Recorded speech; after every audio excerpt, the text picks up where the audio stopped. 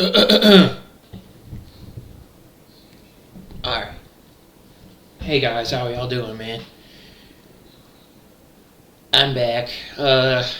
Sorry for the late video.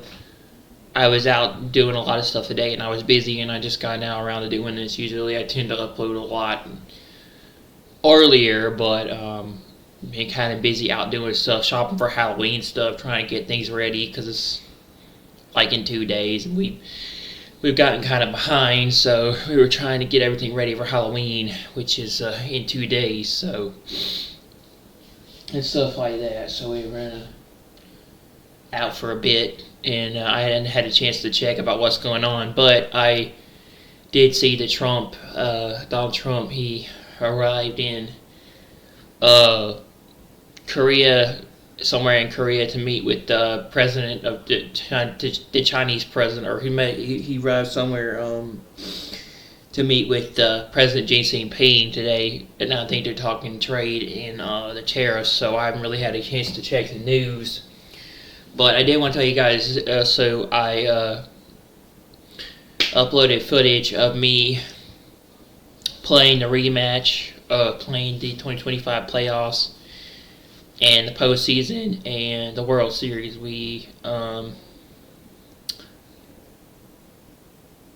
I had footage of it on the Elgato. I got the Elgato fixed last night again, and I was able to upload the footage. And I was playing OBSO 25 World Series, and I came back on the Braves, and I tied it up 3-3, or I tied it up 2-2. Games 3 and 4, and then I won it in Game 5, and I took it in Game 6. I won it 3-2. But before that, the Braves, Marcell Ozuna hit a home run off of me to put them on top 3-2, and I came back and I tied it, and then I ended up beating them 9-3 or 9-2, something like that. And I had the footage on the channel. I left with the rest of the footage of playoffs and everything and stuff, and we won the World Series again in a rematch. So I also picked up Alien vs. Predator, the classic Alien vs. Predator, because Steam's got a sale going on for Halloween stuff, horror stuff, and I picked up AVP, the old classic AVP 2000s, Alien vs. Predator 2000s game. I picked it up off of Steam for 69 cents, and thinking about doing footage of it, recording footage or video footage of it. Maybe it's part of a special Halloween thing, or maybe part of that. Maybe doing some Alien vs. Predator stuff. I was watching Nintendo Direct yesterday too. Finally, I haven't seen Nintendo Direct, but I was watching Nintendo Direct last night. And I saw a lot of cool stuff. They got a Fire Emblem and Super Mario Galaxy and Mario Galaxy 2 coming. I think it's already come out. I think that was October 30th when that came out. And a bunch of collectibles and things, and the Kirby Mysterious book game looked pretty cool. I might want to play that. And they have so some of them are only coming to Nintendo Switch 2, but it's making me considering getting a Nintendo Switch 2 in the future. Really, got Resident Evil Requiem, Biohazard, and Village all coming to Nintendo Switch and Switch 2, and they've got Fatal Frame, the Fatal Frame remake that looks really good. Dragon Quest VII Reimagined, which does look pretty fun. It looks cool. I haven't played Dragon Quest in a long time, so I was looking. That looks pretty cool. I stayed up watching it last night. I stayed up watching Nintendo Direct because I was interested in seeing what they had. I hadn't really checked out. I haven't really seen a lot of the latest releases for games lately because I've been kind of busy doing other stuff. But I missed some of those games. I don't ever know when those. I don't ever know when those game shows or those those types of things premiere anymore. I used to, but I don't know them anymore. I think it's because I lost my old channel, and then I had all those subscriptions I was subscribed to, and then my old channel got taken down, and I lost a lot of my channels, so I don't remember where things are anymore with specific things, including gaming. I don't know when those shows come on anymore because I'm not subbed to them, or I don't remember where they are. So it was I missed Nintendo Direct and all that, So I used to know about PlayStation Showcase and PlayStation, and he used to know about PS Showcase and Summer Games Fest and all that, and Nintendo Direct and PlayStation State of Play and all that, and Xbox and all that stuff. I used to know, keep up to date, and used to know when they were. I don't know where they are. Don't know when they are anymore, and I've missed them. But I was watching Nintendo Direct. I was watching it to see what kind of releases. I was watching Nintendo Direct to know what kind of releases were coming to the Switch to make me consider getting a Switch 2. Because I thought about getting a Switch 2, but I'm not sure. But I wanted to see what kind of releases were coming in 2025 and into 2026 to consider getting a Switch 2, possibly in the future, maybe, or something. But yeah, I was watching Direct, and they got a new Donkey Kong DLC coming to Donkey Kong Bonanza, which apparently there's a demo you can play for it, which I might try it out.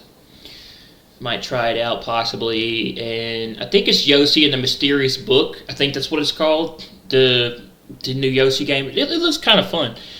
Yoshi and the Mysterious Book, I think is what it's called. Super Mario Galaxy 1 and 2. I think they're being remastered for the Switch. Donkey Kong. They got the new Pokemon game, Pokemon ZA. I have heard a lot about that game. I heard it didn't do very well, though, when the sales were down. But ZA is already out, and I've seen it in the store. But I'm a big fan of Pokemon, so I probably might give it a try in the future. I might play it if I ever get a Switch 2. And that new Pokemon, that new Pokemon game where you build an environment for all the Pokemon as a human. You're part Pokemon, part human, kind of. That's what it is, and you build a environment for all the Pokemon, and they come all out, and you kind of live together. Like all the Pokemon start popping up when you build all these you build this environment and this grass and hedges and all these things, and you do all this Pikachu, Raichu, Bulbasaur, Squirtle, Charmander, and all the different types of Pokemon, which I don't remember them all, but yeah, it's just certain things like that. But yeah, I was a big fan of Pokemon. I used to have Sword and Shield. I don't know where that is anymore. I've been wanting to play it again. But my profile picture for my Nintendo Switch profile is one of the Pokemon from Pokemon Shield. I think it's from Pokemon Shield when I used to have it. I don't know where it is anymore. I think I had a physical copy of it, and now I don't know where it is either. I traded it in. Either I sold it or I don't know what happened to it, but I still have the character. I still have the Pokemon character from the game. Because at the time, that was one of my favorite games I used to play. I used to play Pokemon Shield a lot. And I don't have it anymore, so I don't know where it is. And then you have those two Pokemon, and I was watching Direct last night, and they have Fire Emblem. They have this new detective game. It's called something. It's Japanese. I can't pronounce it. I don't remember what it was called, but it's something. Anyway, I don't remember what it's called, but yeah. And then Final Fantasy VII Remake is coming to Switch, which I'm really looking forward to that. If I do get a Switch 2, I might consider getting that game for it. I like Final Fantasy VII Remake, and I might consider playing it on the Switch. I don't know if it's just for Nintendo Switch, the original and the OLED. No, I mean, there's actually three different versions. There's a Nintendo Switch OLED, and Nintendo Switch Lite. But I don't know if it's for the original three Switch versions or the Switch or just the Switch 2. Um, but I believe that I think it's just for the Switch 2. That's what I've heard. One of my favorite announcements of the Direct was they got a new Pokemon Tennis game coming out. I mean, new Pokemon Tennis, a new Mario Tennis game coming out, and I like the first Mario Tennis game for the Switch, so I'm just considering getting the sequel. But I think it's only on Switch 2. I think. I'm not sure, but it looked really fun and kind of interesting because they've introduced like new rackets and new ways to play and new concepts, and including I think there's like an adventure where you play as the characters as babies, like baby Mario and baby Mario and baby Luigi, baby Yoshi and all that. So yeah, so it looked kind of cool. Look kind of fun, and you have the Mario movie. You have the second Mario movie coming out. You have the new Mario movie coming out in 2026. They said it's supposed to come out April 2026, which is actually the month of my birthday, which that'd be kind of cool to go see that on my birthday. It's a Super Mario Galaxy movie, which I actually wouldn't mind watching because I actually really liked the first Mario movie, the Super Mario Brothers movie, so I was really interested in seeing the sequel, and you got the return of a lot of the actors from the Super Mario Brothers movie, which is pretty cool. You got Chris Pratt as Mario, you got Jack Black as Bowser, and you got a lot of the returning cast coming back to have their roles as the characters for Super Mario Galaxy. So it looked pretty cool, and there was a lot of really cool releases for Direct, but I stayed up watching it. It's like an hour, 6 minutes or something like that. And it's pretty interesting. They've got a lot of releases. They got a lot of third-party releases coming to Switch 2 and with different developers this year for the new Switch. And it looks like they got a lot of great games coming to the new Switch, so I might consider it. Including Resident Evil and all of that, and Dragon Quest, Fatal Frame, the Fatal Frame remake, and a lot of stuff like that. So it looked pretty cool. I'd say my favorite announcements of that show, probably from what I watched, is I think I liked the Mario Tennis game. I liked Final Fantasy VII Remake. I like Resident Evil Requiem. I like the two Pokemon games. Even though I've already heard of Pokemon ZA, it's already been out for a while. That was probably a couple of weeks back before October to when Direct happened. Before it was released, and the new Pokemon game coming next year, the one where you like build this environment and everything. And I like the Tamagotchi or the Tamagotchi Me world, which is coming sometime in 2026. Like you can customize your own world, create your own characters, design your own Me characters, and put them in this world, and then build this environment and thing inside of the Switch for your characters and everything. You can build like your own little world with your Me characters, which looks pretty cool. That's a new thing coming in 2026. They're saying, and it looked pretty cool. And I don't know, it's just kind of interesting, I guess you could say. And in Fatal Frame, I like Fatal Frame. I like the whole entire Resident Evil series coming to Switch, including Biohazard and Village, and Dragon Quest, and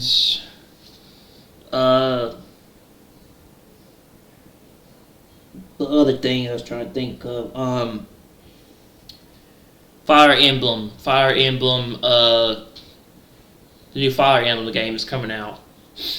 I really like that. And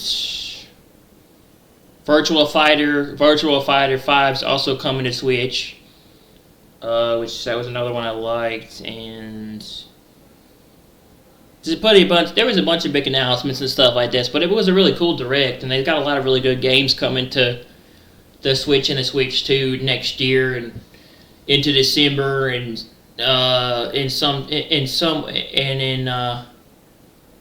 I believe something's coming out on October 30th from what I remember from the direct. So can't remember what it was, but yeah, and it was pretty cool. They also had the 40th anniversary of Super Mario series. It was the 40th anniversary of Super Mario, which they had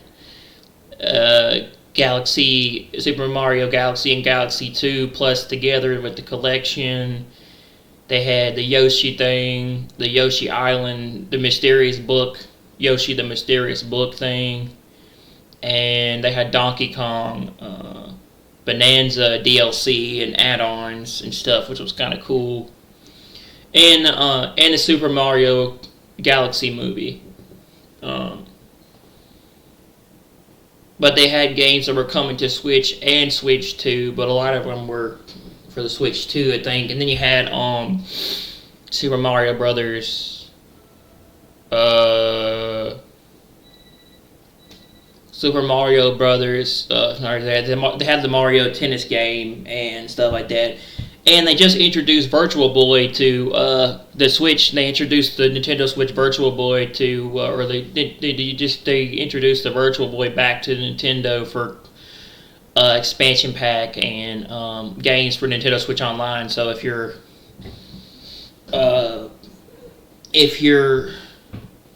Switch expansion Nintendo Switch member, you get access to these games on the Switch too.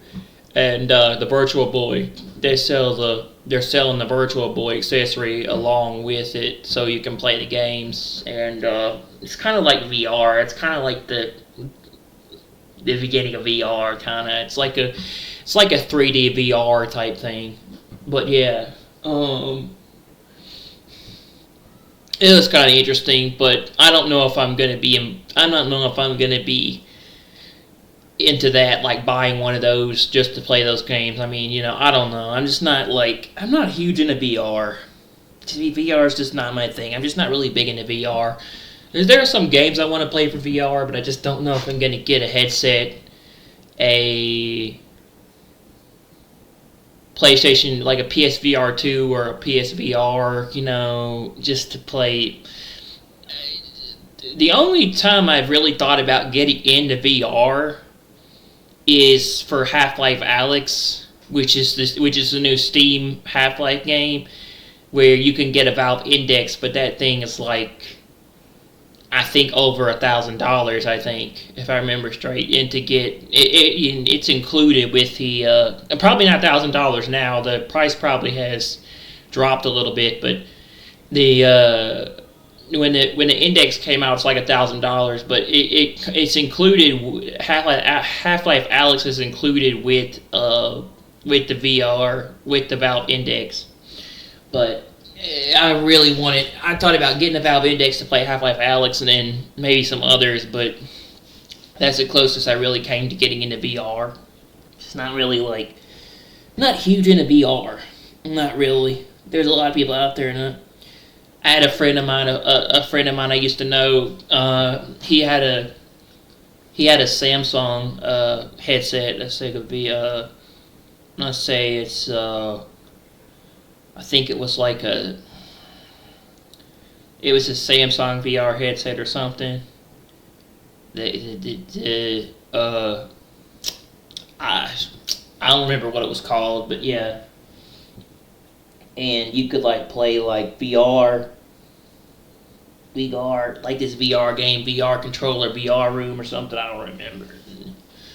And That's the first time I really actually tried out VR inside of a like VR like in itself. Really played it, you know. I'm just not a fan of I'm just not a fan of VR type stuff. You know, it sounds cool, but I don't know. It's just not something I'm really into. And owning a VR headset is like really expensive. Most of them are not cheap. They're really, really expensive. Most VR headsets are actually really expensive. They're not cheap, like the HTC Vive and, you know, stuff like that. The Index PSVR is not cheap either. I think it's like 700 or something. I don't know, but PSVR 2, I mean, it's not like said like 700. If you was to get the VR 2 with the PS5, I think it would be like 700. Plus, you would need the camera to be able to play games like Astro Bot and all those games that come with the Playroom. So you would need like $700 or close to that range. Maybe not that expensive, but close in there to get the VR 2. So, but yeah, Half-Life Alyx looks really cool, and it's the first. It looked like the first VR. It looked like the first VR game to actually be able to work properly with VR headset, like with a VR headset, and when you put it on, not get you motion sick and not get you sick and motion sickness, and you know, making it to where it will cause you to, when you wear it, to have a problem. Because the first VR headset that PlayStation made, it caused a lot of issues, and it was like running at 30 frames, and it caused a lot of issues with people, and people got a lot of motion sickness when playing on that thing. So it was hard. People had a lot of issues with it. They fixed a lot of it with VR too, but the Index is the first headset to actually run VR games properly. And Half-Life Alyx is one of those games that actually does a good job of running that game and making it look well and support it. It supports the technology behind the VR headset really well, and it works well with it. That's why I want to play it. But I've thought about getting into VR too also, because I have a PS5, but it's just not my thing. It's just not my thing. Now, if there ever comes a VR game that comes to PSVR 2 or the Valve Index in the future that I really, really think would be worth buying it for, I might get it, but just haven't seen one yet. Maybe in the future I will see something that catches my attention. I believe there was one game that I really wanted the VR2 headset for when it first came out. It was a Walking Dead Saints and Sinners game, and Walking Dead Saints and Sinners Volume 2. Now that was something I did want to play it for. That was one of the games that I did want it for, because I love The Walking Dead.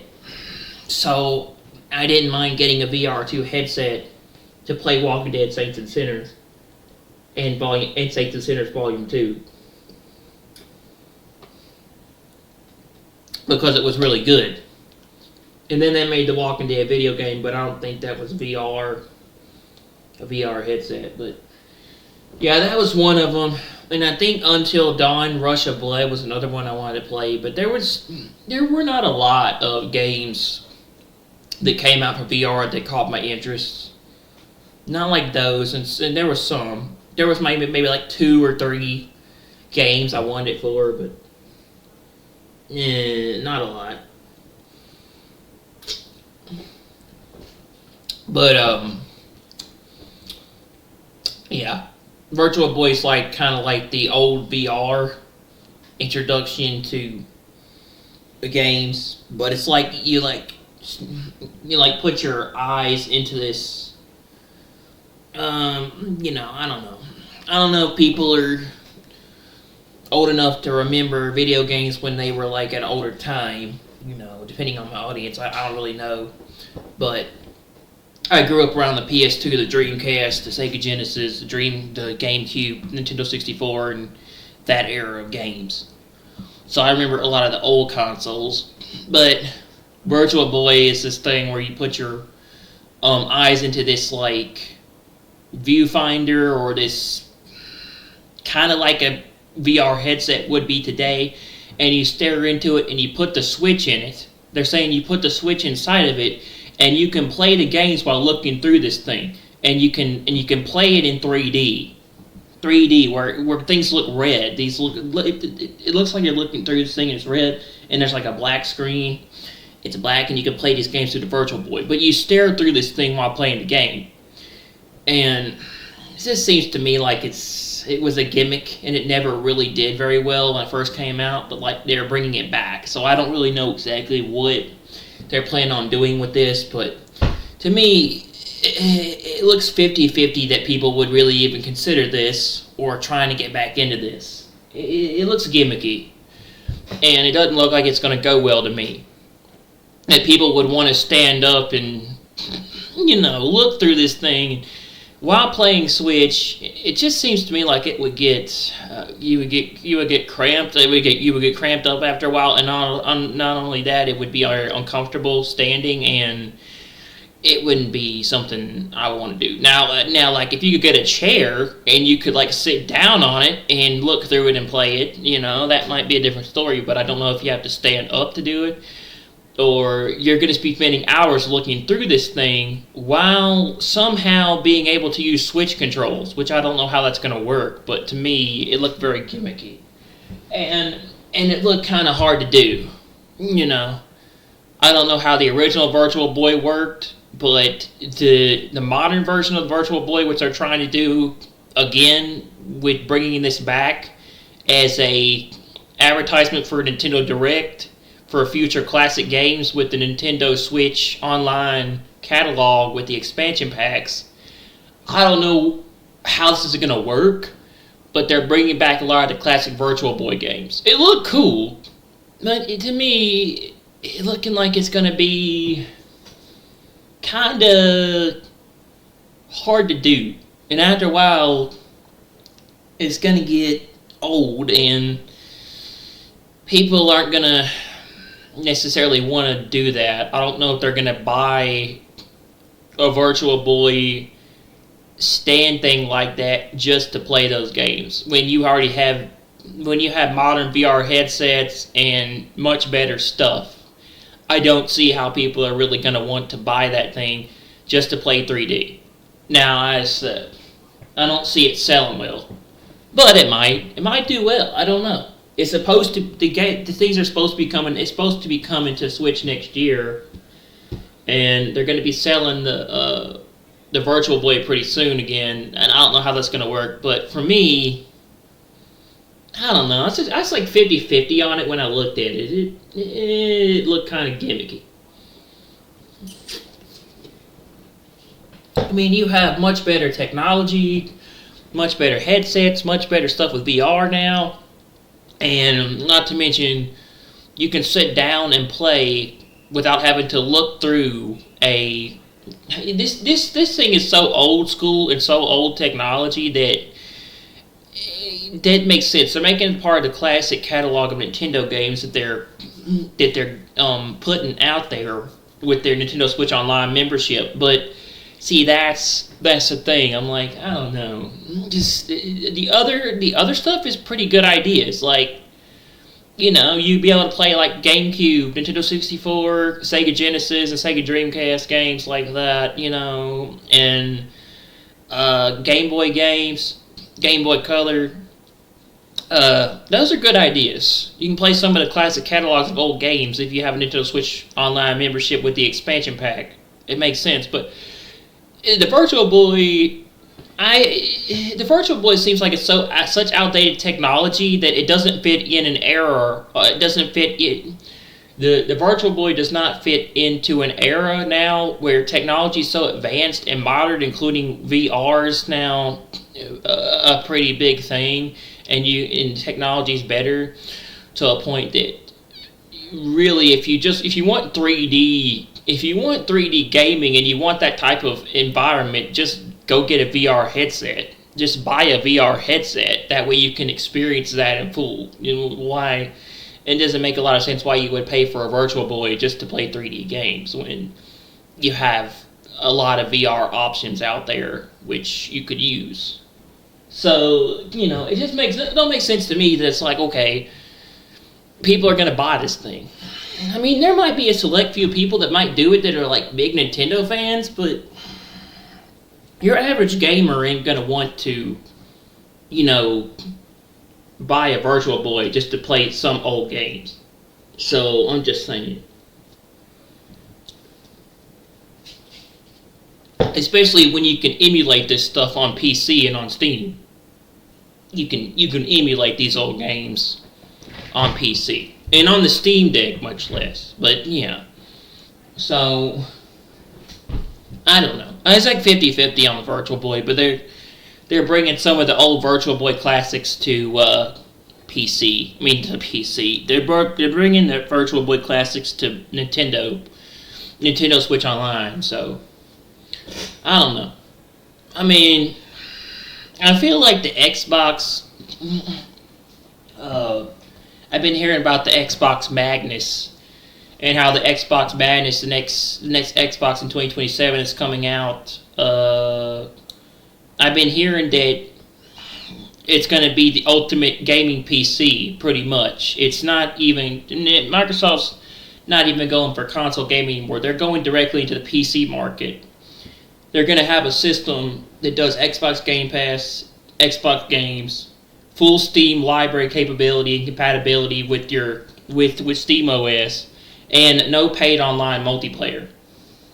That thing's more likely to sell more systems and more things by 2027 than a Virtual Boy will. Than people really paying again for the Virtual Boy system that they're bringing back, Nintendo. That thing's more likely to sell a lot of consoles than, well, the Virtual Boy. The Xbox Madness Project, or whatever the next Xbox is called, it's more likely to sell well, very, very well, when it comes out in 2027, because that's when Microsoft said it would come out. In 2027, more likely than, well, the Virtual Boy. And it's looking like the PS6 might not sell very well when it comes out, whenever it comes out, because it's looking like Microsoft's going above and beyond what the PS6 is doing, including with their specs and everything and all that stuff. And it's going to be a very very beefy, powerful machine that can do a lot. And it's going to be the first gaming console / system that's going to have full PC capability and Steam library, and you'll be able to play your whole Steam library on it.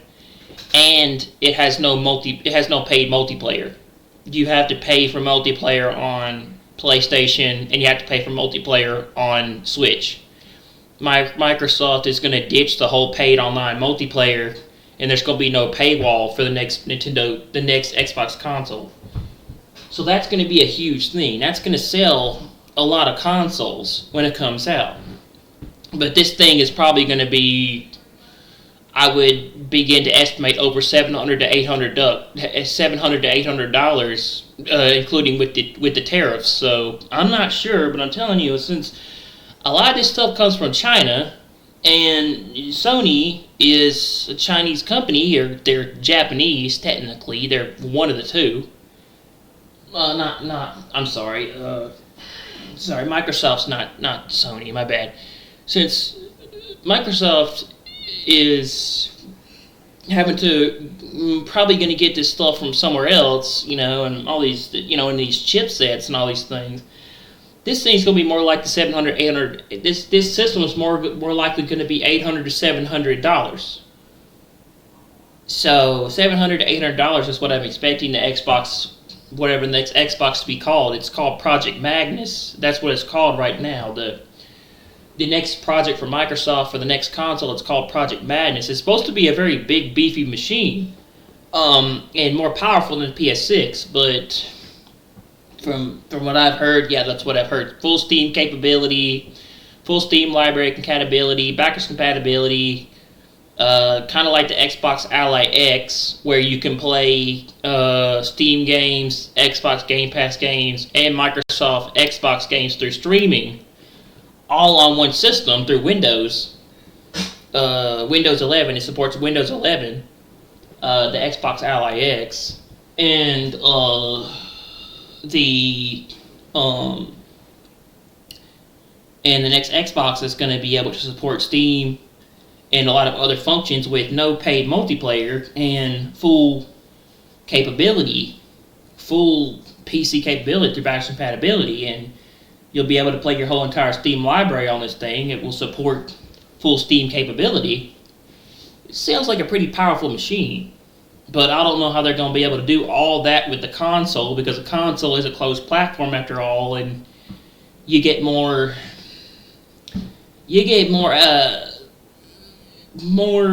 ability to do things through SteamOS and PC than you do, well, a console and handheld. The fact that they've been able to do a lot with the Xbox Ally X is impressive, but to me, I don't look at it like an Xbox. I look at it like a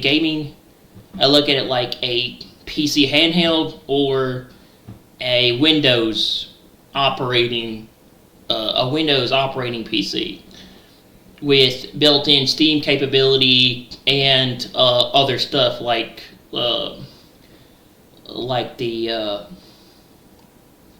different capabilities. But I look at the Lenovo GOS, and the Lenovo GS2, and a lot of those. But yeah, there's a lot more better systems that hold up to the Xbox Ally X, but it looks like it might be the best system on the market right now for $999, which I think is like $1,000. And I thought about trying it in the future, but it holds up pretty well to a lot of other stuff. But it has like a 1080p 120 hertz screen with the ability to play most games at high refresh rates. But the other one has like 144 hertz display with VRR and HDR. So the Xbox Ally X, I don't think it has HDR. It has VRR, but it doesn't have HDR. HDR is on the Nintendo Switch too, but yeah, the Ally X is pretty good for what they did with it, but it's not a full capable PC machine. It still has a lot of problems and bugs since it came out, and it still has a lot of issues, but from what I've seen, it looks pretty good. But if they're able to if they're able to take a console and create a full-blown PC out of it that includes like the full library of Steam and no paid multiplayer, that would be huge. And that would be a big system seller by 2027. That's what they want to do with the next Xbox. They want to turn it into a gaming PC that can support Steam and other stuff, kind of like the Ally X. So they want to make the next Xbox very powerful and beefy and be able to run PC and Windows, and I think and your whole entire Steam library without paid multiplayer. So it's pretty big. But the Xbox Magnus the Xbox Magnus has a pretty powerful tech in it. And this is coming from a person who prefers to like to play on PC for PC gaming. You know, when it comes to in my personal opinion, I've got a pretty nice computer. I'm not going to need to buy another console or get anything in the future. Do much with stuff in the future unless I really want to, unless I have the capabilities to upgrade or I want to upgrade to a new card like the 4090, because I got a 4080 in my computer. But I might upgrade to a new card. But like, I don't have to upgrade most of my specs for a long time, so I wouldn't need a new console. But from what I see, the PS6, just the Xbox blows the PS6 out of the water with the technology and the specs and the capabilities it can do, including no paid multiplayer and no paid online multiplayer and full Steam capability and Game Pass and streaming and all that in the system for 2027, and some pretty powerful hardware that can run third party and first party games very powerful on the next Xbox. Even though Microsoft is ditching, the thing is, a lot of people don't know this about like the gaming market. The console wars, which have usually been a thing for the last couple of years, aren't a thing anymore. They've pretty much kind of ended, or they've ceased. These two are kind of pretty much they're copying each other. They're copying each other by the minute, really, when you look at it. See, most of Microsoft's games are coming to PlayStation, and most of PlayStation's games are now on PC and Steam. And Microsoft is kind of getting more into this. Microsoft is kind of copying more about Steam and PC, and going toward the Steam route that Valve's doing with the Steam Deck and stuff like that, and they're kind of going to dive more into the PC market and do this stuff with their future consoles and their stuff in their handhelds, while also bringing their games, while Microsoft's also bringing most of their games to PlayStation and allowing people to play their games on PlayStation now. So like most of their first party titles are going to PlayStation, and so pretty much Microsoft's kind of ditching the console market and first party exclusives, and they're going full PC, fully into the PC market and making those types of things now for people. They're kind of catering to the PC gamers and hardcore gamers. With the Ally X too, with the Ally X handheld. So while Sony's kind of still sticking to the console gaming market with first party exclusives, and for the gamers that still have that thing where they like to play on console, where they can just play games and start up the system and not have to do anything and change settings and mess with stuff and customizable things like the Ally X and the next Xbox in the PC market, which that's what they want to do. That's what Microsoft wants to do. They want to get into the customizable part of the PC market. Xbox wants to go Microsoft route. Xbox wants to go directly into the PC Microsoft market. They want to expand their library into Windows. They want to build a machine that has the capabilities of Windows and Steam by 2027 without paid multiplayer. So Microsoft's kind of getting more into the PC market with their consoles and their future iterations, while Sony's kind of going more the console first party. I just want to play a game.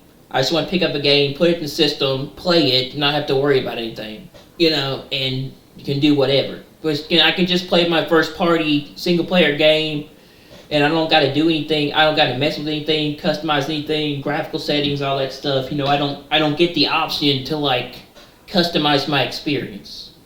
That's what Microsoft's doing. Microsoft is expanding into the customizable PC market / handheld Windows type thing. They are, with their stuff, including into 2027. But the PS6 is just a gaming machine. It's really just the PlayStation 6 is just a gaming machine that can play backwards compatible games. They can play PS4, PS5, and PS6 games in the future. It's just a gaming console that can just basically play games, and with more powerful hardware, and that's it. That's what the PlayStation 6 is. It's a system that can just play games with more powerful hardware and capabilities, and expand more into the first party lineup of games Sony's got going, including, I believe, GTA 6 is coming out next year also. So, but yeah, that's what they're doing. Sony's for the gamers. Microsoft is for the hardcore gamer enthusiast and PC people. With the 2027 with the next 2027 console and their new handheld, the Ally X.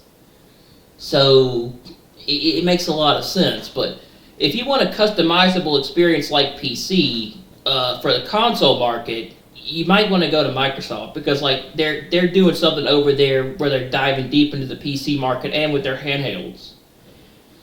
Microsoft's first dive into the handheld market with the Xbox Ally X, and they're going fully into Windows and all that stuff, which is what they're doing. Which I've heard it has a couple of bugs and it has some issues and it's not great, but the speakers and the specs and some of the stuff is really good, including the screen. And they also say you get Armory Crate, which means you can customize certain things. You can customize certain things on the system to help improve it. But it's basically a Windows machine. It's a Windows 11 machine. It operates on Windows 11, and it's basically a Windows operating system with Steam built into it. You can install Steam library, but it's mainly a Windows thing. And people say that you have a problem. There's a little bit of problem with updates. You got to go install like 3 different updates compared to like a PC. Compared to like a PC or like like SteamOS, where you can just go in and if you got a Steam Deck, right? And I really wasn't gonna do this, but I thought I would kind of give my thoughts on this stuff because I thought I wanted to talk about it. Like compared to SteamOS, you just go to one place and you click update, and there you go, it updates. SteamOS is very simple and easy, and you can get back to playing the games on the Steam Deck. With Microsoft, with Windows, with the X, you got to go to 3 different places to update it. I've heard. You gotta update Windows, you gotta update Game Pass, and then you gotta update the Microsoft UI or the Microsoft interface.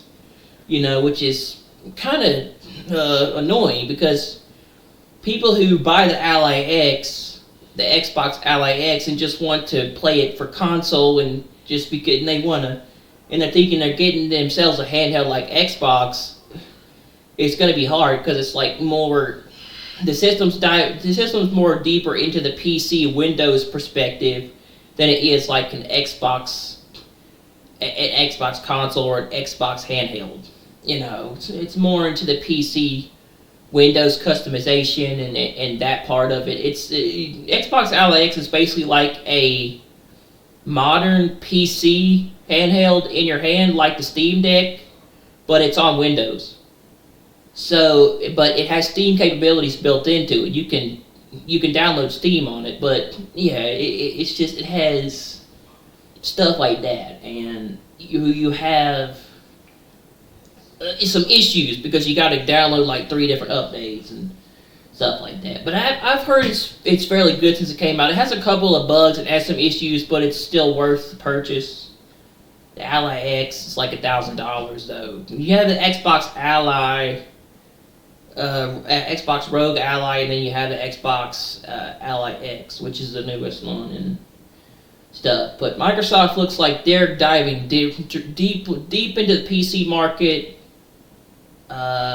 putting all their games on Steam, bringing most of their games to PlayStation, putting their games everywhere, including the cloud, going into like the deeper technological specs of the PC market and Windows and all that stuff, and they want to. Microsoft wants to get into the Steam aspect. Microsoft wants to get into the Steam aspect of things. They want to kind of have a piece of the pie of Valve, and they want to do what Valve's doing. Microsoft wants to kind of dive into the PC realm of Steam and all that, and cater to a lot of the Microsoft wants to have all their games on all systems, and they want to cater to the PC crowd and PC market and the Steam players. Microsoft wants to get those players, wants to get those other players from the Steam market and Valve, and Microsoft wants to introduce players to the PC market and Steam and all this stuff, and they want to get them to buy up their systems, and they're diving into the PC market, and they want to market Windows. and they want to go more into that instead of a console. But they want to. Most gaming consoles are now becoming just like PCs. Most gaming consoles are modern PCs. So they're just pretty much now diving more into the PC market and going the route of Steam and Valve and Windows. And without paid multiplayer. They're doing what Valve has done for years, where it's like they give away all their free tools and their mods and all their stuff to the players to have access to, and no paid multiplayer, and the ability to play games online on their store or on their website and stuff like that. While giving you access to the whole entire Steam library on like the Steam Deck. Microsoft's going the route of Valve with the Steam Deck and the PC market with Steam. They're going the route of PC, where they're getting into that market, that genre of people who like the customization, the access, the accessibility, and the control over their games, and the ability to dive into that market for the hardcore gaming PC enthusiasts and the gamers that like that type of thing. Microsoft is diving into that realm. And by 2027, they want to go really deep into that. They want to make a console that has all those capabilities, including the ability for gamers to access their whole entire Steam library from this system by 2027. And make it to where they won't have and make it to where gamers have access to free multiplayer. In other words, Microsoft is ditching the paid online stuff in their no paywalls. Microsoft is making Microsoft is making multiplayer free on their next system by 2027, and it's a possibility Sony might join along with them and not do that again. Sony might not do that again. I remember growing up, I had a PS3, and Sony had free multiplayer back on the PS3, and Microsoft had paid multiplayer. You had to pay for Xbox Live, and you got free multiplayer on PS3. So now it's the other way around. Sony's charging you money for PS Plus to play it online if you get the essentials. There's the essentials. There's the essential membership, there's the extra membership, and then there's the premium. Microsoft and Sony both have their own large selection of games and streaming services and stuff. Things like you have Xbox Game Pass, and then you have PS Premium, which give you access to the whole entire PS library, including all the classics. But it's Microsoft is no longer making it to where you have to pay for multiplayer, while Sony is still charging you money to play online through PS Plus through the Essential program. But if you want the extras, you gotta pay. You gotta pay more for premium. But you're getting a lot of benefits for what you pay for. You're getting a lot of benefits to a lot of classics and a lot of big games on the PS Premium catalog. But you're still having to pay for online.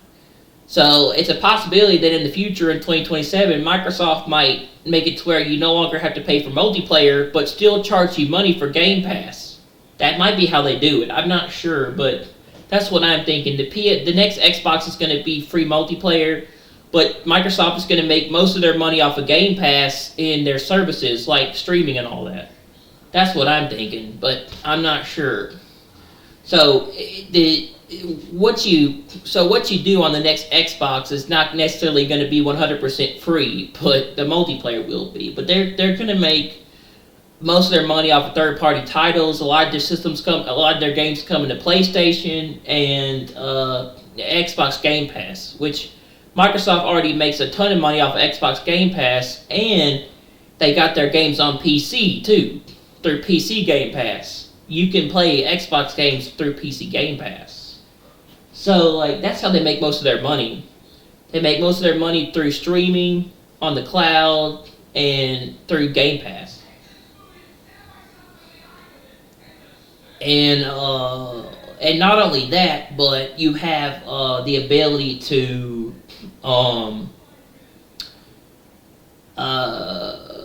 play Game Pass. You have the ability to play Game Pass and streaming and Steam games all through the Xbox Ally X, which is Microsoft's new handheld system that they just came out with. Microsoft's first experience. Sony had the PS Portal, which is a streaming device, but Microsoft, it's their first time diving into the handheld market. This is Microsoft's first handheld gaming experience with the Xbox Ally X.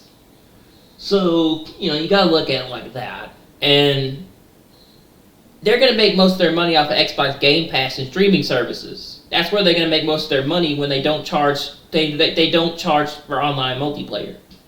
Because I'm sure people already know this, and a lot of people have talked about it, but I hadn't had a chance to throw my hat into the ring, give my 2 cents on this issue. The new Halo, what is it? I seen the trailer for the new Halo, and the game looks phenomenal. It looks like they completely evolved the original Halo, and it looks impressive. The graphics, I was blown away with how good it looked. I was watching it, and it was like amazing.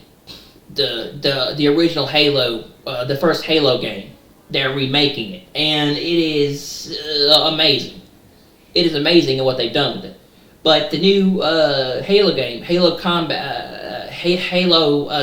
Evolved, the old Halo game, the old Halo Combat Evolved game that was on the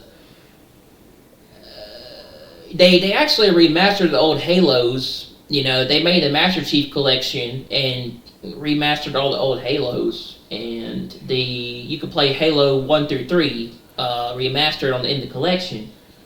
But what am I trying to say? The Halo Campaign Evolved, the new Halo Campaign Evolved game is coming out in 2026.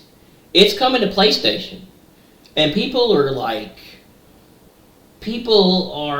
going nuts over that.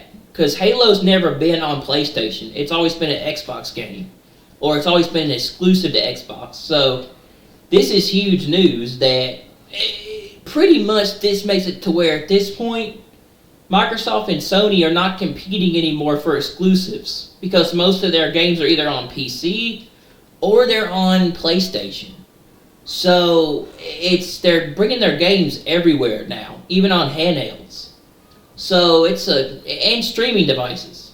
This is going to be the future of gaming. It looks like this to me is going to be the future of gaming. It's going to be on streaming and all these other platforms, including these handhelds. You're going to find this stuff on the PS Portal or the next Xbox or the Xbox Ally X. And there's been news about the fact that Microsoft is bringing their games to Switch. Microsoft is bringing their games to the Nintendo Switch. It's going to be on the Nintendo Switch 2. The Nintendo Switch 2 is powerful enough now to run Xbox games. That is impressive because the Switch was not strong enough to do that. The Switch was not strong enough to do that when it first came out, but now it has capabilities to run it. It's been saying that Microsoft is going to bring their games, their first-party titles, their Xbox games to Switch in the future. So it'd be pretty cool to see how that works. I don't know if it's just going to be for the Switch 2 or it's going to be for the old Switches, but that's pretty impressive, But the fact that they're bringing Halo Campaign Evolved to the PlayStation, like they brought Gears. They brought Gears of War, the old Gears of War game to PlayStation, which I still want to play. But they brought that. It means that there are no console wars anymore. The console wars have ended. There's no such thing as exclusives anymore, because basically Microsoft and Sony are copying each other. Really, if you think about it, they're both kind of getting into that realm, which they're going more into the PC realm. Really, when you look at it, in my opinion, the only thing that Sony has left for it really is their exclusive first-party games. that they sell for their systems. But other than that, they both don't really have exclusives anymore. Microsoft's bringing their exclusives to PlayStation. PlayStation's bringing their exclusives to PC. And it's making okay, it makes a lot of sense, but there's really no console wars because they both don't really have exclusives, and they don't really have any games to compete with each other at this point, really, because most of their games are going to other platforms. And I guess you could say the only thing Sony has going for them is they don't bring their PlayStation games to Xbox, while Microsoft's bringing theirs to Sony. Microsoft's bringing theirs to PlayStation. So, I guess that can give them the advantage if you want to call that a console war, which I don't think there is really a console war anymore. But if they had one advantage in the so-called console war, that would be that Sony still has first-party exclusives that are not on Xbox that people want to play on the next PlayStation, which is the PS6 or the PS5 Pro or the PlayStation 5. So that's their main advantage, is Sony still has first-party titles you can't play anywhere else but on the PS5, the PS5 Pro, or the next PlayStation, which is a PS6. So like Ghost of Yotei and let me think. There's a couple of them. It's a Ghost of Yotei, PlayStation.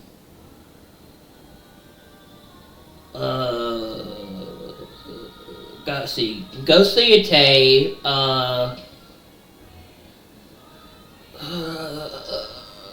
Ghost of Yotei, Death Stranding 2 on the Beach, the Metal Gear Solid Snake Eater game, even though that game's on PC, which doesn't count for the PC market, but it's a PlayStation game that's not on Xbox, so I guess you could count that.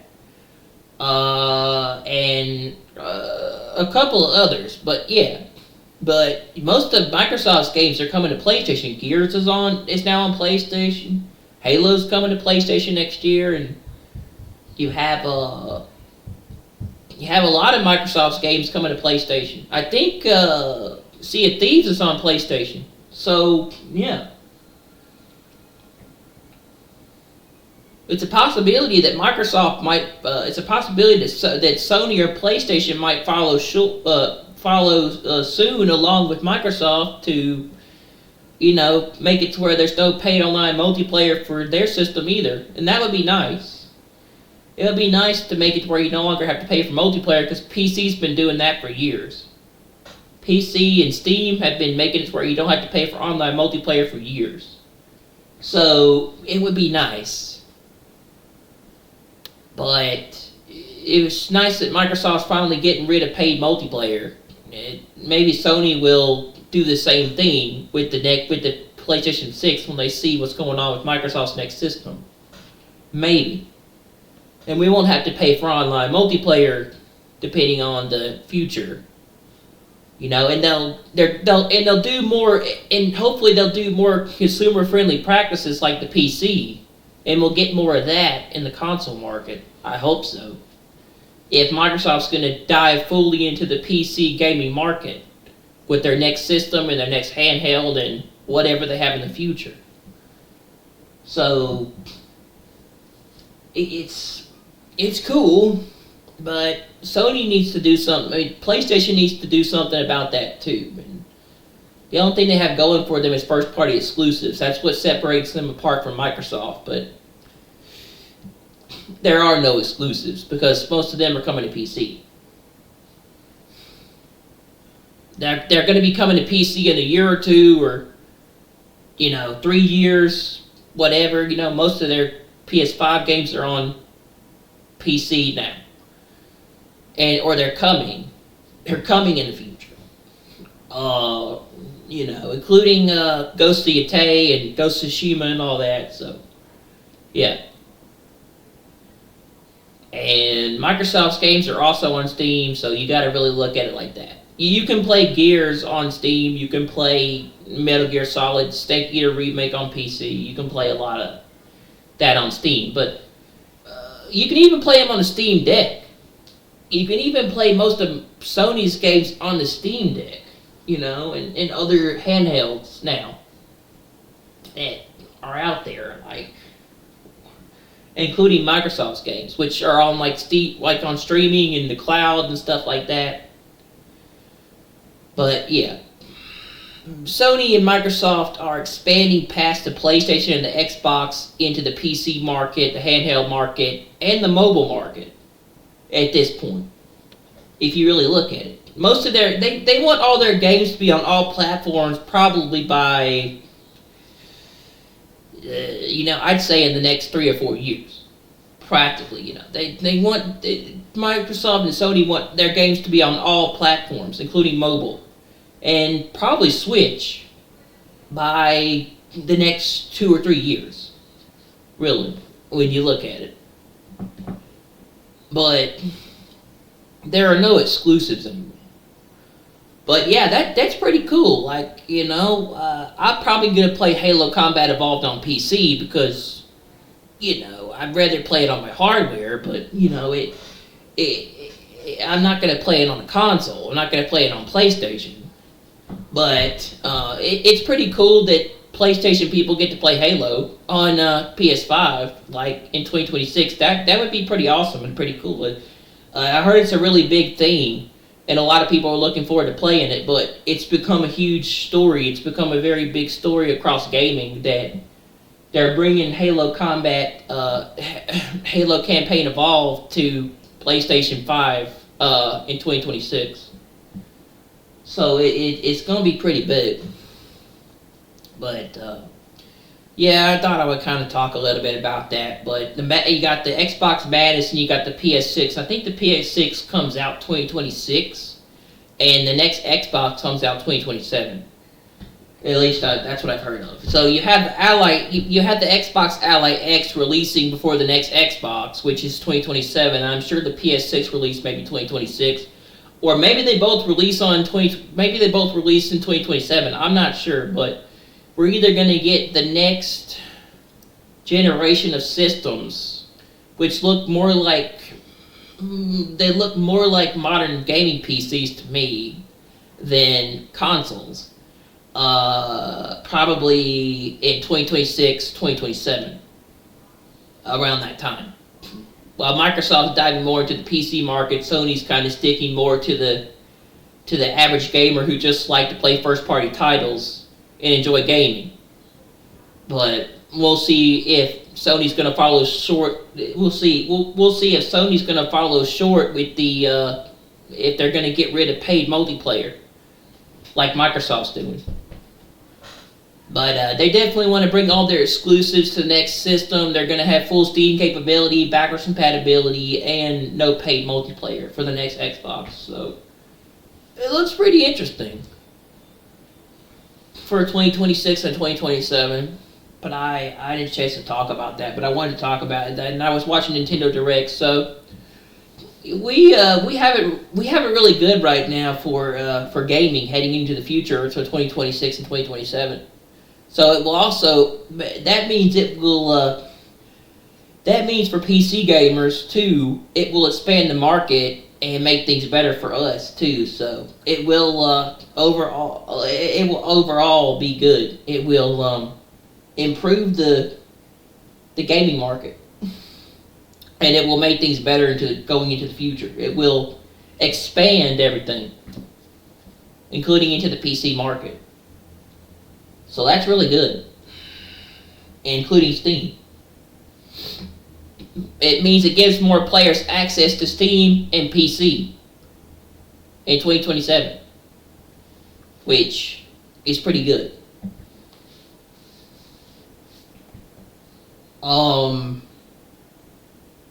And exclusives are no longer a thing. They've gone away, which is good too. Now all gamers get to play these games on their platforms: Xbox, PC, PlayStation. It's good. There's no longer exclusives locked to one system, so you can play it on your platform now. Means that everybody gets to play these games, including their Steam games, on the next system, on the next Microsoft system, which is pretty cool.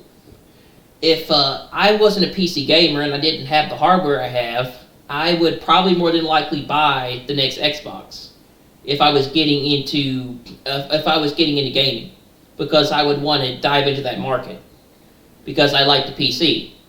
But if I was gonna get into the PC realm, I would definitely consider I would definitely consider getting that as my first ever system diving into the PC market, and then that would make me want to get into the PC market. That'd make me want to get into PC gaming. So yeah, get my own gaming PC, or consider building. So I don't know. If I was new to this, which I'm not, but if I was new, I would consider getting that system in the future. Maybe if you're not maybe like used to the PC market, it might give you a taste of what it is. So you want to get into that open platform environment. So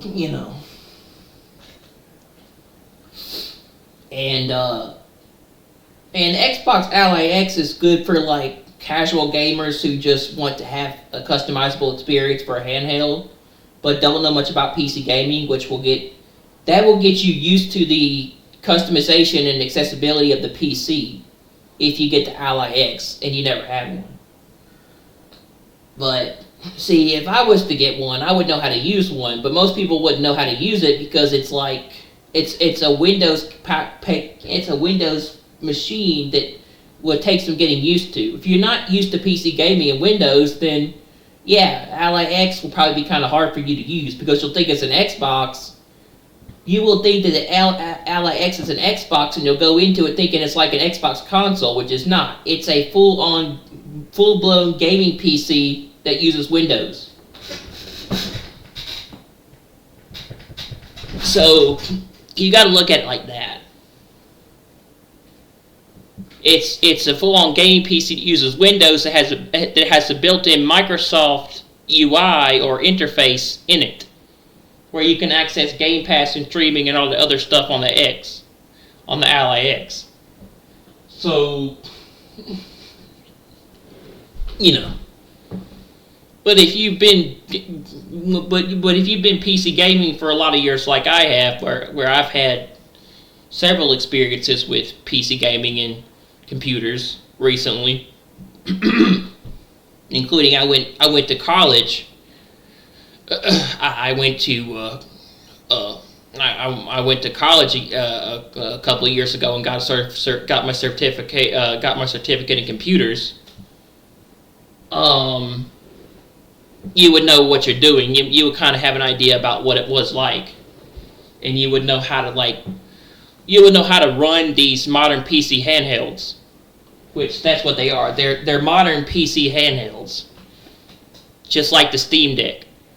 So that's how it works. The only handheld that is not a PC, well, it sort of is, but it's not really like. But the only handheld that is not really a modern PC or a modern PC handheld, that's the Switch. The Switch is just a system capable of playing games and running first-party exclusives like a console. The Switch is just basically a handheld and a console together. It's not really it's not a modern gaming handheld PC. It's just a regular gaming handheld that plays games that you can't really do much other than that with. The Nintendo Switch 2 is just a gaming machine that's a handheld. That's all it is. It's built to play games, and that's it. So, but say the Ally X or the Lenovo or the Rogue Ally or all these other systems, they're basically modern PCs. They're basically modern gaming PCs in your hand that can do stuff like install Steam, emulation, Xbox Game Pass, other stuff. You can do work, you can do Windows, you can do Microsoft Word, you can do a lot of stuff on it because it's basically a modern Windows PC in your hand for a handheld.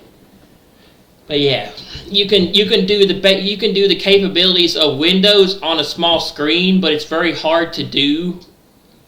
It's very hard to do on a handheld compared to a computer or a laptop or a desktop, because you need a mouse or you need a keyboard. You need the accessories that come with a computer, and a handheld does not come. Not all of them come with the ability to use mouse and keyboard, like the Steam Deck. The Steam Deck did that, and that's why it's like revolutionary. The Steam Deck was revolutionary when it came out, but most handhelds haven't been able to do what the Steam Deck has done.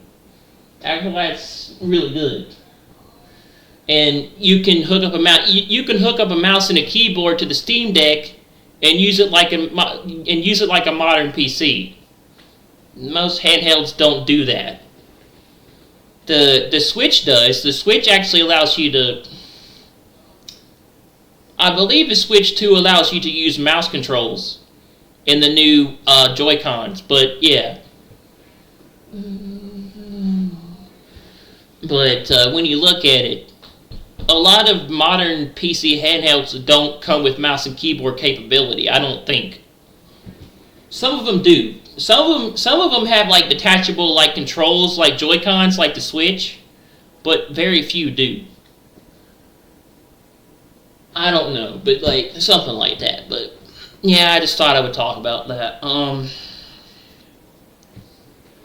Anyway, enough about my history of gaming and all that. But I thought I would talk about that. Just besides the Steam Deck, I say besides the Switch, most of the handhelds that are on the market right now are. Most of the handhelds that are on the market right now are modern PC gaming handhelds. They're modern PCs in your hand, except for the Switch, which is not a PC handheld. It's just a gaming console slash. It's a gaming system handheld that you can play games on. It's just a gaming handheld that plays games, and Nintendo's first party titles that they sell. So, but yeah, I thought I would throw my hat in the ring on that one. Anyway, I'm kind of behind tonight. On what I was on news. So let's get to tonight's news. What's going on? See what's going on with Trump in the Middle East. I want to see what he's doing with Jin Jinping here. I want to see the meeting he's got planned for Ping. I think they're going to talk about the tariffs and the trade deals. He's made a bunch of trade deals over here. And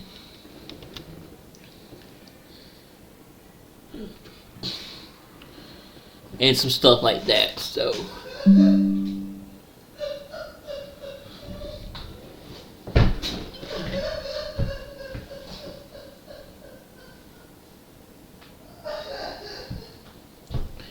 I just thought I would like throw my hat into the ring with the next consoles and what's going on with that and everything I've heard, because I wanted to talk about it, and the Xbox Madness and the Xbox Ally X and the PS6 and all that, and what's in store for the future. We also got Resident Evil Requiem coming out next year too. It's coming out in 2026, and there's supposed to be a demo for it, and Battlefield released and Battlefield 6 released a new Battle Royale type game mode that was free to download to 6 as of a couple of days ago. So Battlefield 6 has a new game mode that was rumored to be coming to the game.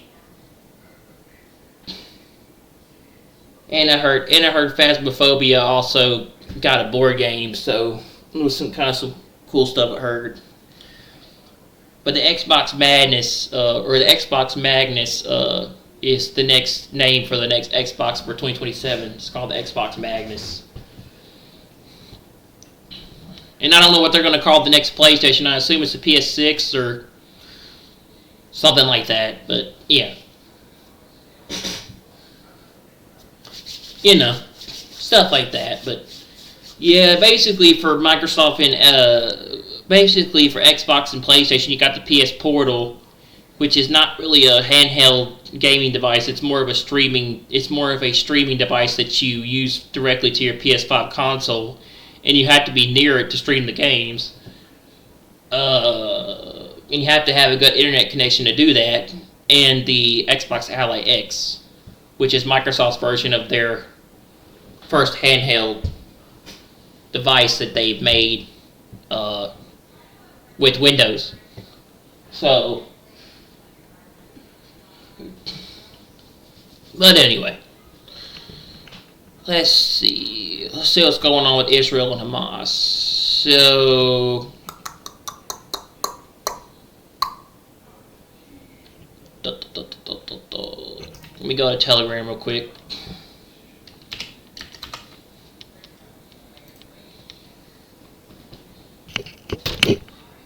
Y'all seem to really be liking my videos too. I've noticed that the viewership has gone up in the last month or two, and I got like 636 views, so I appreciate that a lot. Thank you very much for that support.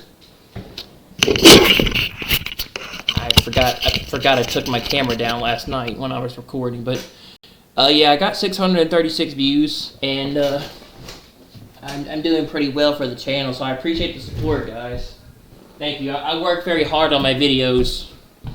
Try to do the best I can with them.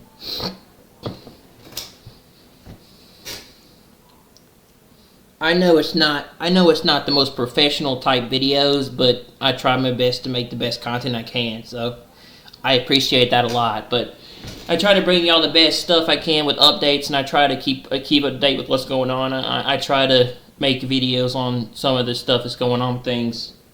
I can't always pay attention to everything that's going on. I'm busy, so, but I do my best. I know they're not like professional grade, but I don't know. I know I don't have the best equipment. I know they're not professional grade like a lot of other YouTubers, but I try my best to make some. I try my best to make some of the best videos.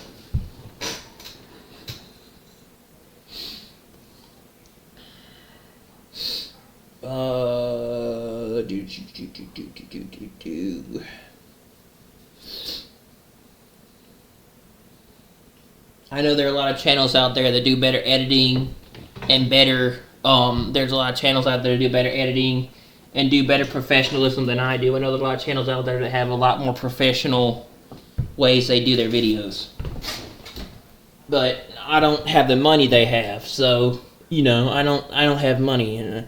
I don't have the money they have, and I don't make money off of this channel. But if people are interested in supporting me, you can go and donate to my. I have a Patreon. I have an old Patreon that I opened up a long time ago that I don't really use, but I might open it up if the channel continues to grow. If y'all want to support me, because I kind of want to do this like maybe as a career or something. I want to make a living out of it. I want to do it like as a job or like some way to do it. But I want to make a career out of it or make some kind of stuff out of it. So if you want to support me, you can donate to my Patreon and everything if you want to, or you know, throw something my way if you're really interested in my content. But I don't make a dime off of this channel, so. But you know, if you want me to make more better videos in the future, you could support me if you wanted to. Not saying you have to, but feel free if you like my content. Anyway, so let's see here.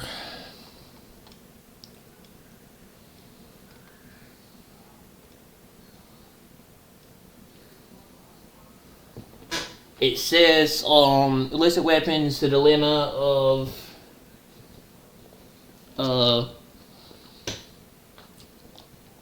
deepening the wounds of the Libyan crisis. It says UN officials confirm that it compromises the world's largest stockpile of uncontrolled weapons. Bubba News says another player in Gog Magog hits the news. Libya, aka put in Ezekiel 38:5.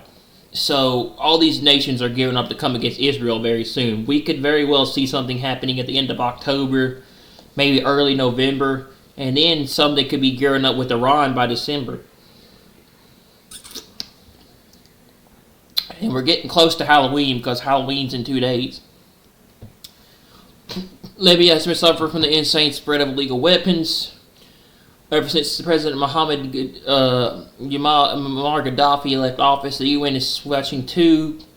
UN estimates indicates that Libya has more than 20 million weapons consisting of light, medium, and heavy weapons that are being held in the hands of millions of Libyan people.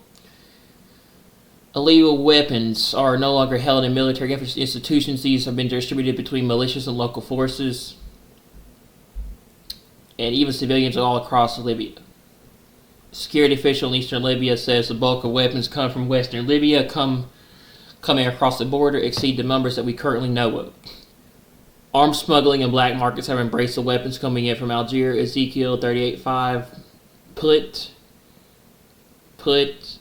expect the chaos in Libya to continue and spread. All these nations would be pulled together with the hook in the jaw. And I think the hook in the jaw could be coming, I'd say probably maybe early November, December maybe. Or sometime in November or December. Let me make sure I got that right with Xbox. I think I did. I'm pretty sure I did, but I need to go check it out. I'm going to go check X real quick, make sure.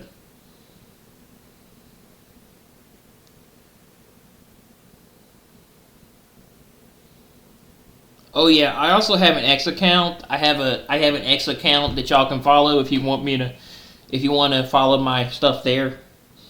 I have a Twitter/X account if you want to go and follow me there. I might link it.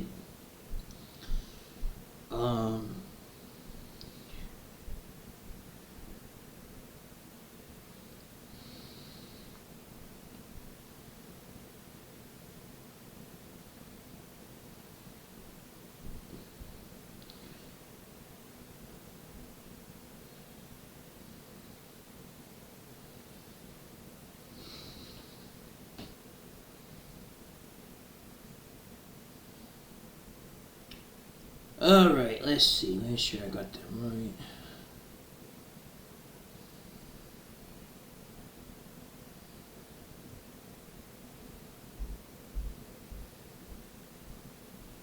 Yeah, I got almost people really liking my stuff.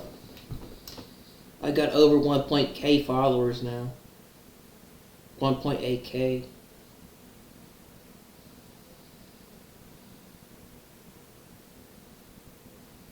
1,800.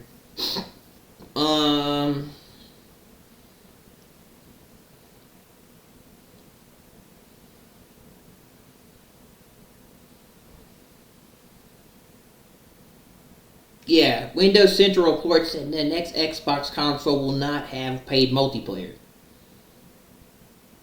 So, we'll see if Sony's going to follow suit with not having that for the PS6.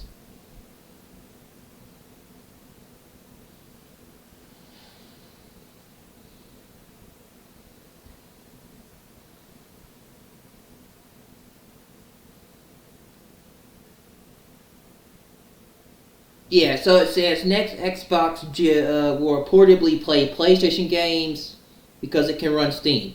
So there you go. The next Xbox can now run PlayStation, Xbox Game Pass, and Steam.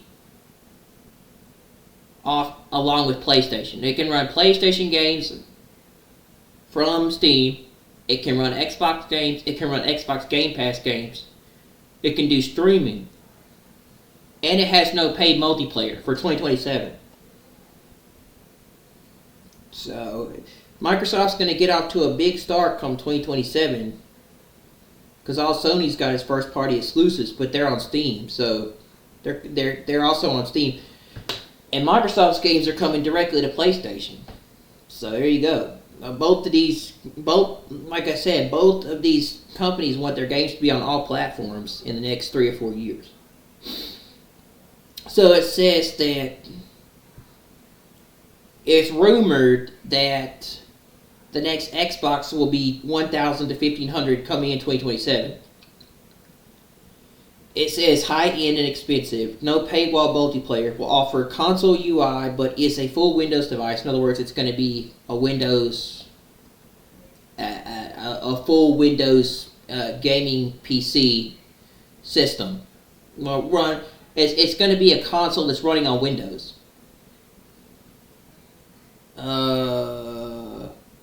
Will offer Steam and access to all Steam games. In other words, you can play your whole entire Steam library on this Xbox system. Kind of like the Xbox Ally X. And backwards compatible with all Xbox games. So, PlayStation games on Steam. Your whole entire Steam library.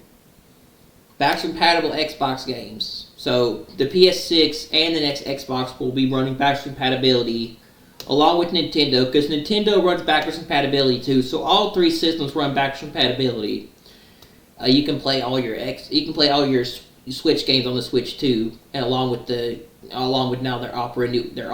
Nintendo's offering new upgrades to the Switch too but you have to pay for them. Compared to Xbox and compared to PlayStation and Xbox, you don't pay for those upgrades, but you have to pay for the new upgrades for the Switch too. You either get those with the Xbox systems, or with PlayStation you get it with the digital PS5 or the discless PS5, which is the digital PS5, or you get it with the disc PS5. Depending on if you have the disc or you have it digital. With PS4, you can upgrade to the next version. Some of them are paid, but I think you can get some of them for free.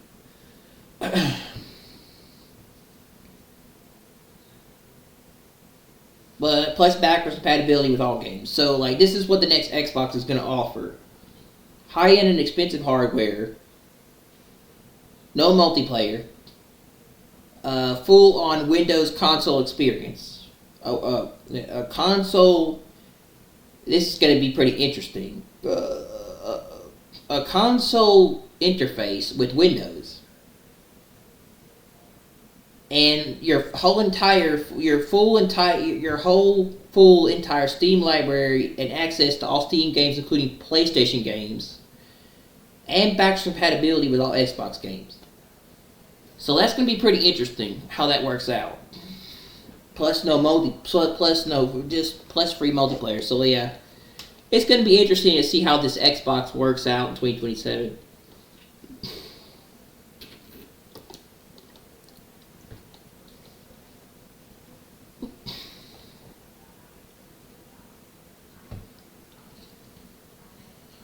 Okay. Yeah, and Bubba News put out the video yesterday. He put out this video on the ceasefire and Hamas not giving the bodies back of the hostages. I watched it. I actually listened to it last night.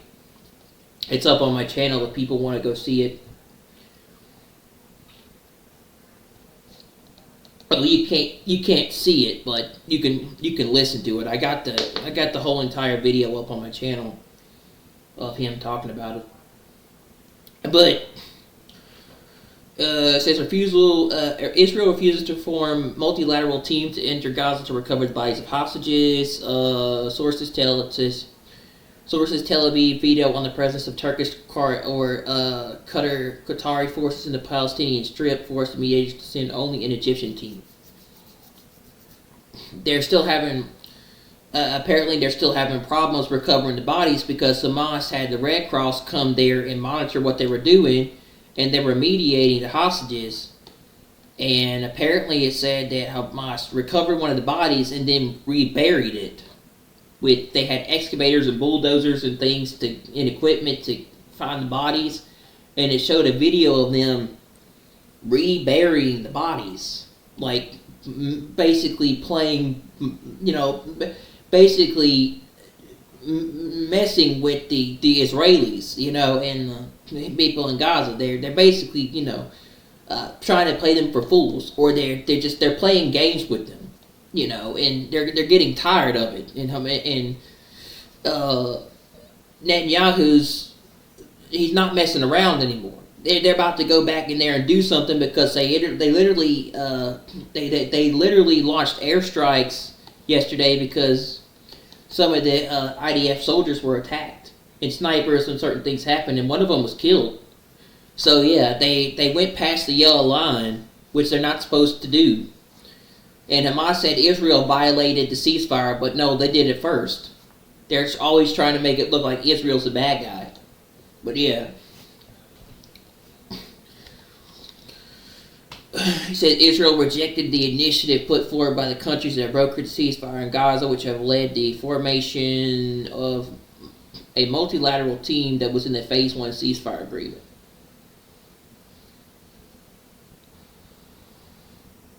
This initiative would have included representatives from Israel, the United States, Qatar, Turkey, and Egypt to form a joint research team that would exchange advanced capabilities and intelligence to locate and recover the remaining hostage remnants. Israel strongly refused to grant a role to Turkish and Qatari forces to Gaza. And the reason why they're not allowing a Turkish and Qatari forces into Gaza is because Qatar's giving airplanes and military equipment to Turkey that are gearing up to attack Israel for Ezekiel 38, the Ezekiel 38 war that's coming in the future, which could probably happen along with Iran in the next month or two.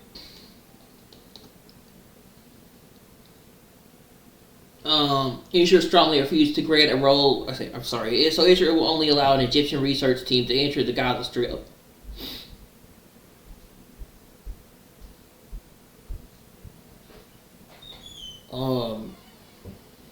The Egyptian team entered the Strip earlier this week, but has not yet played a role in recovering the additional hostages. Israel has rejected the idea of a need for such an initiative, arguing that Hamas knows where the vast majority, if not all, of the remaining 13 deceased hostages are located. They do. They're just playing games with them. They're trying to stall and buy time. And it says that Hamas is procrastinating in their recovery. Oh, they are. They're biding time and waiting. Their only bargaining chip is the hostages, because they released all the living ones. Their only bargaining chip left to stay in Gaza and to buy time is all the deceased hostages. See, if they release all the bodies, that means they're going to have to disarm and leave Gaza. And they're not disarming, which they want them to disarm for Phase 2. And if they refuse to disarm pretty soon, they're going back in there and they're going to do something to Hamas and get the bodies back. Plus, if they don't disarm, something's going to happen. It says last night, Security Constitution was held with Prime Minister Netanyahu, in which it was decided on two main response measures. One, more airstrikes, and two, expanding the area controlled by the IDF in Gaza from 53% to approximately 70% of the Gaza Strip. Immediately following the consultation, several phone calls were made between Jerusalem and Washington. Following these talks, the Prime Minister ultimately decided to temporarily shelve the idea of taking territory from Hamas in the Gaza Strip. For now.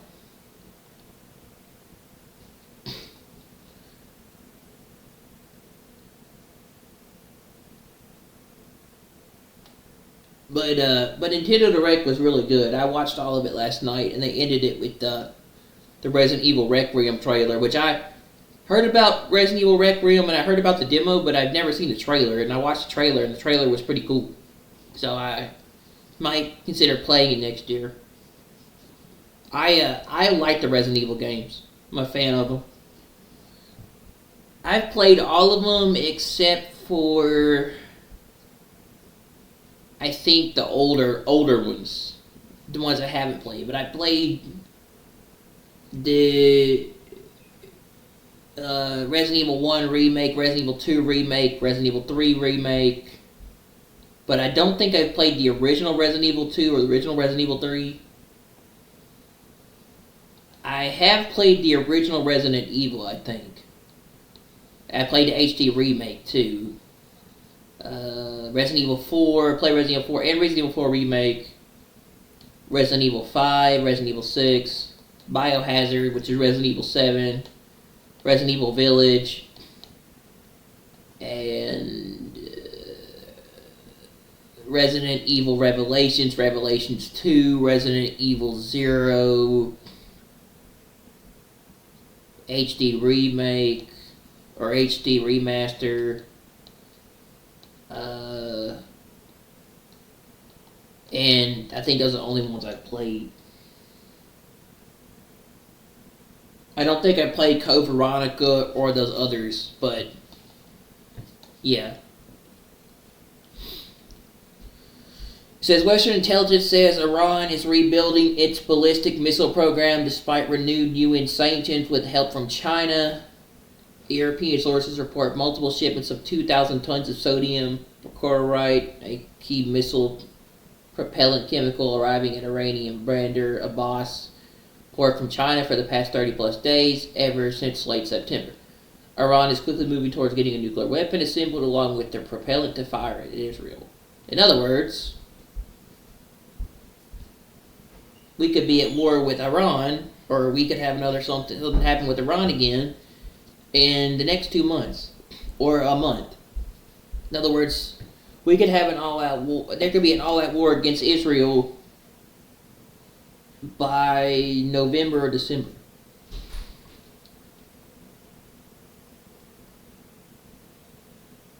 Prime Minister Netanyahu visited the brand new American Command Center in Kiryat Gat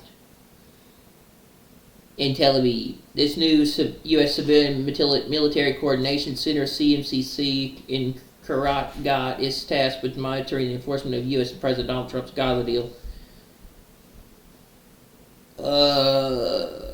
Is this American Center for Cooperation or a big brother of the U.S. operating in Israel? The jury is still out. What do you think? I think it's both. Yeah, I think it's both too. It says IDF strikes on terrorist targets throughout the Gaza Strip. Illustration: overnight, the IDF was very busy targeting Hamas locations in Gaza. This in response to Hamas' blatant violation of the ceasefire agreement yesterday, Tuesday. The IDF and ISA, guided by IDF intelligence, carries out precise strikes against dozens of Hamas terror targets throughout the entire Gaza Strip. The targets struck included key terrorist members of Hamas, observation posts, weapon production warehouses, launch posts, underground tunnels, and mortar shell firing posts. In other words, they're looking like they might go back to war with Hamas soon. Iran replenishes missile supplies with Chinese shipments of sodium perchlorate, vital for rocket fuel. The 2,000 tons of sodium perchlorate is a key solid rocket fuel precursor that was shipped from China to Iran since late September after Iran's stocks were depleted in June. Could fabricate 500 new missiles, a huge escalation risks. Add these numbers to the bow, they'll be broken. Jeremiah 49:35. Yeah, exactly. That's coming. Iran has been rebuilding for a while now. They have been rebuilding in this month, and they could very well have a nuclear weapon in the next month or two. Something could happen. Or they'll go back in there and they'll hit that nuclear site. They're gonna strike it again. After Red Cross issued a rare criticism of Hamas after the fake hostage body handover yesterday, even though the Red Cross was fully involved, there is no indicator tonight into Shell regarding the release of 4 deceased hostages in the coming days. See, they're not releasing the bodies, and I figured that was what was going to happen.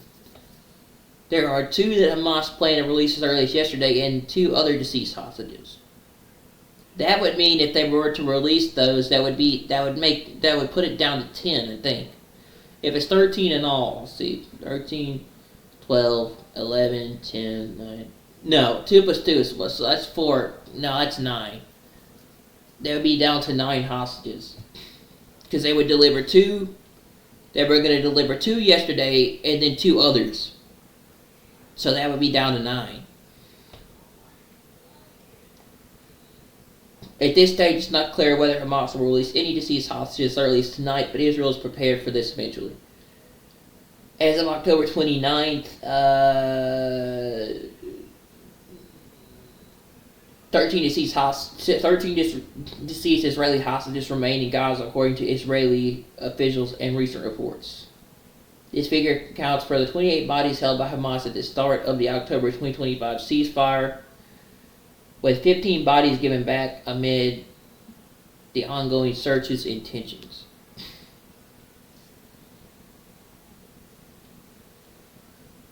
Italy is inching closer to recognition of the Palestinian state.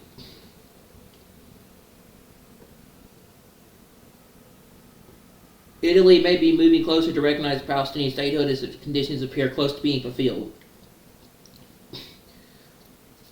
Palestine's de facto ambassador to Italy, Mona Biramira, said today, "I'm looking for Italy and New Zealand to recognize the state of Palestine soon and be added to the 157 UN member states that officially recognize the state of Palestine." Ms. Abimara hopes to announce recognition of Palestinian statehood soon. She was speaking ahead of a visit by the Palestinian Authority President Mahmoud Abbas to come to Rome next Friday, November 7th.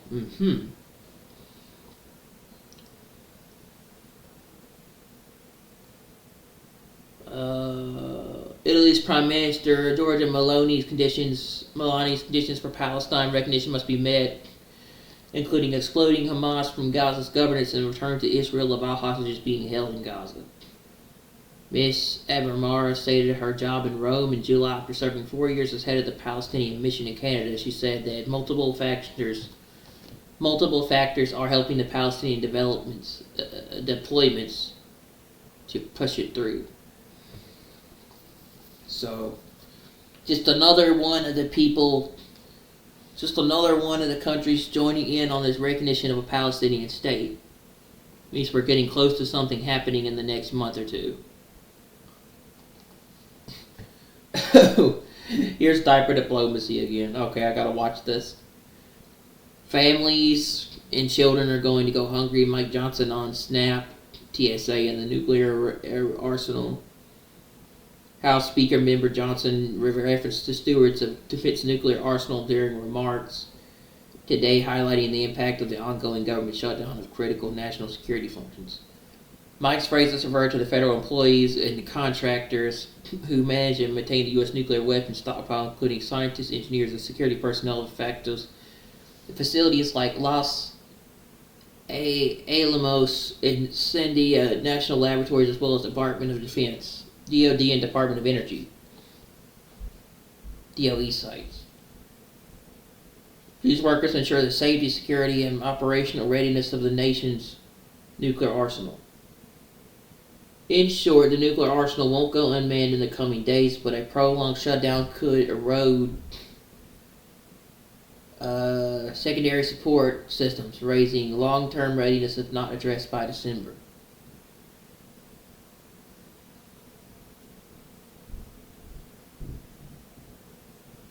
So, let me see what this is.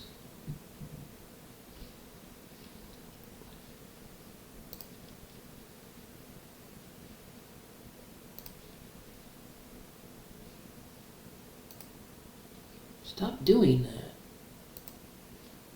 Oh, wait. Okay, that's why.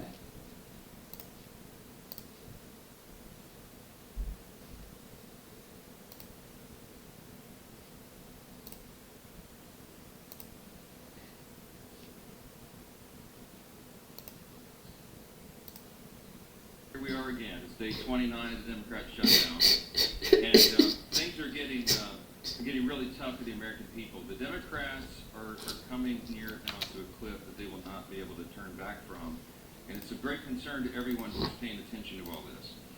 You will note that more air traffic controllers and TSA agents and park rangers are about to go without a paycheck. You've got families and children that rely upon SNAP benefits that are going to go hungry here at the end of the week. You've got more critical workers, by the way, including the people who are the stewards of our nuclear defense arsenal, who are forced to stay at home as the government remains closed.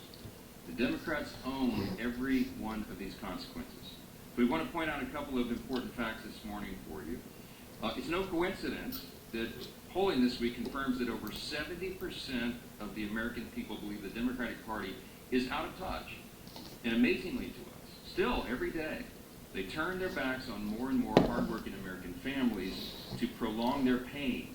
And that is exactly what's being felt here. It is incredible to us that they've now voted 14 times between the House and Senate to reject the clean, simple funding bill that would simply reopen the government. 14 times they have thumbed their nose at the American people in spite of their pain that they themselves have acknowledged. And as we've explained here, the motivation behind that is very clear. And this is why the polling is indicating what it is. The people know the Democrats are responding to fear. It is their fear that the most radical far-left fight oligarchy decide to obey the demands of the far left and to shut down the entire government and thereby inflict all this pain on the people. And almost comically at this point, the Democrats are still out trying to convince you that this is somehow Republicans' fault. But the facts are the facts, and the American people can see that very clearly. They see the truth. We brought you a handy scorecard here so you can, follow the votes. I mean, this is very simple. The votes to pay the troops and federal workers and continue SNAP benefits and get air traffic controllers and border patrol agents paid. This is the vote tally. You see the dates here. The House did our work back on September 19th, and we voted. Republicans voted yes. Democrats voted no on all those things. And the Senate has now done it an additional 13 times. That was funny.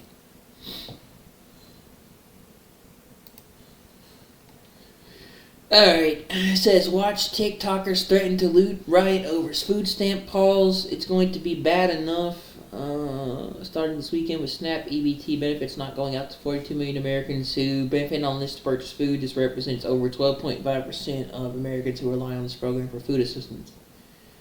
Left-wing TikTokers are shamelessly promoting rioting and stealing food, starting in a few days due to the pause of food stamps, aka SNAP or EBT benefits. These benefits will stop due to the government shutdown. Yeah, I watched a little bit of J.D. Vance's speech. That was doing a Turning Point USA speech for on Charlie Kirk thing.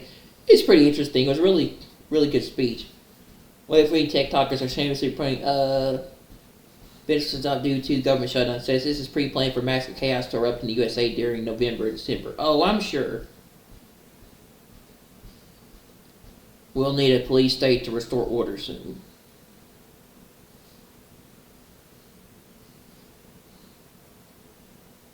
A man was fuming over an increase in loss prevention employees at Walmart, so he took to social media to call on others to join him in holding down and fighting security to help people steal food.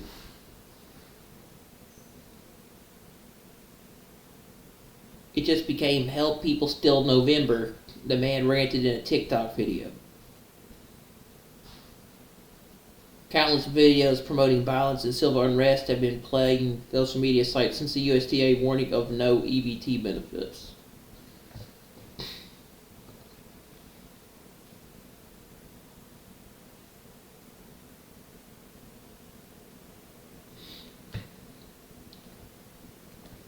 Vice President J.D. Vance addresses his relationship with Palantir and hoarding data caches of information on his citizens. Notice how he gives two answers, but his business dealings with Peter Thiel and Palantir the past 10 years were totally unaddressed. Palantir co-founder Peter Thiel sponsored J.D. Vance's business and political career. Palantir CIA cut out. Tucker pushed Trump to nominate Vance, and then Vance hired Tucker's son. Tucker's dad ran U.S. propaganda for the CIA. All of these people glow in the dark. Tucker Carlson's son ran propaganda for the CIA? I did not know that. Interesting. Hello, Vice President Vance. How you doing? Good. I have a question. Do you condone large private corporations such as Palantir hoarding data caches on U.S. citizens? No, I don't condone it. And here's the thing. So I get asked about Palantir a lot because there's this internet meme out there that somehow I am super embedded with Palantir. And here's the thing that I'd say about this. Well, Palantir Trump is a behind private Palantir. company. They sometimes do a useful service, and sometimes they're going to do things that we don't like. You should be demanding that your representatives do two things when it comes to Palantir or when it comes to any other technology company. They're behind Number data one, centers and protecting your Palantir. data. What's going on with artificial intelligence is going to mean that there are massive inducements to steal your data, to harvest it, and to use it against you to sell digital advertisements. That is not what I believe in, and I've been fighting against it, whether it's Palantir or any other technology company, literally before I ran for office. When I ran for office, I was criticized by Republicans in my Republican Senate primary because I was talking then about Google and Facebook harvesting our data. It's unacceptable. I don't care who does it. I don't want them to do it. Number two, and this is also very important. What's going on with artificial intelligence, we got to be worried about large-scale surveillance, okay? Everything. You asked about Palantir. Do you know that every time you make a credit card transaction, the credit card companies are collecting data on how you spend your money? Do you know that every time you linger over a link on the internet for more than a half second, the search engines are collecting data on you so that they can sell you advertisements? One of the biggest questions for American policy over the next 10 years is how to ensure that you are a sovereign citizen. And you cannot be a sovereign citizen if any private corporation or any government can steal something from you that belongs to you. Sir. Thank you. Thank you. That's interesting. I mean, yeah, they are behind Palantir and those data centers. I mean, Trump's pretty much with Palantir and Peter Thiel. And they build a database on U.S. citizens.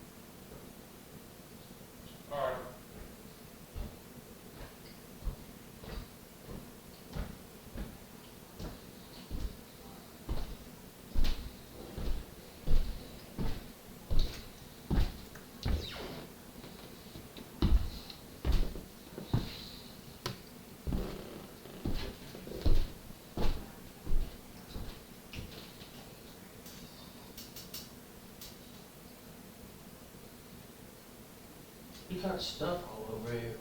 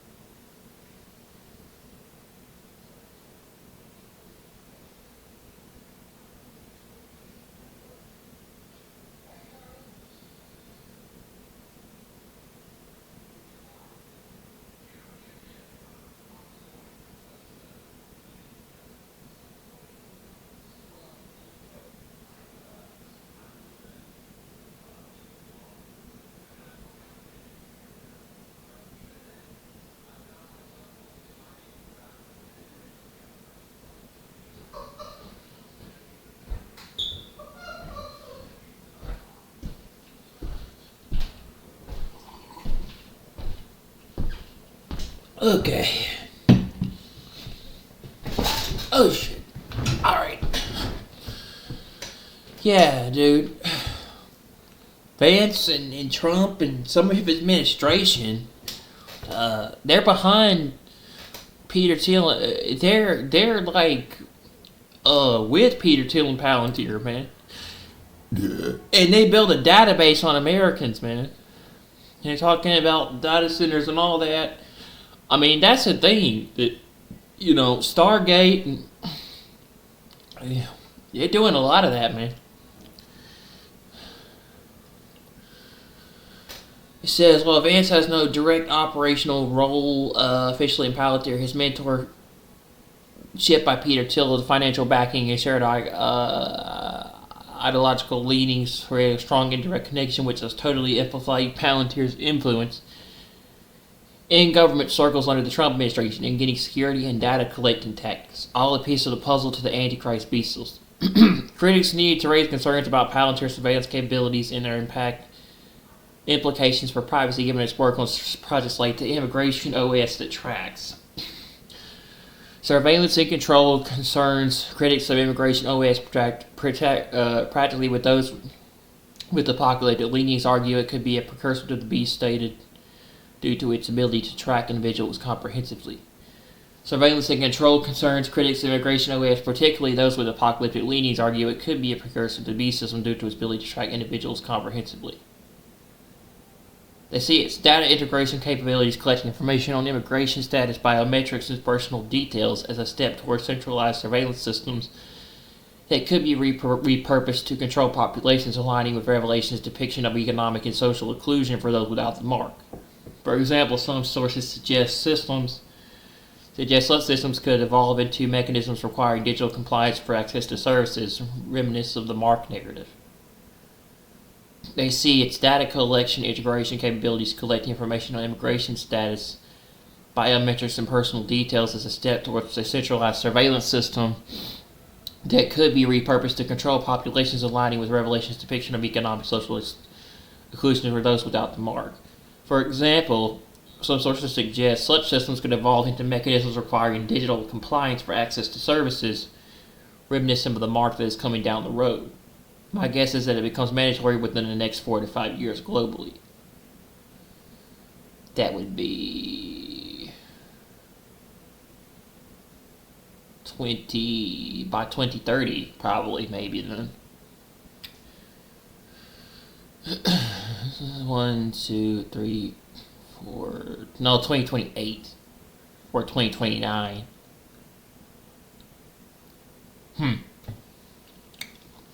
Yeah, that's something to think about.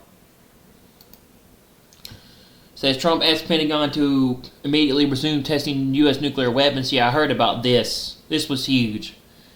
They're going to test nuclear weapons to counter Russia's test of this new missile that they were considering working on. It's called the Brusnevik. U.S. President Trump instructed the Pentagon to immediately resume testing nuclear weapons after Russian President Putin conducted tests of Russian nuclear weapons this past week. Is it just me or are these two guys like roosters competing for top dog? Oh, they're definitely.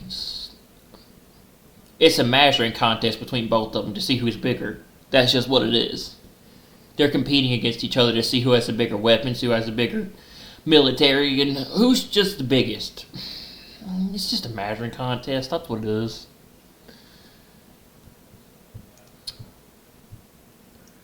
That being said, the U.S. is doing this in order to keep all the nuclear planning and safety together.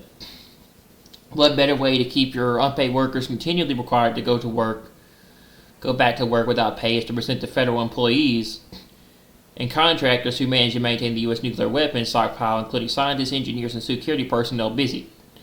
The U.S. will keep them busy with this upcoming nuclear preparations. What's interesting is that Trump publishes this right ahead of his meeting with President Xi of China tonight. Very interesting timing.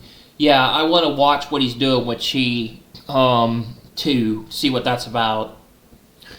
Historic energy agreement to be signed between Israel and Egypt. Seeing headlines like this makes me see another part of why Magog will come to Israel for Israel's plunder and booty. Ezekiel 38:12. For the first time, Israel is using a major economic and energy level, linking Egypt's ever-increasing energy demand, and now Israel's willingness to continue selling its much-needed natural gas. The contract marks the largest energy deal ever signed between two countries and represents the biggest export transaction in Israel's entire history. Yeah, it says Israel will be at a time of peace, and then there will be a bunch of countries that will want to come and steal what they've done.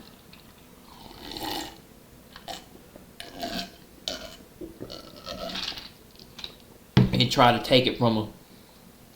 Egypt has faced several energy shortage in recent years, resulting in frequent power outages several hours across parts of the country. Increased Israeli gas exports are intended to help ease Egypt's energy deficit, a critical issue for Cairo's stability. This summer, news broke that Egypt has signed an unprecedented $35 billion gas agreement with Israel. This agreement begins now and will continue until 2040, or until all contracted volumes are to be fulfilled.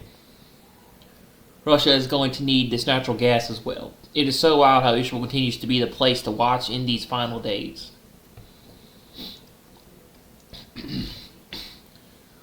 Bubba also says Congresswoman Taney introduces resolution affirming Israel's sovereignty over the Temple Mount and supporting religious freedom for all. Washington, D.C. Congresswoman Claudia Taney today introduced a resolution affirming Israel's sovereignty over the Temple Mount and calling for equal success and religious freedom for Christians, Muslims, and the Jewish people at one of the world's most sacred sites. This is wild.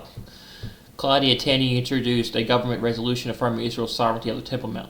U.S. Representatives Claudia Taney today introduced a resolution affirming Israel's sovereignty over the Temple Mount and calling for equal access and religious freedom for Christians, Muslims, and Jewish people at one of the world's most sacred sites. That means they're getting ready for something soon. This will fit in perfectly as the global plan is to bring the Abrahamic family house idea in Abu Dhabi to the Temple Mount as Abrahamic Temple Mount in the days to come. In other words, yeah, it's like trying to bring all the religions together. Muslims, Jews, and Christians. That's the one world religion. And the Abrahamic faith house, the Abrahamic family house, or the Abrahamic faith house is the place where they're going to bring all three religions together. Try to create the one world religion.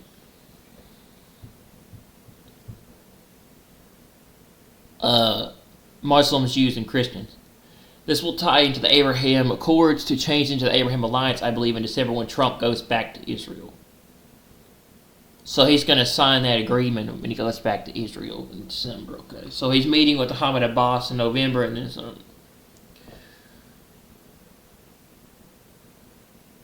Claudia's resolution recognizes the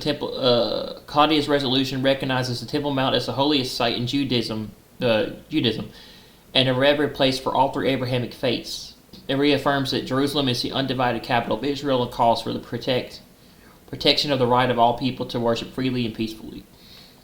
The resolution also highlights the historical and biblical connection of the Jewish people to the Temple Mount, noting the archaeological and historic evidence confirms this enduring bond over more than 3,000 years. This dog might have legs, who knows? This might give Trump the nudge to get this to finally happen, so Israel can build their third temple. So some big stuff is coming up in the next 2 months. I'm definitely going to be paying attention to this stuff come November and December. It's going to be some big stuff coming up in November and December. And a bunch of wars.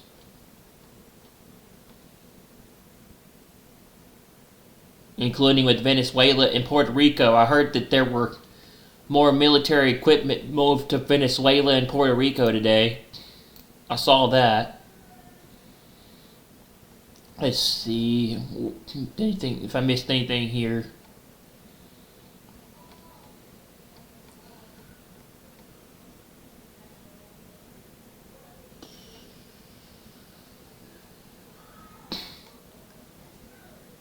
Yeah, South Korea gave Trump a very high honor award.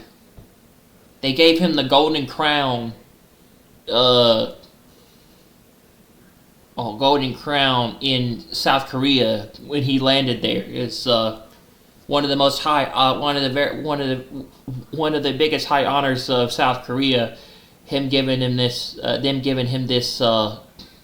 thing, and it was presented to him as a very special award.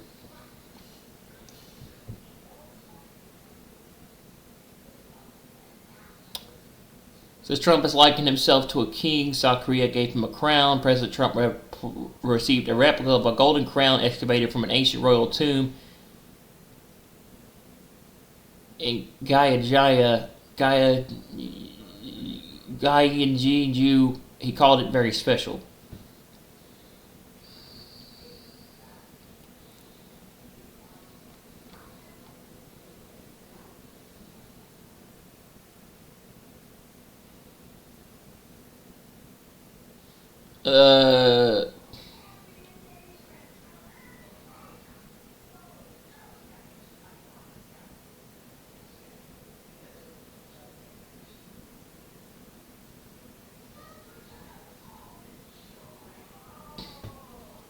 South Korea gives Trump replica of the ancient Korean golden crown from the Silla dynasty, aka the Golden Kingdom, in which peace reigned in the land. This is the highest honor from South Korea. They believe that this crown was a symbol of divine authority.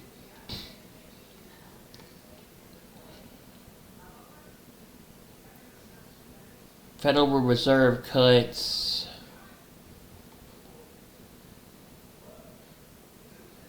Amazon AWS experiences widespread outages again.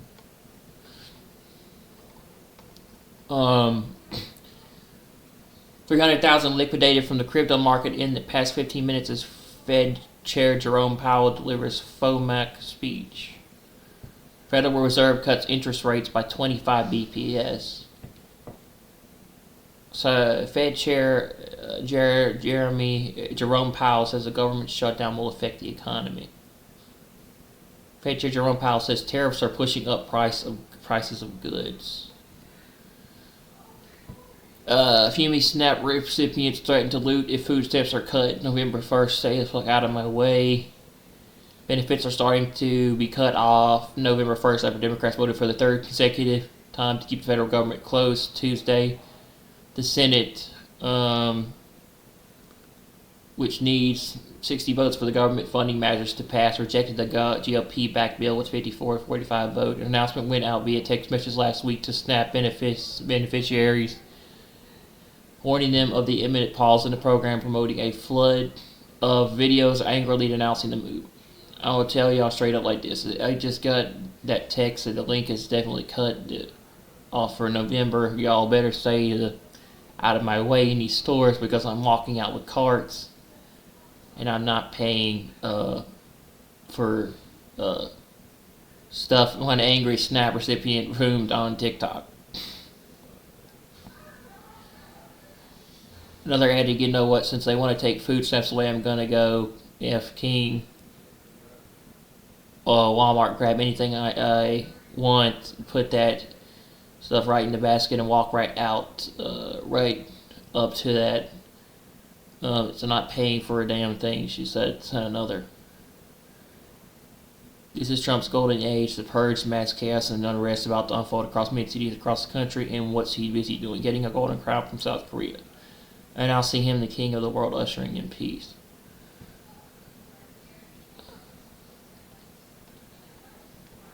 It says huge anti-Trump protest planned on November 5th in D.C. from many Democrat Antifa groups. Beginning November 5th, the one-year anniversary of Trump's election, flood D.C. in non-violent protests.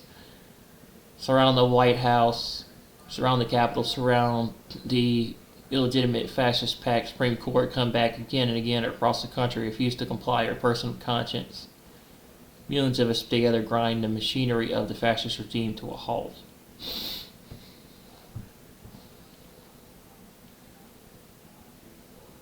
Let me see what this is. November 5th, the one-year anniversary of Trump's election.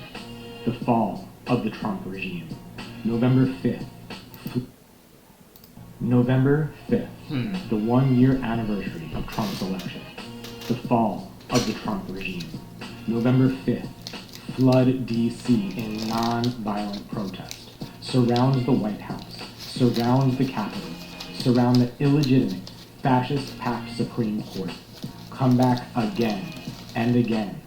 Across the country, refuse to comply. This is our only chance to actually remove, to drive out this regime from power. November 5th must be the beginning of the biggest, most determined, nonviolent mass mobilization and assembly in the Capitol in American history. Take this up. Make history.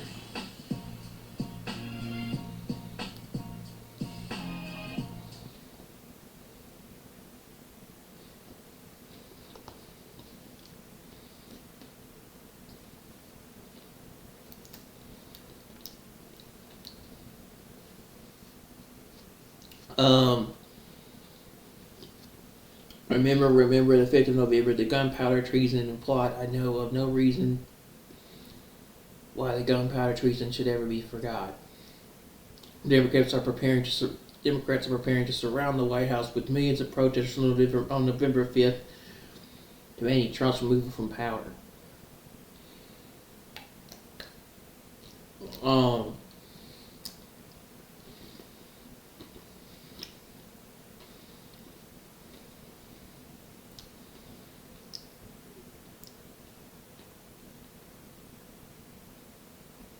This is all coordinated as it falls on Guy Hawkins' Day and harkens back to the poem and movie V for Vendetta, where the famous line is said, remember the 5th of November, the gunpowder, treason, and plot. In the movie, many British citizens wear the Guy Hawkins mask and protest the fascist regime. Wiki, in the next future, Britain is ruled by the far-right ultra-internationalist political party in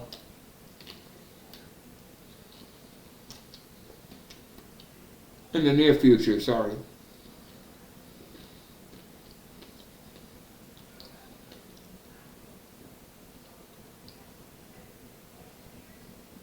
A brutal fascist totalitarian regime led by High Chancellor Adam Sutler. I need to watch this.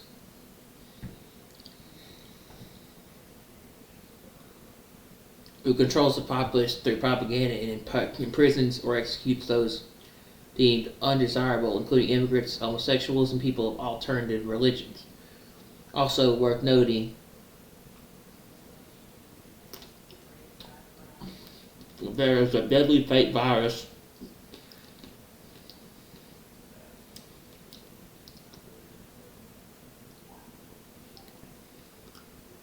and draconian measures that lock people down in society as a means to control the population in the film.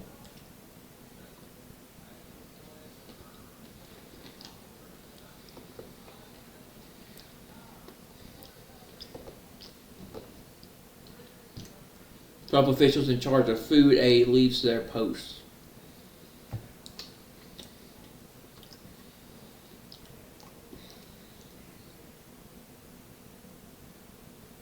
The departures of the head of the Agriculture Department, Food and Nutrition Service, and senior policy advisors spurred worries on Capitol Hill as food aid benefits could halt.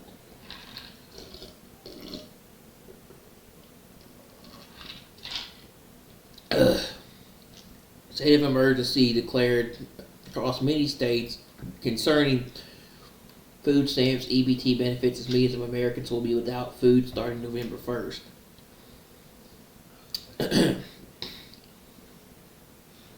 Pentagon has ordered the National Guard. Yeah, this happened today. It said there would be a quick reaction force by the National Guard in every state and territory by January.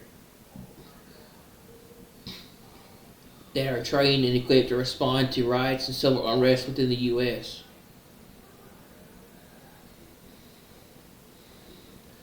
This deadline has been moved up to January 1st as previous reports showed it was requiring readiness by April.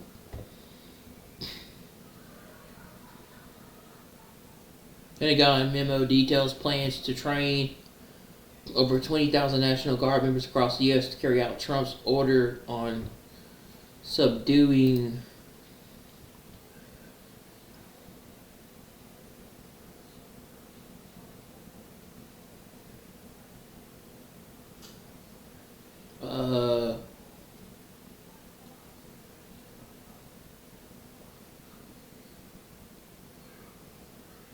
the memo signed on October 8th by Major General Ronald Burkett, the Director of Operations for the Pentagon's National Guard Bureau, sets thresholds for the size of the quick reaction force to be trained in each state, with most states required to train 500 National Guard members for a total of 23,500 troops nationwide.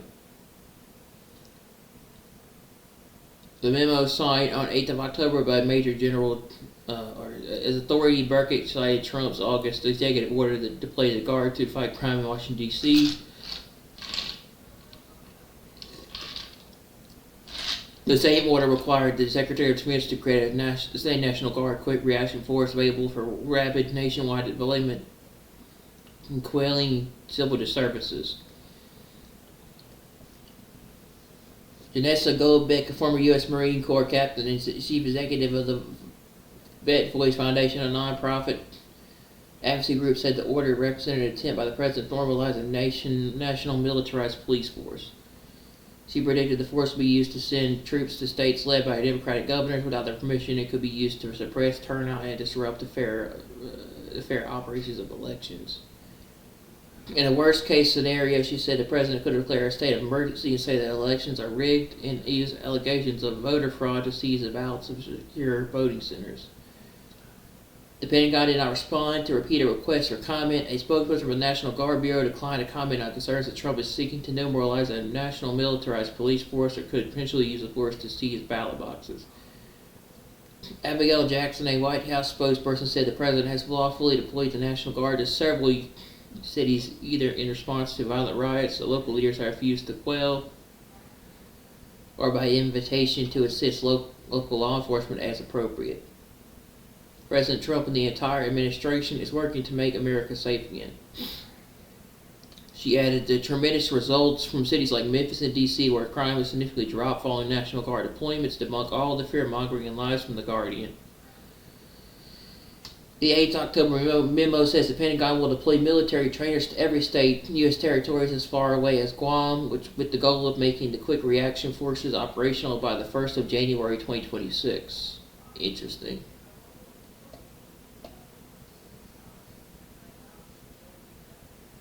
Each state will also be provided 100 set of crowd control equipment to be used to support this requirement.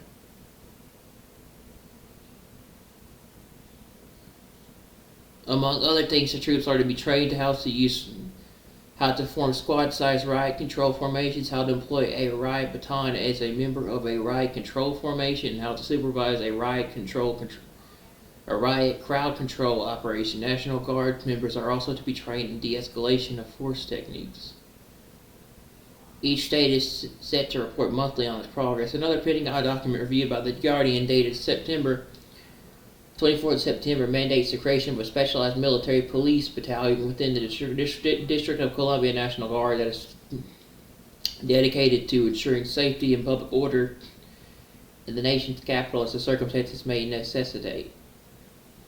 The order requires a 50-person full-time element of this unit be trained and ready for utilization within 90 days and reach full strength by 2027. That is pretty interesting. It's kind of crazy though. Yeah, that's going to be bad. While creation of National Quick Reaction Forces were not unprecedented, they typically occurred after a serious emergency, according to Christopher Purdy, National Guard veteran of the war in Iraq. In 2005, Purdy noted more than 50,000 National Guard troops were deployed after Hurricane Katrina destroyed much of New Orleans. Purdy is the chief executive of Chamberlain Network, which this week filed an amicus brief at the Supreme Court opposing Trump's deployment of National Guard troops to Illinois. Military experts say the Trump administration moves harken back to an earlier era when National Guard troops were frequently deployed to quell protests and insurrections, such as the 1970 Kent State shooting, in which 4 unarmed college students were killed by the Ohio National Guard.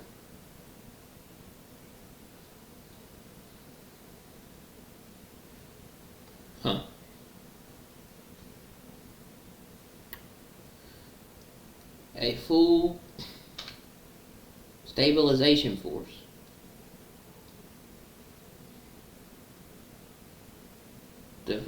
Making the Quick Reaction Forces operational by the 1st of January 2026.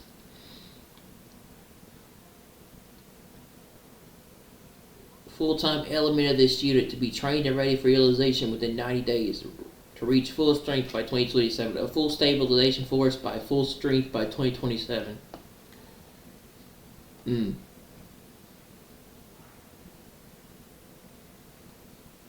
Yeah, that's just nuts, man.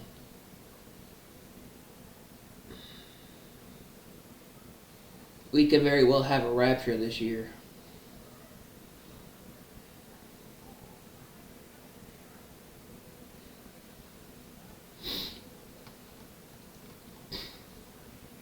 Definitely need to watch out for that one, man. And it says, the choice is yours. Trump and his fellow self-appointed world leaders smile and laugh as they tell us how they plan to implement a worldwide super surveillance state and open-air prison camps for everyone. This is a great tribulation and the persecution of the saints coming, as we see in the 5th seal of Revelation. Things are about to get much worse. Much more worse. Christians have believed the false pre-trib Darby doctrine or received another gospel, another Jesus, or dabbled in New Age doctrines. They will fall away from the faith as they may have not prepared themselves for the trials that they are currently coming upon the earth. They do not have the oil in their lamps. This is why we have warned for many years, and the warnings have fallen primarily on deaf ears. The scoffers and mockers are a dime a dozen. The remnant truly is small compared to those on wide paths to destruction. Repent and turn to Jesus now with a meek and contrite heart before it's too late. Let me see what this is. The digital euro is on the move. This is ID cards by the back door, isn't it? Look, I was then, I remain even more convinced today, particularly with biometric technology, the world will move to biometric ID, and they'll do it because in the end it's better for people. We will finally complete the biometric entry-exit visa tracking system, which we need desperately. We're constantly watching and recording everything that's going on. Citizens will be on their best behavior. And what it means for what government should do in terms of its digital infrastructure, digital ID, data centers, and so on. The first thing a country needs to do is to unify all of their data so it can be consumed and used by the AI model. This is where technology, like digital ID, becomes critical. So that we can eventually, not put to bed, but put to reality this digital euro. The deadline for us is going to be October of 25. The technology and the digital infrastructure, I just want to emphasize how important I think that is. Because in the end, you need the data, You need to know who's been vaccinated and who hasn't been. Some of the vaccines that will come on down the line will be there'll be multiple shots. Cash or digital, the choice will be yours. Cash or digital, a choice will be yours.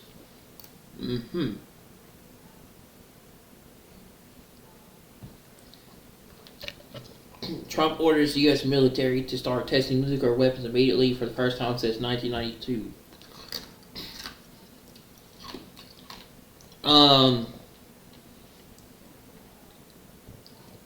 Trump just said this on True Soldier, says the United States has more nuclear weapons than any other country. This was accomplished including a complete update and re-innovation of existing weapons during my first term in office. Because of the rich, tremendous destructive power, I hated to do it, but I had no choice. Russia is second and China is a distant third, but will be even within 5 years. Because of the country's testing programs, I've instructed the Department of War to start testing our nuclear weapons on an equal basis. That process will begin immediately. Thank you for your attention to this matter, President Donald J. Trump. Trump orders the Department of War to start nuclear weapons tests to match China and Russia's nuclear capabilities. Israel's security force claims that Iran still has a strong motive for revenge and is advancing plans to carry out attacks against Israeli interests. In other words, they'll have a nuclear weapon possibly in a month or two if they don't do something.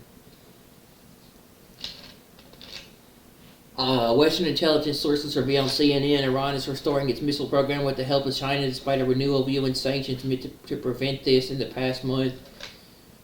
Since the snapback mechanism was renewed, several ships from China carrying sodium perchlorate and critical chemical needed for a solid fuel missile development.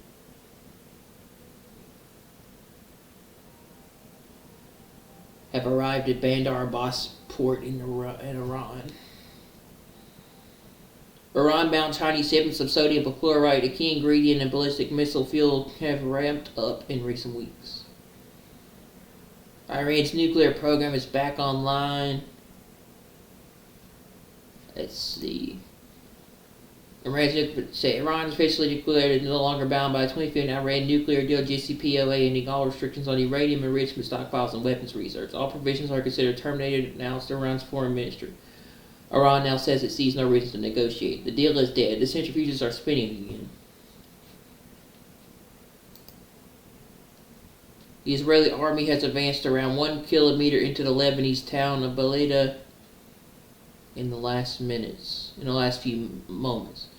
The Lebanese army has called in more reinforcements to the area where the Israeli forces are present in Balida.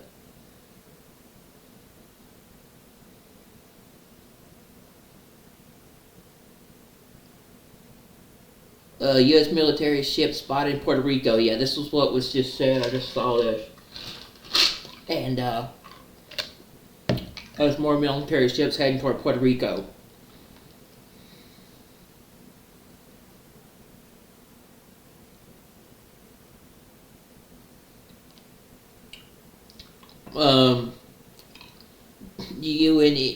USNS Waters TAG-5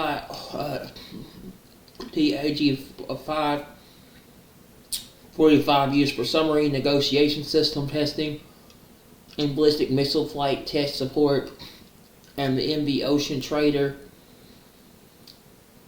a converted special operations command center and mothership, were sighted today at the port of Ponce in the southern Puerto Rico. Both vessels are operated by the U.S. Military Sealift Command, MSC, and the simultaneous presence and unusual sparking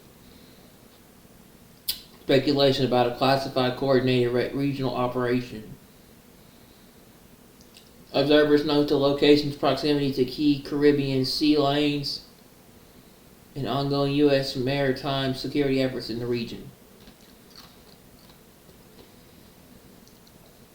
Now, I misspoke on tonight's show about Trump's bragging about a deal with Ford.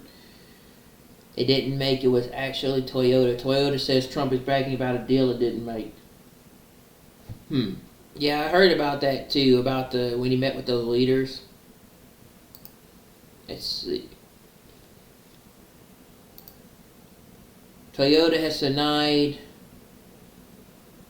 President Trump's recent claim that the company originally pledged to invest $10 billion in the United States. Trump bragged about $10 billion figure at least twice during his trip to Asia this week, visiting an American naval base in Yokosuka, Japan, and meeting with the country's new elected right-wing Prime Minister Takahashi on Tuesday. Yeah, yesterday I was with Mr. Toyota in Japan.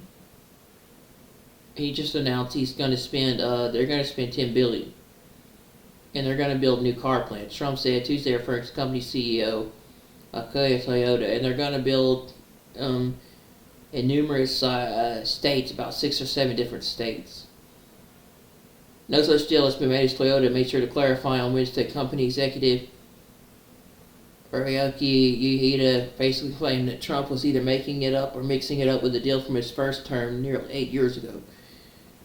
During his first Trump administration, I think the figures were roughly around $10 billion. So while we didn't say the same scale, we did explain that we'll keep investing and providing employment as before. Yuhita told reporters that probably because of the context, the figure about $10 billion came up. Therefore, we didn't specifically say that we'll invest $10 billion over the next few years.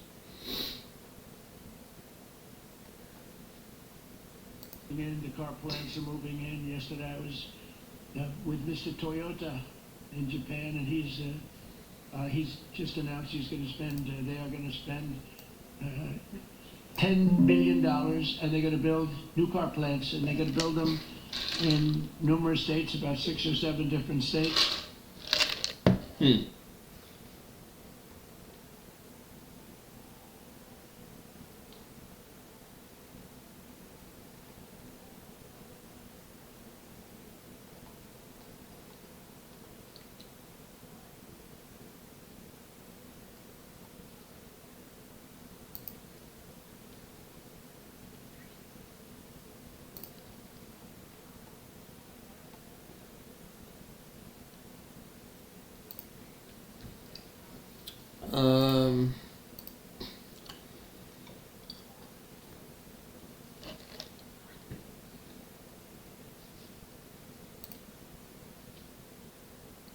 More footage from Israeli strikes in Khan Yunis.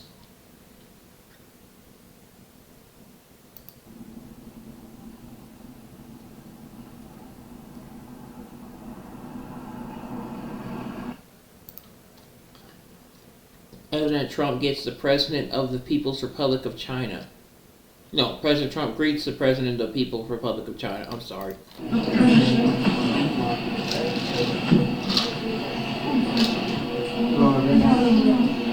Hello, Mr. President.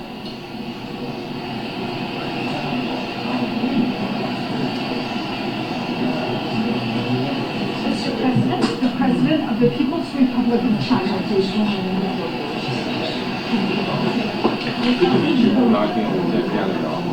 Very happy to see you again. Good to see you again. Me too. And we're going to have a very successful meeting, I have no doubt. But he's a very tough negotiator. That's not good. We know each other well. Mr. President, do you plan to sign a trade deal today? Could be. I think we have a great understanding. We have a great relationship. We've always had a great relationship. Will they start buying U.S. soybeans again?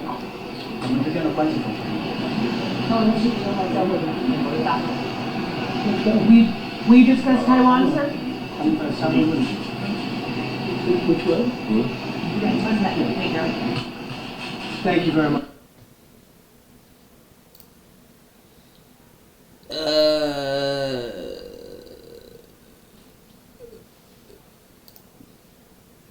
Trump said on Truth Social that G2 will be convening shortly. It says South Korea will be building its nuclear-powered submarine in the Philadelphia shipyards.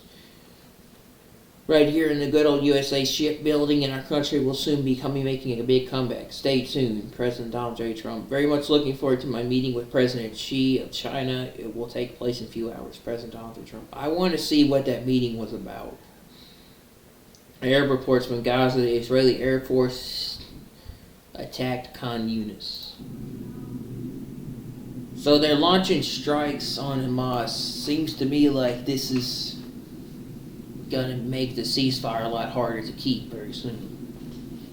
Means something could happen very soon by Friday.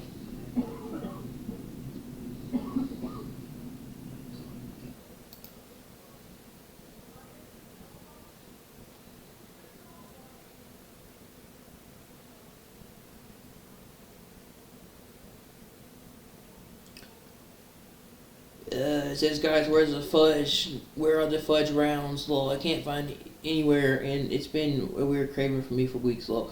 Oh.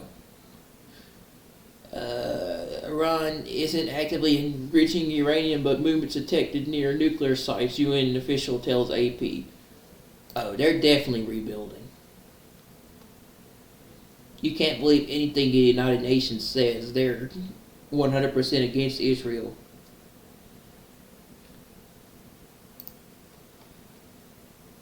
Iran does not appear to be actively enriching uranium, but the renewed movement has been detected recently as the country's nuclear sites. Head of UN Nigel Watchdog told the Associated Press on Wednesday. You can't believe what they say because they're against Israel. They want a Palestinian state.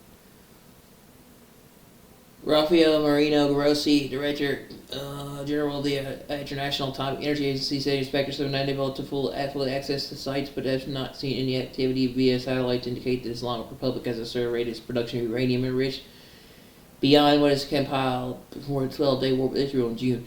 Then why is there sodium perchlorate being given to Iran from China? And that obviously has to do with nuclear fuel. However, the nuclear material enriched at 60% is still in Iran, Grossi said in an interview at the UN headquarters in New York. They're definitely rebuilding. That's why they won't let them see it.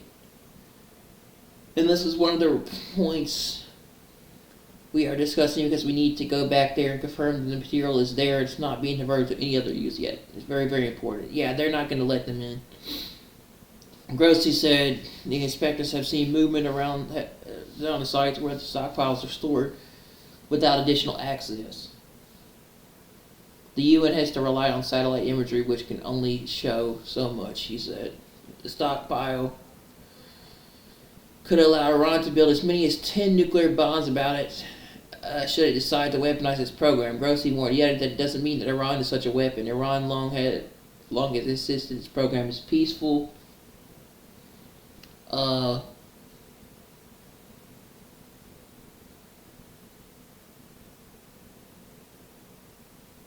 But the UN nuclear agency and Western nations say Tehran has an organized atomic bomb program until 2003. It said Tehran had an organized atomic bomb program until 2003. I'm sorry. The Iranian mission to the United Nations did not immediately return a request for comment. Iran and the IAEA signed an agreement last month in Cairo to pave the way for resuming our cooperation, including on ways of relaunching and inspections of Iran's nuclear facilities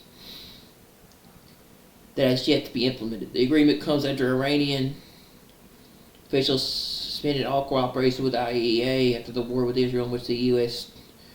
struck several Iranian nuclear sites. After the U.S. intervened, Republican President Donald Trump expressed certainty that strikes delivered a knockout blow to Iran's nuclear program, saying the country's facilities were obliterated. Soon after, a preliminary U.S. intelligence report suggested that U.S. strikes did significant damage to Iran's Fordow, Natanz, and Isfahan sites, but did not destroy them.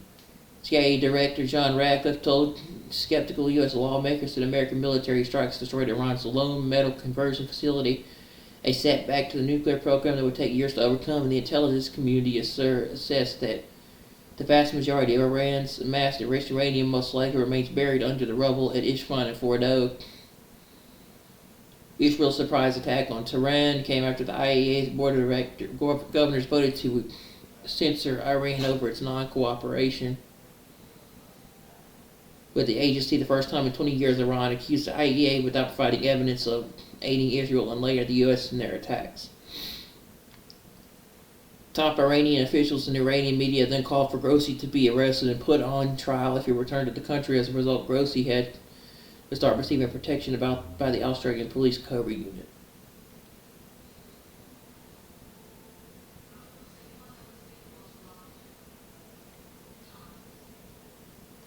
Beyond personal animosity and physical threats, Grossi said the Israel-Iran war setback in IAEA's years of progress with Tehran happened when the agency was about to be given access to a third enrichment site. He said Wednesday that as of now there is no active operation at the location Isfahan. Since the Cairo Agreement, a series of UN sanctions have been reimposed on Iran over what European parties to the 2015 nuclear deal have deemed the country's lack of compliance with the agency and breakdown of peace negotiations with the U.S. The snapback of UN sanctions has complicated the already tenuous relationship between the IAEA and Iran.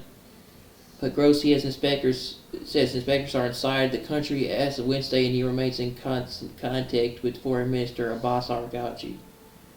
Does that mean that they're cooperating at the level they should? No, he said. It would be incorrect to say they're denying us access.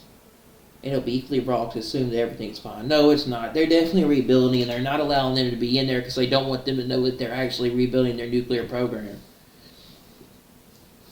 And that they're preparing to gear up to do something again.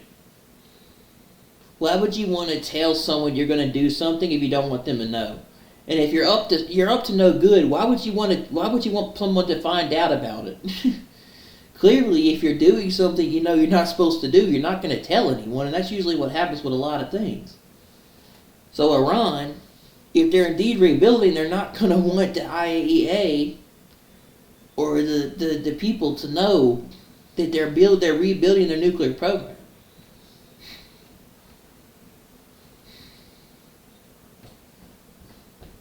Their whole goal is to destroy Israel, and I guarantee you that they're not going to let them know that they're rebuilding. They don't want them to find out. They're trying to hide it.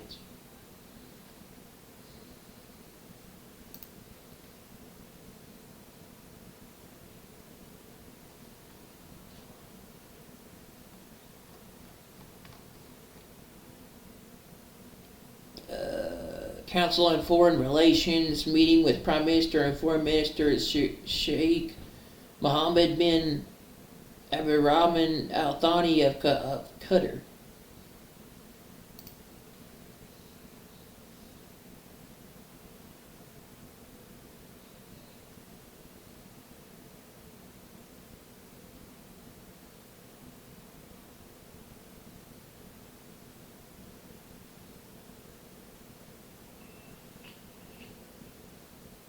Good morning, everyone. Welcome to the Council on Foreign Relations. My name is Ayman Mohideen. I'm the host of the weekend primetime on MSNBC.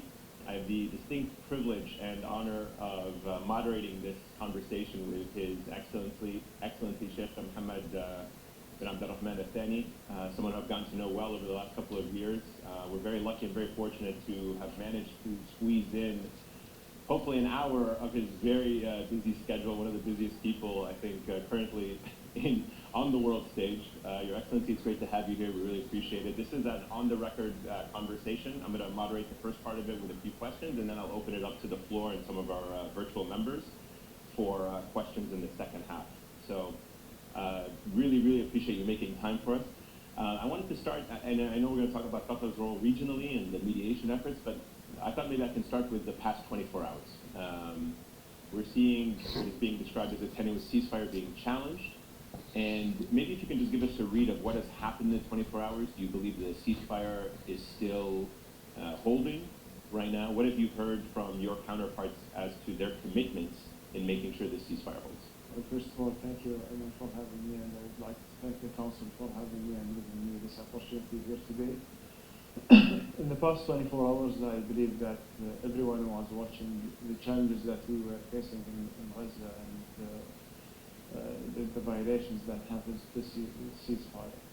Maybe because it's been like something like a significant event that took place yesterday that brought up to the media into that level, but this is like something that expected throughout the ceasefire, and this experience we had at the same time also in the previous ceasefire.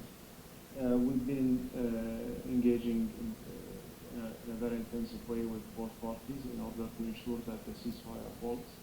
And the U.S. engagement, of course, was key in that. And I believe that what happened yesterday was a violation. And what we were expecting that this violation also will be, there will be a response on it. But, unfortunately, I think like the main parties are, both of them are acknowledging that the ceasefire should hold and they should stick to the agreement. You're using the word violation. Can you tell us who you believe violated the ceasefire? Well, look, if we were to start to describe the violations, it would be an open-ended question. But what happened yesterday, the attack on the Israeli soldiers, that's basically a violation by the Palestinian party. Now, Hamas has put a statement that they are not in communication with this group. We don't know yet. We didn't have any verification if this is true or not. We remain focused on making sure that the ceasefire itself holds. And also there were like we heard some discussions about that Hamas are trying to delay the bodies. And we made it very clear for them that this is part of the commitment that we need to. I'm not going to watch all that. So this says the IDF conducted a targeted strike on terrorist infrastructure to remove any immediate threat in the northern Gaza Strip. A short while ago, the IDF conducted a precise strike in the area of Mayalahaya in the northern Gaza Strip, targeting a terrorist infrastructure site where weapons and aerial means were stored, intended to be used for the execution of an imminent terror attack against IDF soldiers in the state of Israel. IDF troops in the Southern Command remain deployed in accordance with the ceasefire agreement and will continue to operate to remove any immediate threat.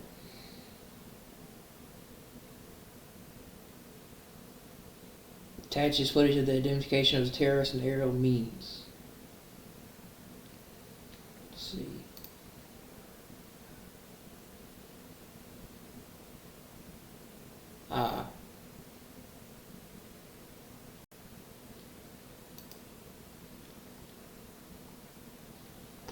Vladimir Putin made a visit to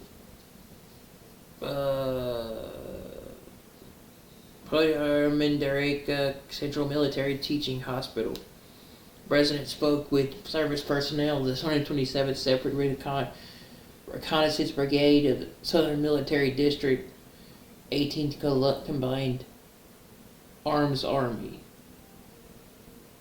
Key statements: the situation in the Pacific Special Military Operations Zone is generally favorable for Russia.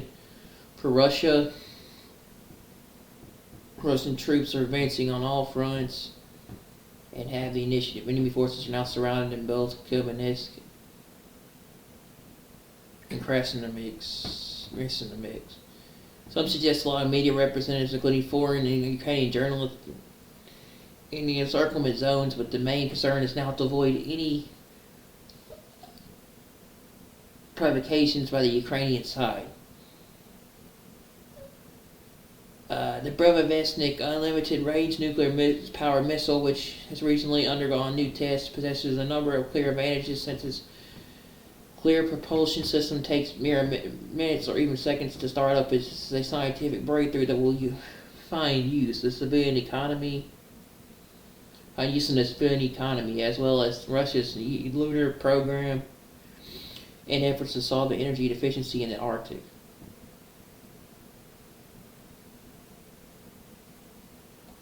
The Poseidon unmanned submersible was tested yesterday with this power exceeding even Russia's own state-of-the-art Serpent ICBM. The Serpent ICBM will be on combat alert soon.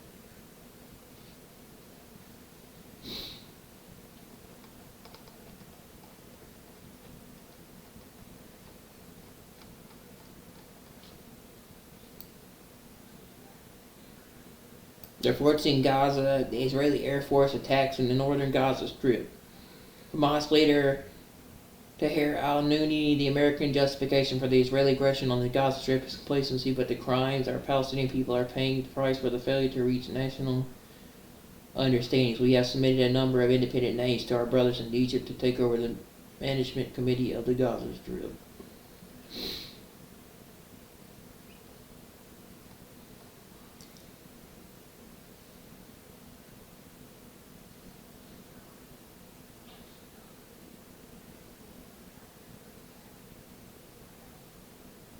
The Armed Forces Operational Command Center, Brzezinski Kowalski, is one of the two main command bodies of the Polish Armed Forces. On October 28, 2025, a pair of on-duty MiG-29 Air Force fighters successfully intercepted, visually identified, and escorted a Russian Federation aircraft out of the area of responsibility of which was conducting a flight over the Baltic Sea. Polish fighters intercepted an IL-20 aircraft carrying a reconnaissance mission in international airspace without a filed flight plan, and with its transponder turned off, the aircraft did not violate Polish airspace. Thanks to the high combat readiness, professionalism of the pilots, and the efficient functioning of the air defense systems, the operation was carried out quickly, effectively, and safely. Protected Polish skies is not only a duty but a daily mission on the soldiers of Wojciech Pulaski, which guard our country's security with full commitment. Polish armed forces remain in constant readiness to respond to any threat and protect the sovereignty of Polish airspace.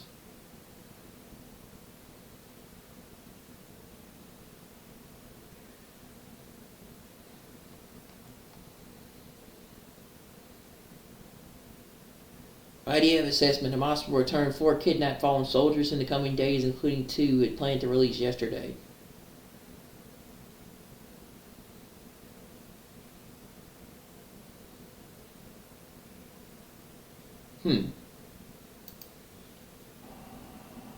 Alright. 5, 4, 3, 2, 1. Good luck. Good afternoon, everyone. Shalom. I'm Shosh Bedrosian, spokeswoman for the National Public Diplomacy Directorate here in the Prime Minister's office. I'll take a few questions after a couple of very brief points to share with you. Please put your name and your outlet inside of the Zoom chat once you have that question, and I'll try to answer it. It is Wednesday, October 29th, and today is day 754 since our murdered hostages have been held inside of Gaza, with Hamas pretending they don't know where they are. 13 of our deceased hostages are still in Gaza, and we are committed to bringing each and every one of them home, no matter the stunts and games Hamas tries to play. We open today with deep sorrow, bearing the weight of the most painful news, the loss of one of our courageous soldiers. Since the war began, 921 IDF heroes have been killed. These are not just numbers. Each one had a story, a future, and was a whole world that's now gone. Master Sergeant Reserves Yona Efi Ephraim Feldbaum was 37 years old and was from Zayit Ranan. He fell in battle in southern Gaza yesterday when Hamas breached the ceasefire. Master Sergeant Feldbaum was an American and Israeli citizen and was the father of 5 children. A horrific tragedy that has now left a family fatherless. After he was killed, he was promoted to the rank of major. He will be laid to rest tomorrow at Mount Herzl military ceremony. And speaking for Israel, the Prime Minister sent his condolences to his family, saying that the nation embraced them during this very, very difficult time. The Prime Minister said Efi fought heroically against the Hamas murderers and gave his life for the security of Israel. His bravery and heroism will be cherished in our hearts forever. May his memory be a blessing. On our hostages, another day has passed, and we still haven't received the remains of any of our 13 murdered hostages in Gaza. It comes after an extremely tense 48 hours filled with deception, lies, and cheating by Hamas.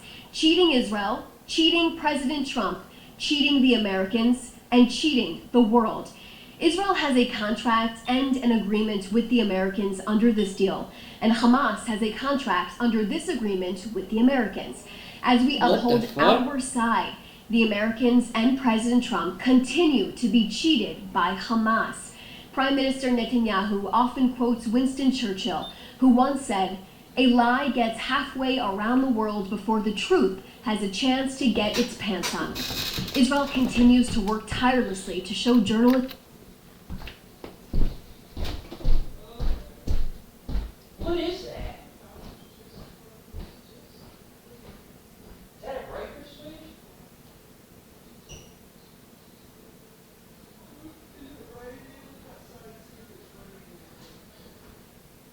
There it goes again.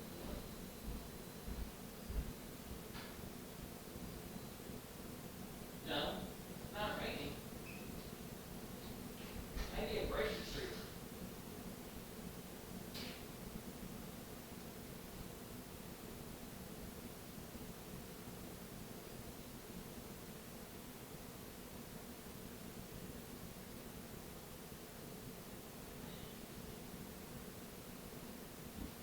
Yeah, it's raining a little bit.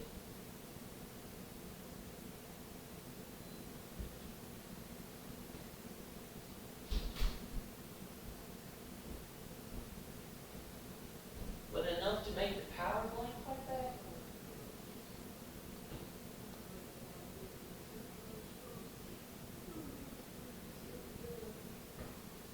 I'm gonna lose my video.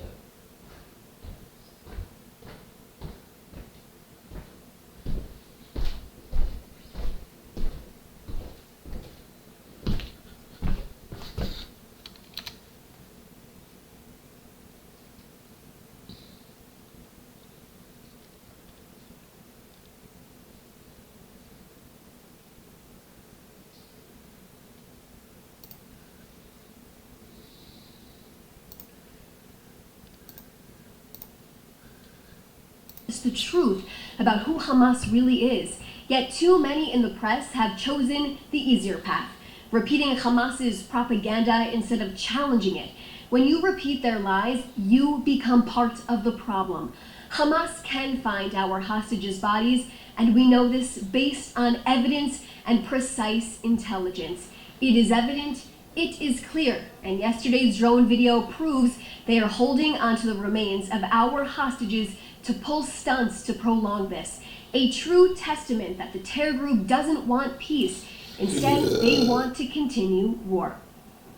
Not only does the terror group mess around with dead bodies, their disregard for our murdered hostages speaks volumes. The remains of murdered hostage Ofir Sarfati were thrown around, dropped, and played with for Hamas to advance their insidious games on Monday. As we remain steadfast and committed to upholding the framework, Prime Minister Netanyahu met with senior security officials last night to discuss the ongoing violations Hamas has committed under this agreement. They discussed Israel's steps in response to these violations. Now, near the conclusion of that meeting, Hamas terrorists in Rafah carried out an attack against IDF forces behind the Yellow Line, which is an area under Israeli operational control, all in accordance with the ceasefire agreement in Gaza. Following the security consultations, Prime Minister Netanyahu personally gave the order for the military to immediately carry out forceful strikes in the Gaza Strip that were direct and precise on Hamas terrorists and their infrastructure. Around 20 airstrikes took place in response to our soldier being attacked and killed. The Prime Minister made the decision with the IDF and then informed President Trump before the action was taken. It was a decision wholly made by the Prime Minister, although he gave the Americans a heads up before it took place. Hamas violated the framework by not returning all of our hostages 16 days ago and attacking our forces. Israel has overall security control, and it will enforce the framework in coordination with the U.S. allies, our U.S. allies. The media coverage made it clear that the announcement exposing Hamas's staged retrieval of one of our hostages did not generate immediate attention. Instead, it was Israel's response, airstrikes in Gaza aimed at enforcing the ceasefire framework that triggered widespread coverage. This in turn created the misleading narrative that Israel strikes Gaza without cause. Context is crucial. The international community must recognize Hamas's deception and hold the terror group accountable for undermining efforts at de-escalation. Now, as part of Israel's series of strikes, Israel precisely targeted dozens of terror targets and terrorists that were struck and eliminated. The IDF struck more than 30 terrorists holding command positions within the terrorist organizations operating inside of the Gaza Strip. Now, around 10 a.m. this morning, the IDF began the renewed enforcement of the ceasefire in response to Hamas's violations. I'll now take a few questions.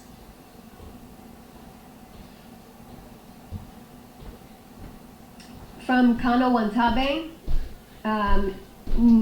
excuse me, I don't know how to pronounce this, Nikkei Japan. Will Israel conduct airstrikes in Gaza if there's a violation of the ceasefire deal by Hamas? How can we say that ceasefire is being held when the IDF conducts the attack occasionally? So clearly, I can tell how you're framing this question, and it's quite unfortunate because you are also in part of the camp who decided to probably just report Israel strikes Gaza. Israel struck Gaza and specifically targeting terrorists and its infrastructure in the Gaza Strip for a reason. One of our soldiers was killed and other soldiers were attacked yesterday. And this is why Israel conducted its strikes. And also to enforce the ceasefire agreement. Let's not forget, I will continue to reiterate day after day, we are demanding for all of our hostages to be returned. Hamas violated this ceasefire agreement 16 days ago. We were supposed to get all of our hostages back within a 72-hour window. Here I am, day 16 days later, and we still have 13 deceased hostages in captivity. As you can clearly see from yesterday's video that was released from our IDF drones, you can see Hamas has no interest in really returning our hostages. They just have an interest in keeping this war going. Or Shaked from Israel Hayom. There are reports that 2 bodies of hostages will be delivered to the ICRC by Hamas. Can you confirm that will be the case? And are there any indications that this is happening tonight? Or we did see those reports. In terms of that, Israel is ready at all times to receive our deceased hostages, although we have not received any indication they will be coming back right now. Hannah Julian from the Jewish Edition. Why is Israel continuing to support and observe the ceasefire when Hamas is not holding up its end of the deal and 13 murdered hostages still remain in Gaza? We are working extremely close with our American partners on this, in full coordination, hand in hand. I gotta take my medicine. Every step that we take, we are coordinated with them. We want to see this war end. We want to see the 20-point plan come to fruition. We want to see Gaza pose no threat to the state of Israel. We want to ensure Hamas has no part in governing the Palestinian people in the future. They are demilitarized, they are disarmed, Gaza is demilitarized as well, and demanding for the release of our 13 murdered hostages. So of course, Hannah, we are watching this very, very closely. Our patience is starting to run out after Hamas made a commitment to President Trump and the Americans that they will deliver on this plan. Here we are 16 days later, Hannah, and we still don't have our 13 hostages back. Our patience is running out for Hamas.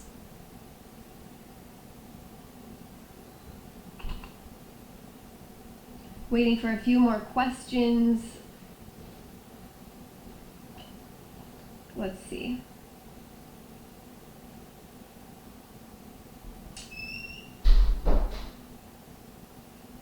Okay, so those are all the questions that I see right now.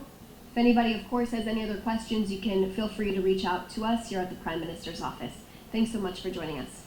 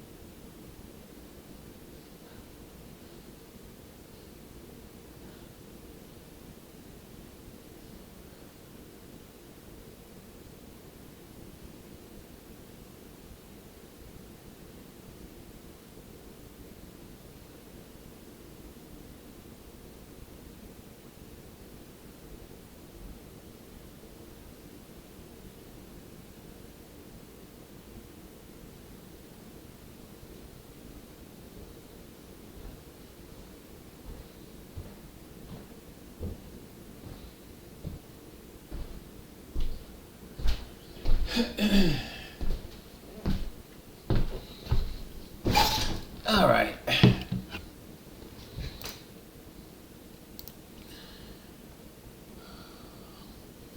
Says Sudan's government state minister communications have been completely cut off with Al-Fasser, and citizens are being subjugated to executions or rapid support forces massacres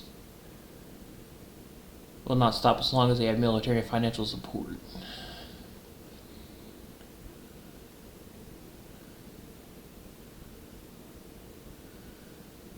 Israel Foreign Ministry, we appreciate the Red Cross condemnation of mosque stage burials and discoveries of hostage bodies which they previously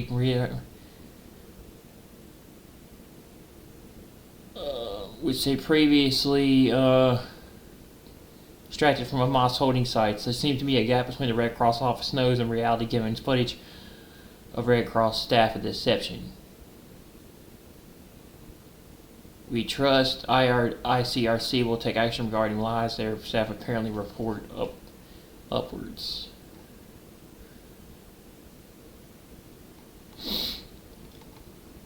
Alright, I want to watch the meeting with Trump here.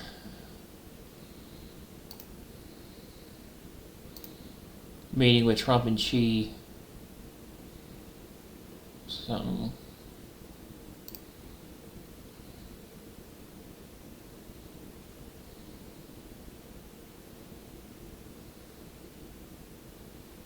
Trump participates in a dinner hosted by the President of the Republic of Korea.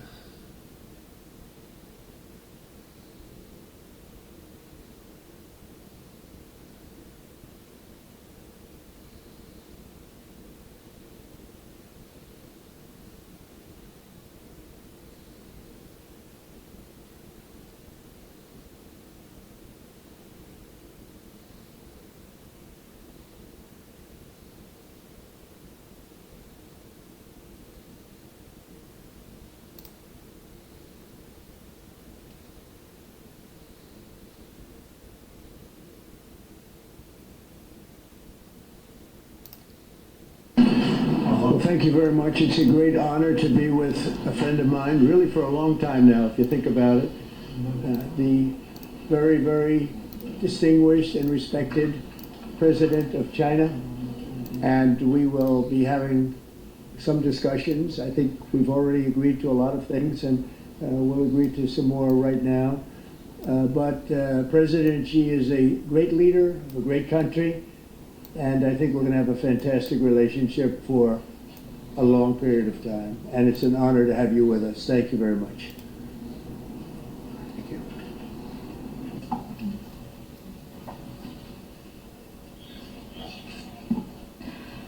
President Trump, it is a great pleasure for me as well to meet you. And it feels very warm seeing you again because it's been many years. Since your re-election, we have spoken on the phone 3 times, exchanged several letters, and stayed in close contact. And our joint guidance relations have remained stable on the whole. Given our different national conditions, we do not always see eye to eye with each other, and it is normal for the 2 leading economies of the world to have frictions now and then. And in the face of winds, waves, and challenges, you and I, at the helm of China-US relations, should stay the right course and ensure the steady sailing forward of the giant ship of China-US relations. I always believe that China's development goes hand in hand with your vision to make America great again. Our 2 countries are fully able to help each other succeed and prosper together. Over the years, I have stated in public many times that China and the United States should be partners and friends. This is what history has taught us and what reality demands. A few days ago, in the latest round of consultation, our 2 economic and trade teams reached basic consensus on addressing our respective major concerns and made encouraging progress. This provided the necessary conditions for our meeting today. Mr. President, I'm ready to continue working with you to build a solid foundation for China-US relations and create a sound atmosphere for the development of both countries. Mr. President, you care a lot about world peace, and you're very enthusiastic about settling various regional hotspot issues. I appreciate your great contribution to the recent conclusion of the Gaza ceasefire agreement. During your visit to Malaysia, you witnessed the signing of the Joint Declaration on Peace along the Cambodia-Thailand border, to which you had provided input. China's been helping in our own way Cambodia and Thailand properly settle their border disputes, and we have also been promoting peace talks to resolve other hotspot issues. The world today is confronted with many tough problems. China and the US can jointly shoulder our responsibility as major countries and work together to accomplish more great and concrete things for the good of our two countries and the whole world. I look forward to exchanging views with you on questions important for our two countries and world. Thank you. Thank you. Thank you very much. It's great to have you all. Thank you very much.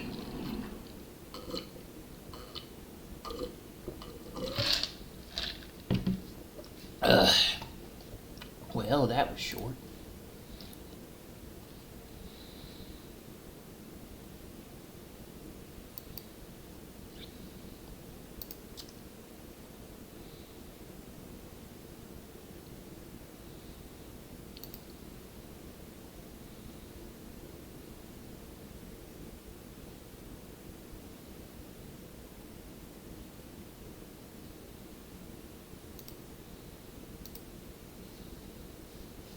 네. 이렇게 Thank you very much for your participation as heads of states. It is a great pleasure to be able to meet you at this. President Trump has joined us today. We are all allies and friends of the US. The whole world is faced with multiple challenges, and in these times, collaboration and cooperation among states is more important than ever before. This is indeed a rare opportunity for us to gather. I hope it will be a great opportunity to listen to your great insights. In particular, President Trump has joined us, and I do believe that it is very significant. As the host, I would like to wish each and every one of you prosperity and also world peace. Let me raise a toast.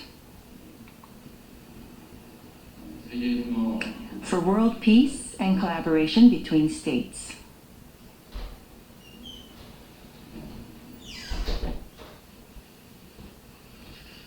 그리고 저는 아주 짧은 I would not like to turn the floor.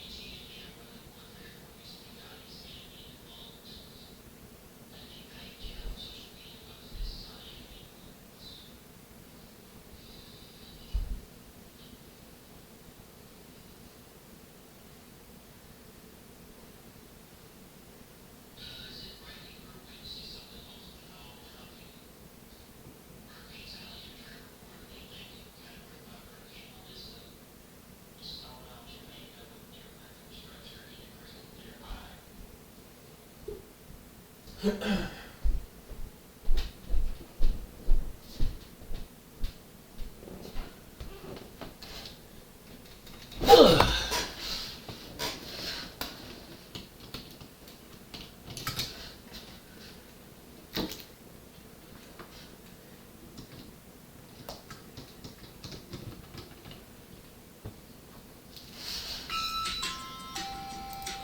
to President Trump for his remarks.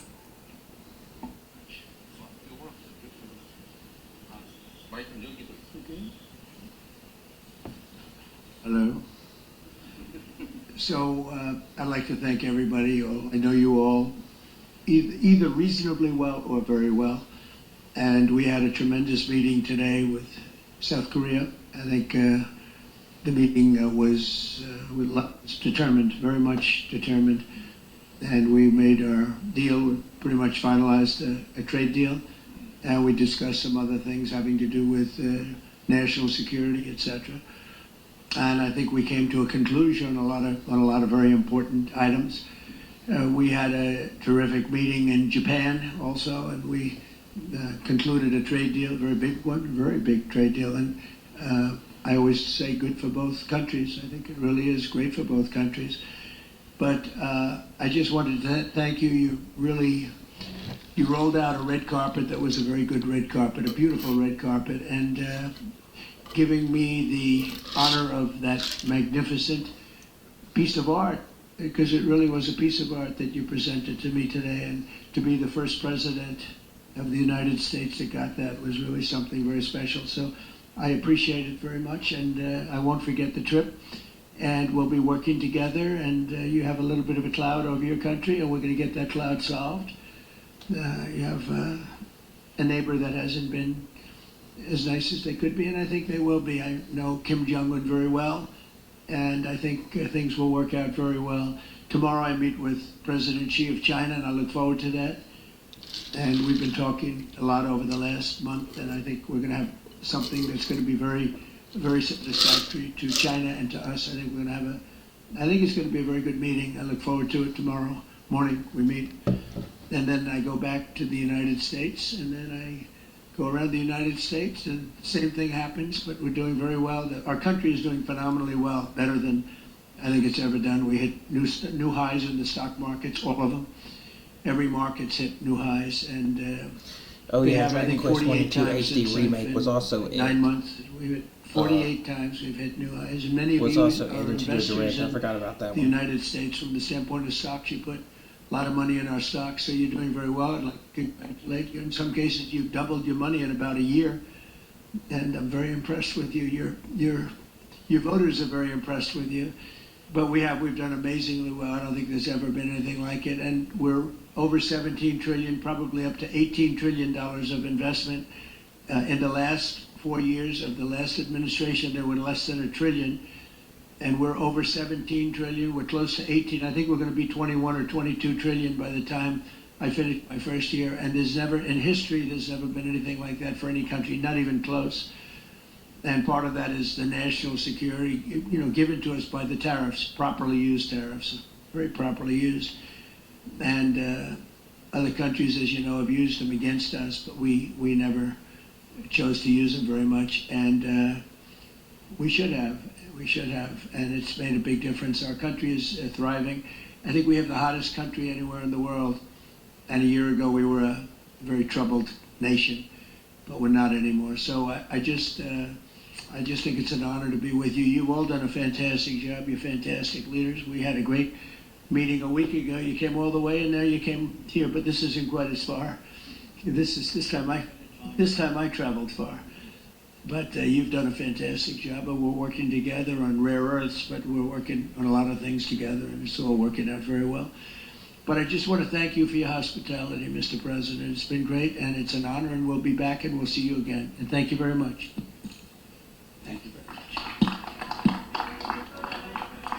네, 다음에는 우리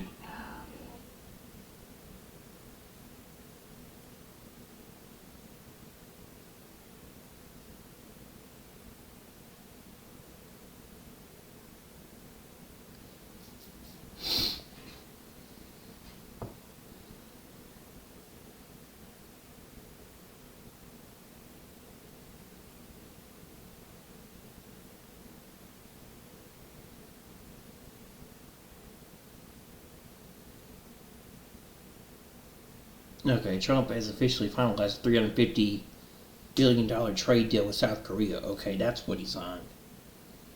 Plus Japan's nearly $1 trillion on this trip alone. South Korea gave 47 a golden crown and necklace, the highest level award in the country's history. President Trump, excuse me, he's the first American to ever receive it. Respect translates into winning, so I voted for him. Alright.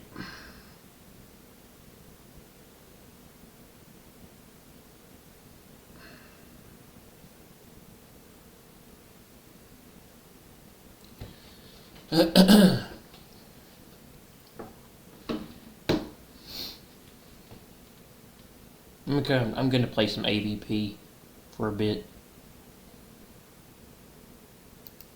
In that portion of him saying that video since that day happened. But Charlie, when he came onto campus, he loved to immerse himself in the culture of the campus that he was in. And so, from word on the street, you guys have a chant out there. I hear it's a good one. It's hotty toddy.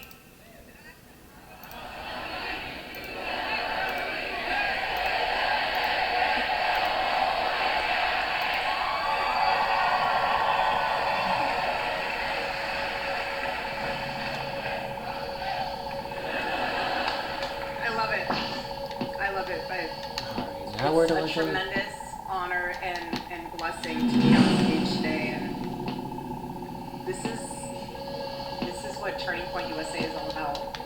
This is what the future of our country is all about. And I want to thank you all also on a personal level for all of your prayers and all of your support, not only for our family, but for the Turning Point USA family, which includes all of you, especially those that are students part of the Turning Point USA chapter at Ole Miss. So I love you guys. Really, this whole, you guys have no idea how helpful it is to have all of you in my life, because you help me feel even more deeply connected to my husband. And I thank you for that. I thank all of you.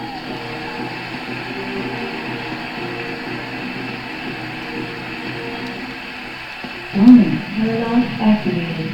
And I say that also because you guys are the heartbeat of Turning Point USA. You're the heartbeat of this organization, and every time you're at the event, especially the one that Charlie was speaking at, he would always ask beforehand, he would always ask my team, he'd say, who in the audience is a Turning Point USA chapter leader or chapter member? And whenever there was a student there, he would stop everything before the event and he would sit down with them.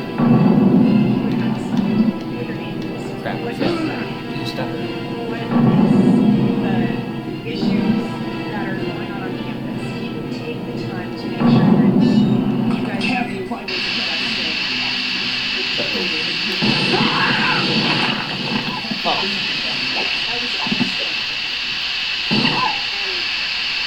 Being on campus right now for me is, God damn it, looks like the unit has some trouble. There's an alien in this area. and let me explain that because the main colony. there is a lot of symbolism information. Good luck to you.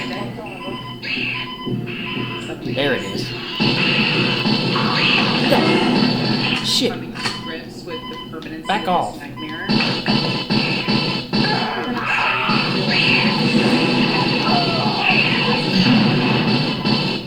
He wants your territory. He wants your influence. And when our team asked my dear friend, Vice President J.D. Vance, to speak today, I really prayed on it because obviously it's a very emotional day. But I could just hear Charlie in my heart.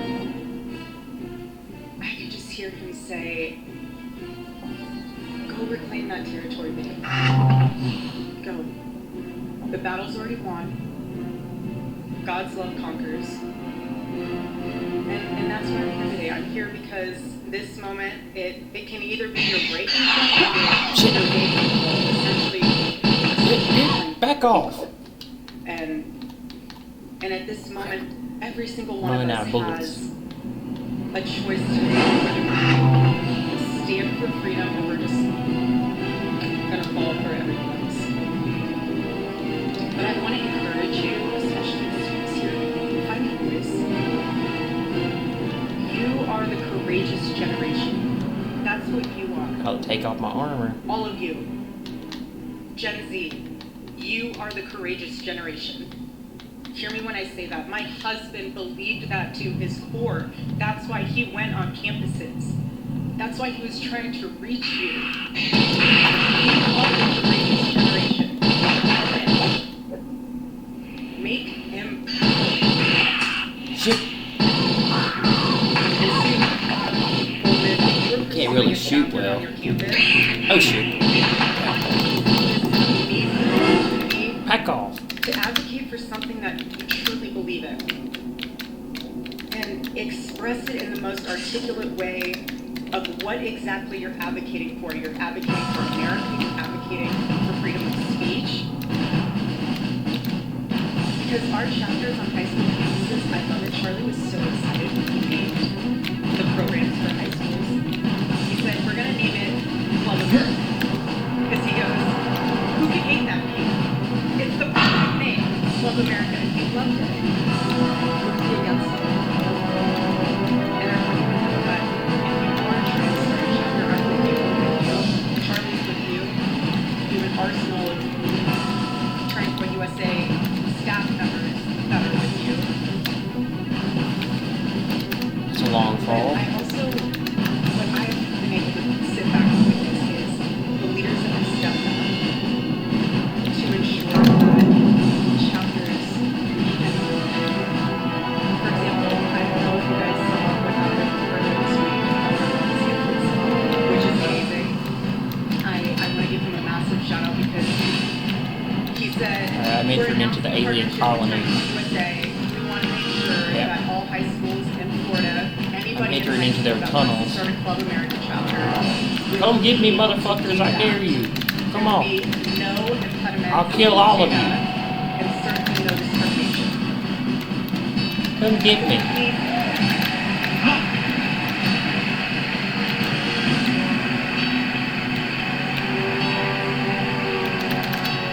The aliens think you're so slick. Ooh, that hurt. I want to thank him as well.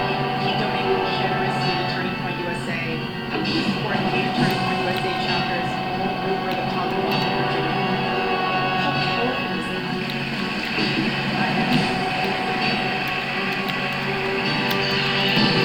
So when I said that, I just fuck.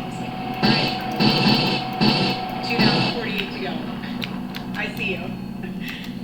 But Club America and Turning Point USA chapters, if you're wondering what those values are, it's life, liberty, and the pursuit of happiness. And that's what our country was founded on.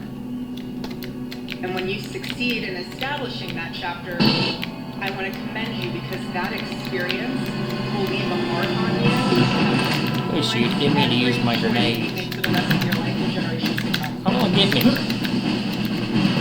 your voice. Love people and earn your voice. This is about your legacy. Each one of you in this room has a legacy. When you earn your voice, when you stand up for what's right, that will be part of your legacy, your family's legacy, just as much as it is part of your Charlie's legacy. Don't forget that. Don't ever Really, I forget can't that. open it up. Because if there's one thing I've There's a learned way to open it up.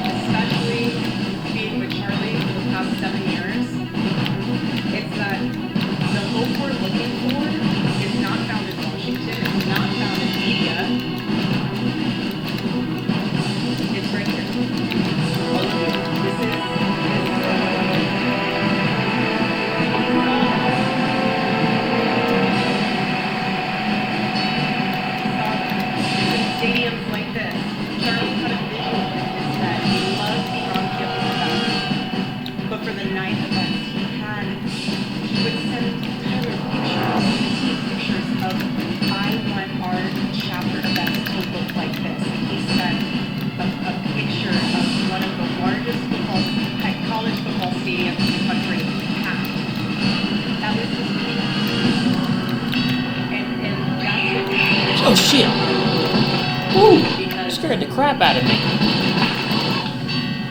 Oh yeah. Your generation is Nice try trying to sneak up on me. and you are living in one of the most defining moments in American history. Oh crap. And we are all There's one. Crap, I'm out of ammo. your generation. I need ammo. This is far more than political. Good. You will Here's hear the hell. world Now I and need ammo. culture, for that matter, pressure you and say, go with the flow, don't ruffle feathers. Where's ammo? Don't say that, you might offend someone. Oh shit! Lose some friends. Oh damn it, the elevator You wear a crushed red me. hat. If you go to a Turning Point I USA had it chapter too. event. Warning, intruder alert. All personnel evacuate. When I heard that, I just said, honest with you now, because before when I heard it, I said, okay.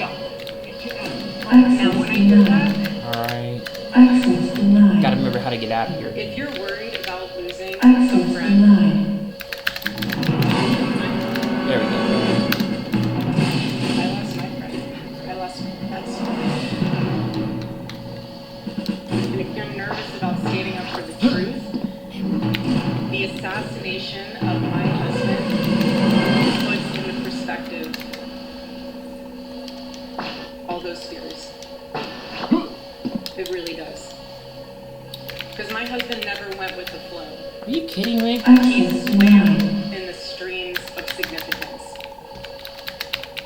And Charlie knew so deeply to his core. Oh, gotta break the glass. That's right. There we go. And you cannot influence the world when you look like it.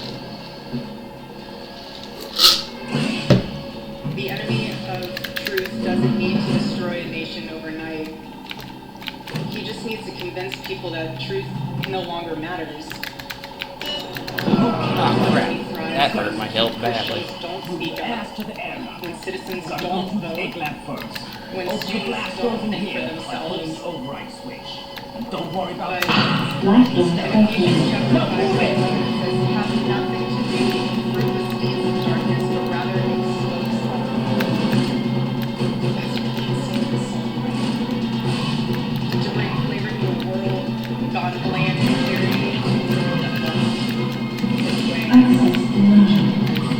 Christians are called to go into Sweet. public space to Ammo.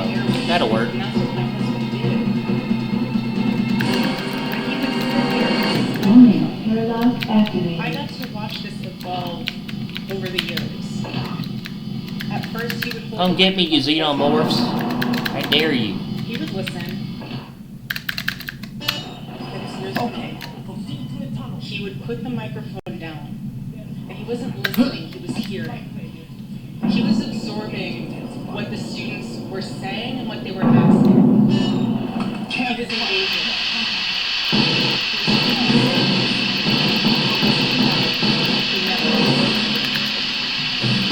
That's what I thought. Again, like I said, he never told you what to say. He just wanted to challenge you so that what your convictions were, you actually understood why you had them rather than main talking points because your professor told you so. Oh shit! Shit! Woo! That was close. He demanded the best of himself. This is a good Halloween game. Your rights don't come from the government. Come on, damn it. And he knew, Especially for what every founding aliens. father knew, and nearly almost every university has forgotten that you cannot have freedom without virtue, and you cannot have virtue without God. And that's what makes this nation so different. That's what makes it worth defending. Oh shit! Oh, two of them! Crap! Get off me! Is that it does not take skill to be courageous. Two of them jumped at me. I was lucky. Good, I found help. I don't know what else can wake you up. I really don't know what else could stir that fire within you to get involved or to use your voice or to make a difference. If you're looking for another sign, I have no idea.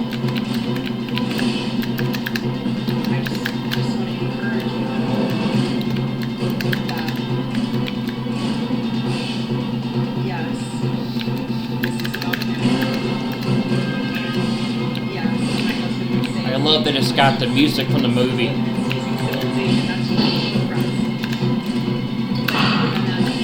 Because the fight for freedom starts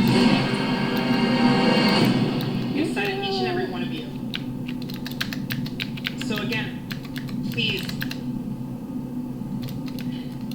stand firm against the wickedness of the devil and the schemes of man.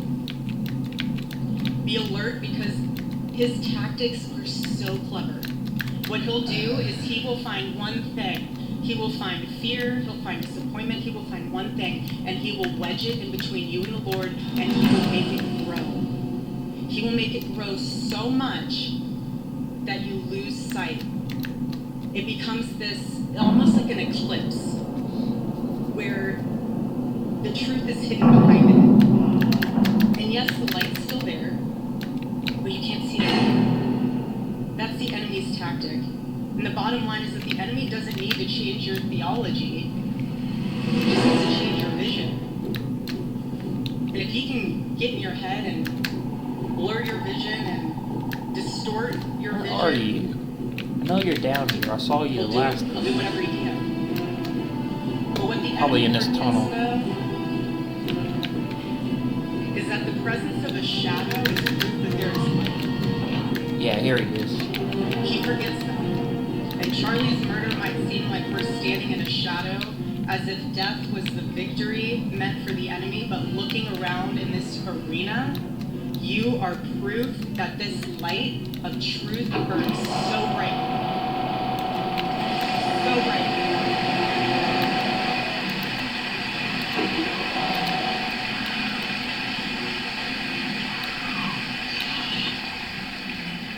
Come on, where are you? Is calling you to rise. You're around here. There you are.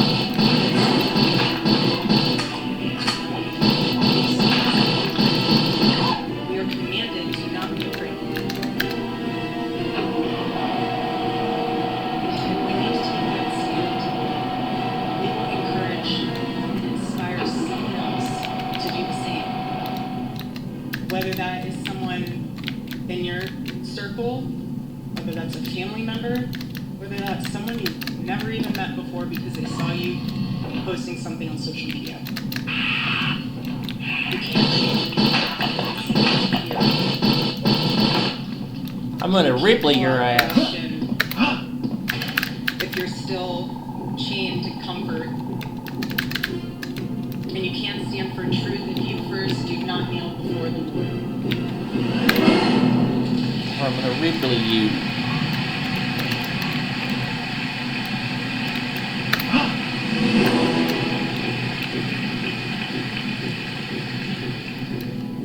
And I know I keep saying it, but I'm trying to try with you all being labeled as the courageous generation. I'm missing something down here. This generation will decide if America remembers who she is or she'll forget. I gotta figure out a way to open this And somewhere. I believe with all my heart that God placed you here and now. Don't miss. Oh, that's flares. Not by accident. No, I don't want to by light assignment. flares. Shit, now I can't see nothing. You are here in the stadium for Ravens Day. No mistake. God doesn't make mistakes. Doesn't make mistakes. And when being on this campus, I think of 18-year-old Charlie, who would always say, you know, when I have this, I had no money. No Here's the next connections, passage. I had no idea what I was doing. But he did know what he was doing. So the Lord, he was obeying the Lord and placed inside of his heart to fight sharp. I'm almost at the alien colony, okay.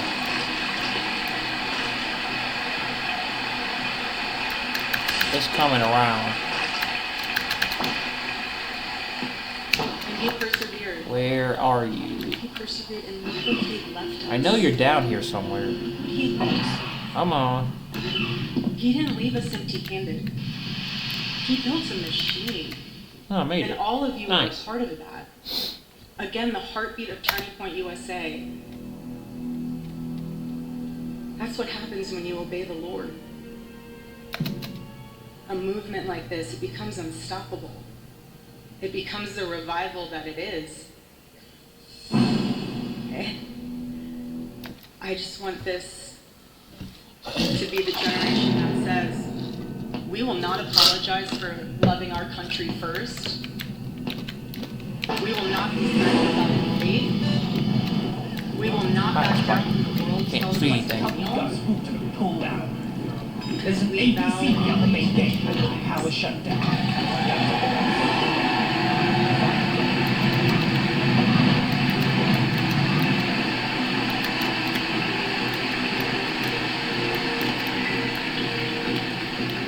It's from him that we rise. I personally still believe in him. Sweet. Ammo, I needed that.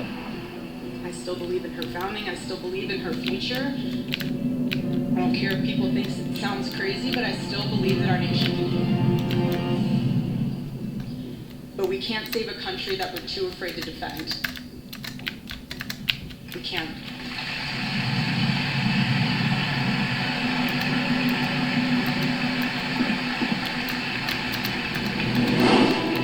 On a more personal note, inside of our first Yeah, but I can't get through there. I gotta go back around. I had on this side wall. There's alien goo over here though, so there's one of those things around there somewhere. Framed Where are you? pieces of paper. It says, "They will be known by the boldness of their faith." And when I hung that, as many women can attest to this, when you hang things, you see them all the time. You just kind of go on your life. And so, being in the position that I am now, it took me a while to even just make it back to our bedroom. I used to sprint from the opening door to the bathroom. I was not ready to walk. Shoot. Oh, I didn't want to go back up. I wanted to go down.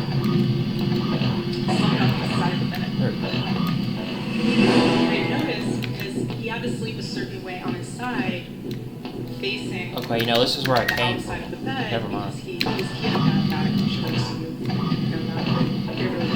Anyway, so also like compression socks too. I know a lot of people are like, why do you wear compression socks? Circulation. So he would sleep that direction. So I found myself sleeping that direction as well. And when I woke up, shit! Holy crap! I saw the first thing I'd see. You just came out of nowhere. Is that on the wall, they will be known Good, by I need the this. boldness. And I thought to myself, I didn't, because I'm on the other side of the bed, so I'm facing the window. But he saw that every single morning. And then I thought to myself, I will never sit in this chair, so I sit next to the couch outside. And on his desk, flanked between the Bible verse of Micah, chapter 6, verse 3.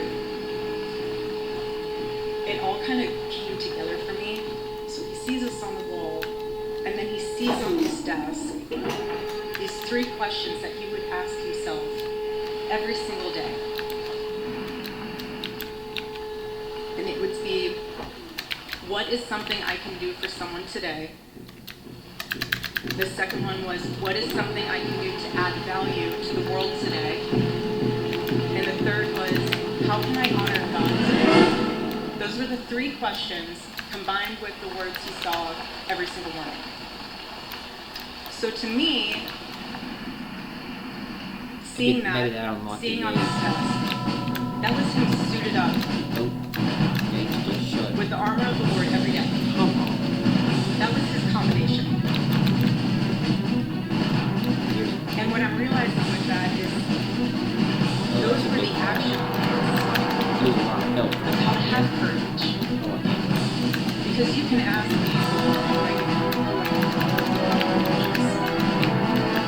ask yourself those 3 questions every single day. And I promise you,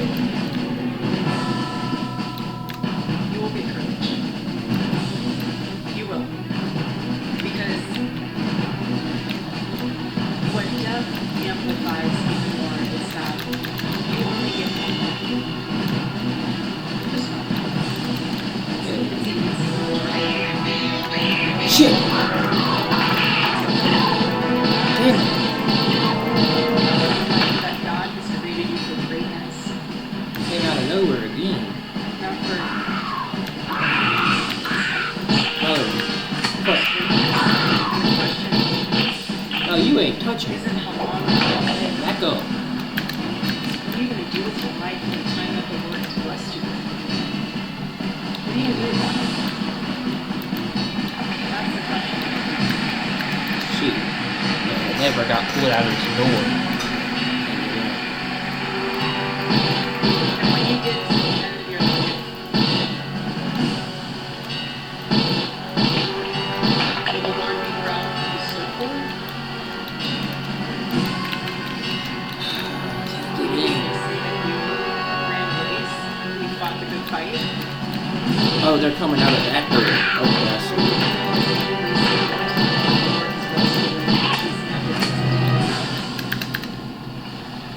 Hold that into perspective.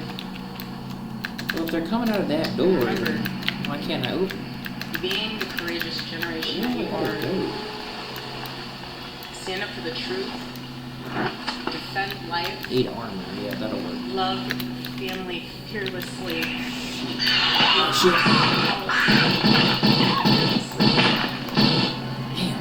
Love this country, defend her, Eating. and serve her. And don't think that it's someone else's role to do it. You do it. Where is that sound coming from? I'm trying to figure out where it's coming from. Maybe around the back here? I'm not sure where to go.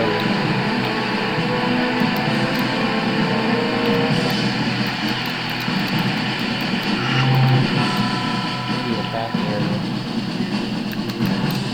I am tremendously blessed and honored tonight to be introduced to you. A very, very dear friend.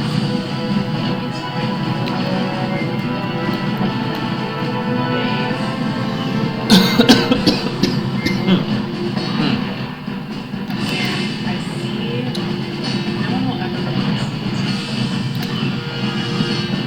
But I do see some similarities of my husband, the Vice President.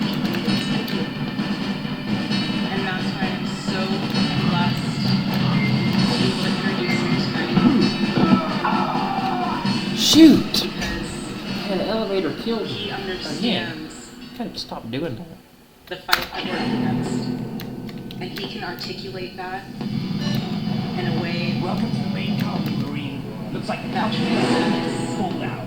Race. There's an APC beyond the main gate, but the power shut down. You have to open the gate remotely. Find the generator shed, turn on the power, and await So for please the on. help me welcome to the stage Vice President J.D. Vance.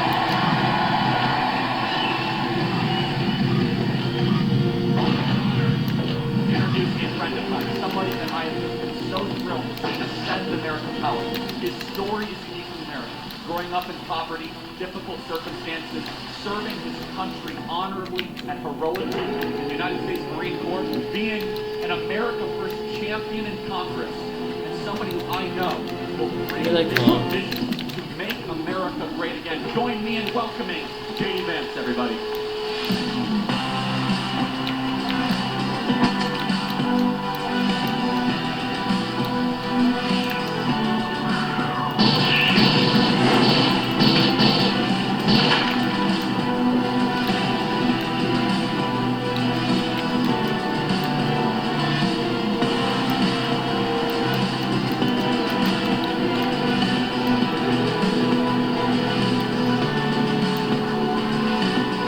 Where do I go find power is what I want to know.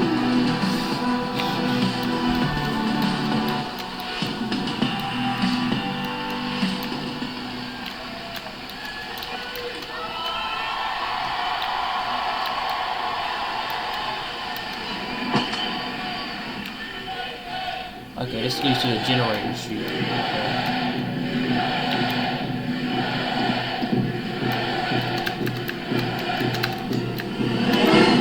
Oh, miss, I got a question. Are you ready?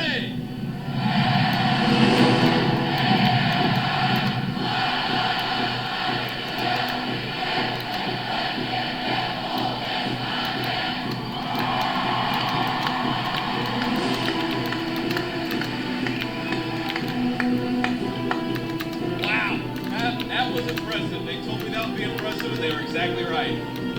So let me say a few words of thank you first to my dear friend that doesn't and the widow of my dear friend Charlie Kirk. Erica, you have been such an amazing inspiration to the entire country. How much do we love Erica Kirk? She's done a hell of a job.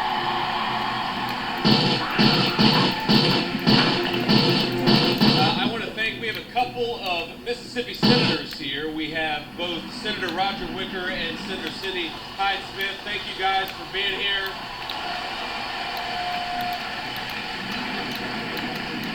With Governor of Mississippi, yeah, that's the main gate, the power springs to it. Where do I find the power switch?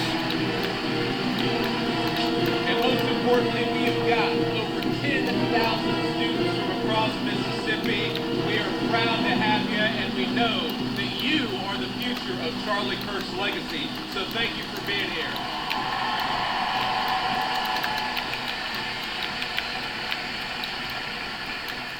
You know, I got this whole speech written, and I'm not going to deliver any of what I have written. I'm just going to speak from the heart, because that's what Charlie would so often do. And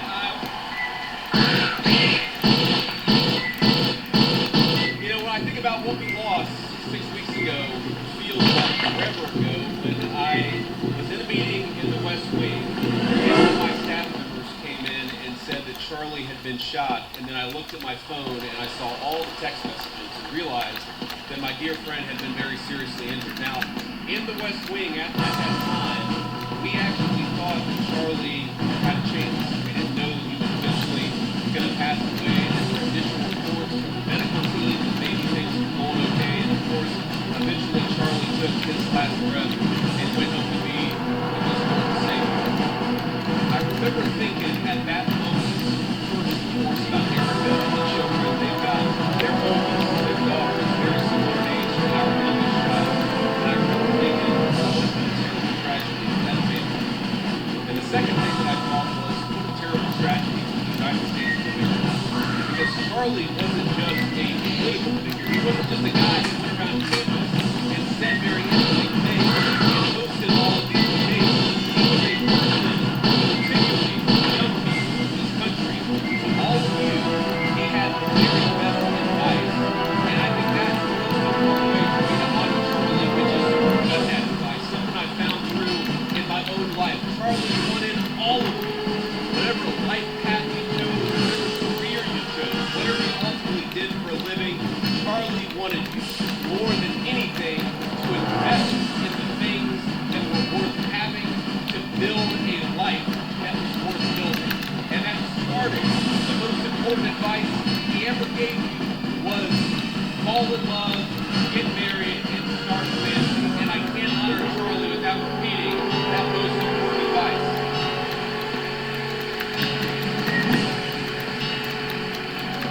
Now most of you are probably too young to have found the person you're going to spend the rest of your life with. Some of you are lucky enough to have I don't know where I'm going. But I will tell you, if you're as lucky and blessed as I have been, it hits you up like a ton of bricks. And I found that person in my lovely wife, Lucia, our second lady, who is here with us today. She's sitting in the audience somewhere, I don't know where.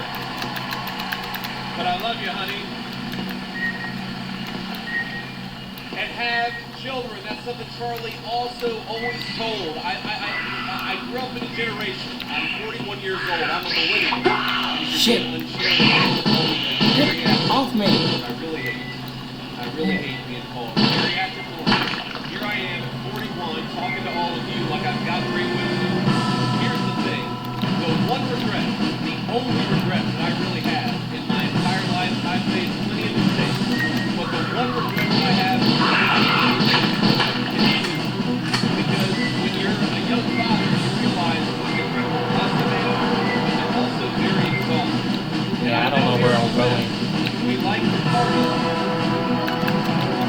And I know it'll miss occasionally some of you have drinks on a Friday Second here. not a Tuesday night, but I'm sure that happens from time to time here in SEC country. But here's the thing. When you go out until 3 in the morning and wake up at 6 a.m. for class, the things that I've learned in my old age, that incredible energy, God actually misses for another purpose.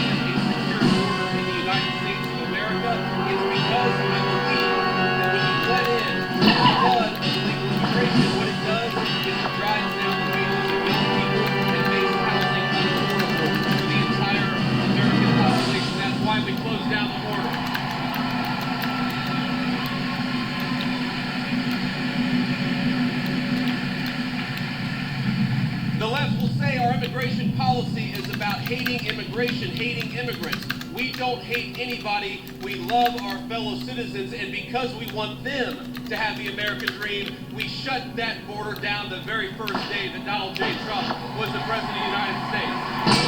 Ah, you shoot this out. Okay, I see. I care about you being able to afford a home, which is why we fought so hard to fix the broken policies of the Biden administration. I want a lot of you, I'm sure there are military veterans in this room right now. I'm sure there are a lot of people who will join the military in the future, and we're proud of you. But part of America First is ensuring that we never How do I get back to the main point? the American people's business unless it is in the interest of the United States of America, and that's how we honor the sacrifice of our troops.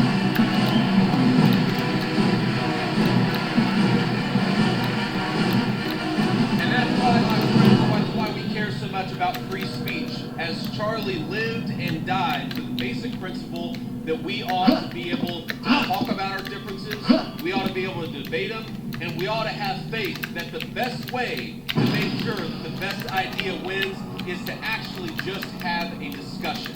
And that is what this event is all about. That is what Turning Points USA is all about. And I'm so proud, and most of all, I'm so grateful to each and every person, whether you're a Republican or a Democrat, for coming out and honoring one of the most important parts of Charlie's legacy, because we're going to have a discussion tonight, and that's what Charlie wants us to do.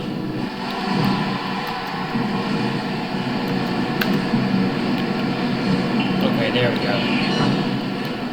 Now, I want to get to questions, and I will leave plenty of time for questions, but I want to make just a couple of final points about Charlie's legacy in politics. The most important thing about Charlie is that he's a great husband and a great father. Erica told me probably 12 hours after Charlie had been pronounced dead, she was absolutely unable. You know, if you've ever known anybody who's grieving, sometimes it's unable, they're unable to even hold a single thought for more than 2 seconds.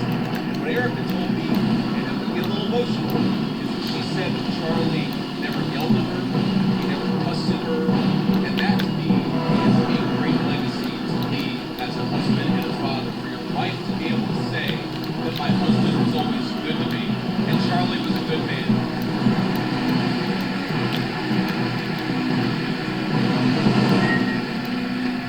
But he also has a legacy of believing in political debate, and he was the most effective in That's not because Charlie I remember one time in particular where Charlie Kirk called me, and guys, he was one, you know, I was in the last conversation I had with him. It was in the last few months of his life. And he called me and he said, JD, I'm really worried. I'm really worried that what's going on in the Middle East right now is going to lead the United States into a protracted military conflict. I've never told anybody that Charlie was really worried about that in the final months of his life. Now here's the thing. Charlie was so effective and he was so trusted by both me and the President of the United States that when Charlie made that phone call, I didn't say, screw you, you don't know what you're talking about. You're talking about, I listened to you. And I really believe that one of the reasons why the President of the United States knocked out the Iranian nuclear facilities, but never got the United States into a military conflict, and never lost a single American need ammo. in a Middle Eastern conflict is because we have Damn it. good sense to Back off. recognize that the American people are done with American troops dying in unnecessary ways. But Charlie Kirk reminded me of that. Charlie Kirk. Almost killed myself. So that was a great moment for our country. It was a great moment for my friendship with Charlie Kirk, because friendship is not just about telling everybody what they want to hear. It's not just about agreeing with everybody all the time. It's about having the trust that you can tell them they're wrong and actually in that case, not necessarily even tell us that we were wrong, but make sure that we were thinking about all the options. And of course, under the president's leadership, we were doing exactly that. Charlie How do you was so crouch? good at that all of you to honor your legacy. I can see you care about our great nation or you wouldn't be here. A lot of you will go on to become future leaders in business or in politics. A lot of you will run campaigns. A lot of you will work on campaigns. A lot of you will be future leaders. There might even be a lowly future Vice President of the United States in this very room. But here's Crouch. Here's the thing Left. that I want all of you to remember. Charlie wasn't effective just because he had opinions. A lot of people have opinions. Charlie was effective because he was courageous, because he worked very hard, and because he made his vision a reality. And so if you care about this country, as I know all of you do, don't just complain about social media. Get up and get involved in a campaign. If you want a better policy outcome from the administration that you voted for, then get out and get involved and make your voice heard. If you care about this country, love it enough to get governance, that is the only way we are going to save the United States of America, and that is perhaps the greatest contribution that you can make to that tail isn't going anywhere. is getting involved in saving this country. I'm in the fight, and I know every single one of you are with me. God bless you, and thank you for having me.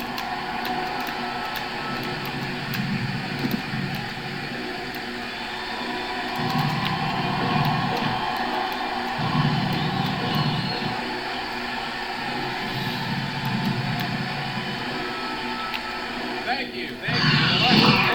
Fuck! Damn it. You got me. I appreciate that, but we're not even halfway done. So here's I'm gonna do Predator now. I don't know what you're saying, but it sounds awesome. Save, yes.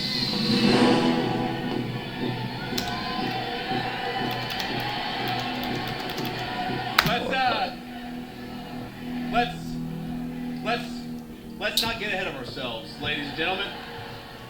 What we're going to do next is actually take some questions. And I remember one of my favorite things about Charlie, not that there aren't going to be some questioners who agree with me, but if you disagree with me, I would ask that you come to the front of the line, because we want to talk to people we agree with. We also want to hear from people we disagree with.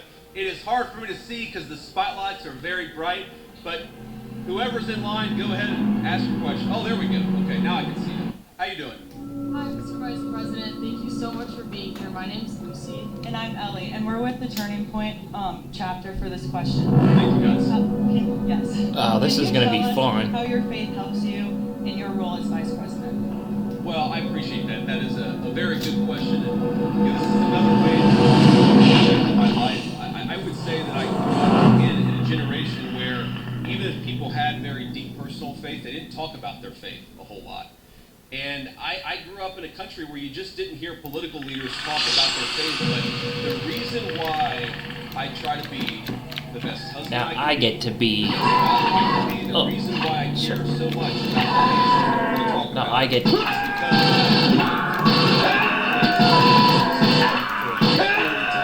to do the most amount of good for God. Now I get to be the prey, or the hunter.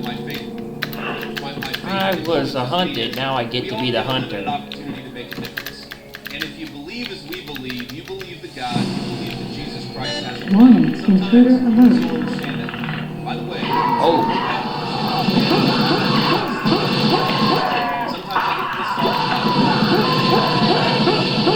shoot. I didn't last very long in that. The author of the faith of human history, and we are charged to do everything that we can to perpetuate that vision, to make our country a more virtuous place, a more prosperous place, to raise a family and not be persecuted for their faith, that recognition that all of us have a duty. And I have two very important duties as Vice President of the United States, to the American people and to God. You two reporting. Reporting meeting. Thank you. You two, you copy? Warning, intruder alert. I understand your view on the legal immigration, as it should be a top priority, strengthening our southern borders, fighting the massive drug trafficking that's taking place while securing jobs for the working class Americans. Also, deporting... Coming to get y'all, you better run. Hiya. My question to you, what is remaining legal Personally, I have a girlfriend who's studying in America. Our hope is eventually get a degree. So what is your view on legal immigration? Should we reduce it? Also, what is your plan for a merit-based system? Yes, sir. Well, I appreciate the question. And look, my honest view is that right now, America, thanks in part to the You don't grapple up there, can you? a lot of bad I thought the predator could grapple. Oh. No, he can't. Okay. Now, look, legal immigration is complicated because we let in about 1 million legal immigrants into the United States of America every single year, and I think the evidence is pretty clear. Aha, the different visions of the predator movie. Oh yeah, classic. Why the President of the United States, it's one of the reasons why the President of the United States and a lot of us in the administration have encouraged H-1B reform. Because if you look at the H-1B visa, what it's supposed to be, is that you have a super genius who's studying coming to get y'all, you better run. Working at a great company. You want that super genius to stay in the United States of America and not go somewhere else. What There's got to be a way to get up there. Is hire an accountant at a 50% discount to an American citizen. I don't think that we should be hiring accountants from foreign countries when we've got accountants right here in the United States who would love to work for a good wage.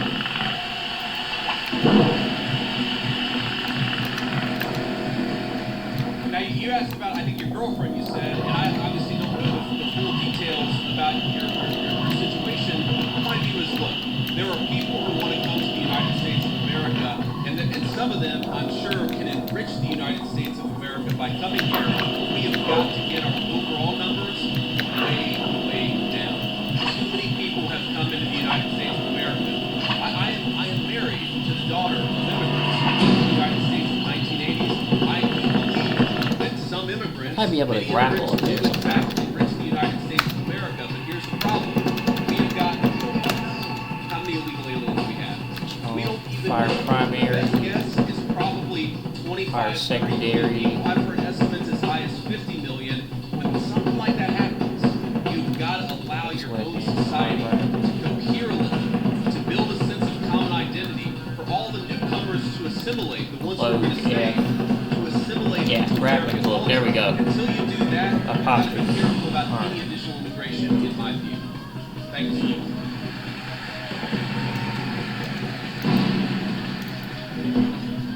Hello, I have a question about Israel and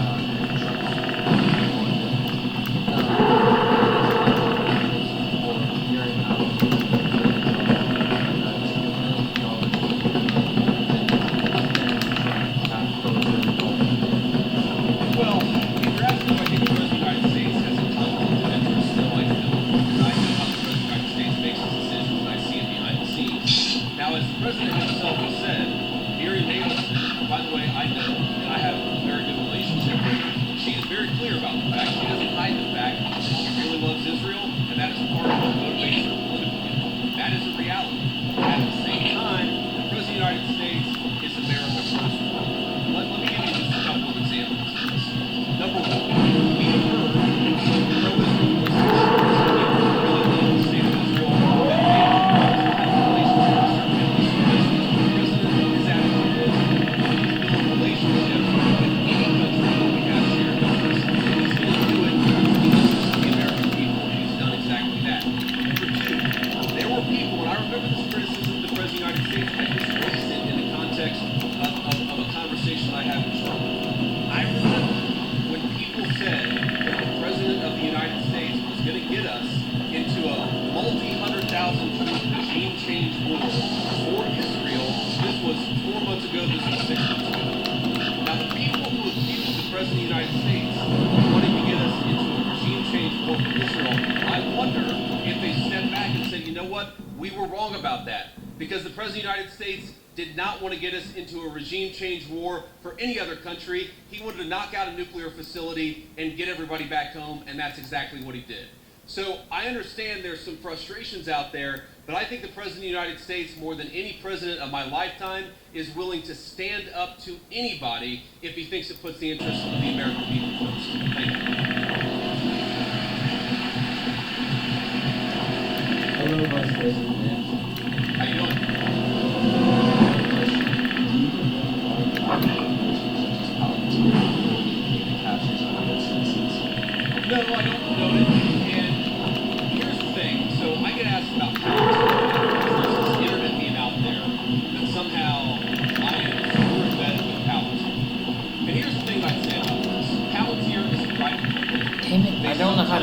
gotta change those controls. Sometimes they're going to do things that we don't I don't know how to do that. You should be demanding that your representatives do two things when it comes to Palantir or when it comes to any other technology company. Number one, protecting Let's your data. change that to... What's going on with artificial intelligence is going to mean that there are massive inducements to steal your data, to harvest it, and to use it against you to sell digital advertisements. Damn it, I can't change That's not what I believe in, and I've been fighting let's go with against space, yeah. Palantir or any other technology company literally before I ran for office. When I ran for office, I was criticized by Republicans in my Republican Senate primary because I was talking then about Google and Facebook harvesting our data. It's unacceptable. I don't care who does it. I don't want them to do it. Number two, this is also very important. What's going on with artificial intelligence, we got to be worried about large-scale surveillance. Okay? Everything. You asked about Palantir. You know that every time you make a credit card transaction, the credit card companies are collecting data on how you spend your money. You know that every time you linger over a link on the internet for more than a half second, the search engines are collecting data on you so that they can sell you advertisements. One of the biggest questions for American policy over the next 10 years is how to ensure that you are a sovereign citizen. And you cannot be a sovereign citizen if any private corporation steals something from you that belongs to you. Thank you. Thank you. Damn it. Can't grab it up. Good evening. My question is, the Republican Party, they stand for the right to bear arms. A lot of things the founding fathers really made a priority. Sure. And I feel as though requiring Christianity in public schools goes against the founding fathers' wish of freedom of religion. What do you think about that? Well, I guess, who is saying that we require Christianity in public schools? Just from what I've seen on the media and the news, it seems like the Trump administration to make praying in schools and Christian values incorporated. Well, look, I think Christian values are a good thing, and I'll talk to you about why I think that's a good thing. But that's separate from forcing people to pray, which I don't think that anybody, certainly no Christian that I know, would ever support or ever endorse. And let me just say something generally about all the people. I say there's a big line, and I hope I can get to everybody's question. I remember when I was a sophomore in high school, I went to an event at my church, which was a book signing of Oliver North and Sean Hannity, the Fox News host. And this was back before, this was, I guess, 25 years ago. And so neither of these guys was maybe as big as they are today. And I remember standing in line, and I'm about to say hello to Oliver North and Sean Hannity, and I remember thinking to myself, I was so nervous, all I need to do is shake my hand, or shake their hand, give them a firm handshake, and tell them my name. That's what I'm thinking. Firm handshake, tell them my name. Firm handshake, tell them my name. And I get to the front of the line, and Sean Hannity looks at me, and he says, "How are you doing?" And I totally panic, and I go, JD. Because I had rehearsed shaking and saying my name. My point is, I admire your guys' courage, and please don't be nervous. If you need to work through a question, think about it, speak it. We're all here to have a nice conversation, and we're all supportive of it. Here's the thing when you talk about forcing, let me answer your question, forcing Christianity, forcing people to pray. There's a liberal idea out there that I think is wrong, and that's that liberalism is the source of freedom of religion. And actually, if you go back to the original founding documents of the United States of America, if you go back to the Anglo legal tradition well before there was ever a United States of America, what you find is that freedom of religion is actually a Christian concept. And the reason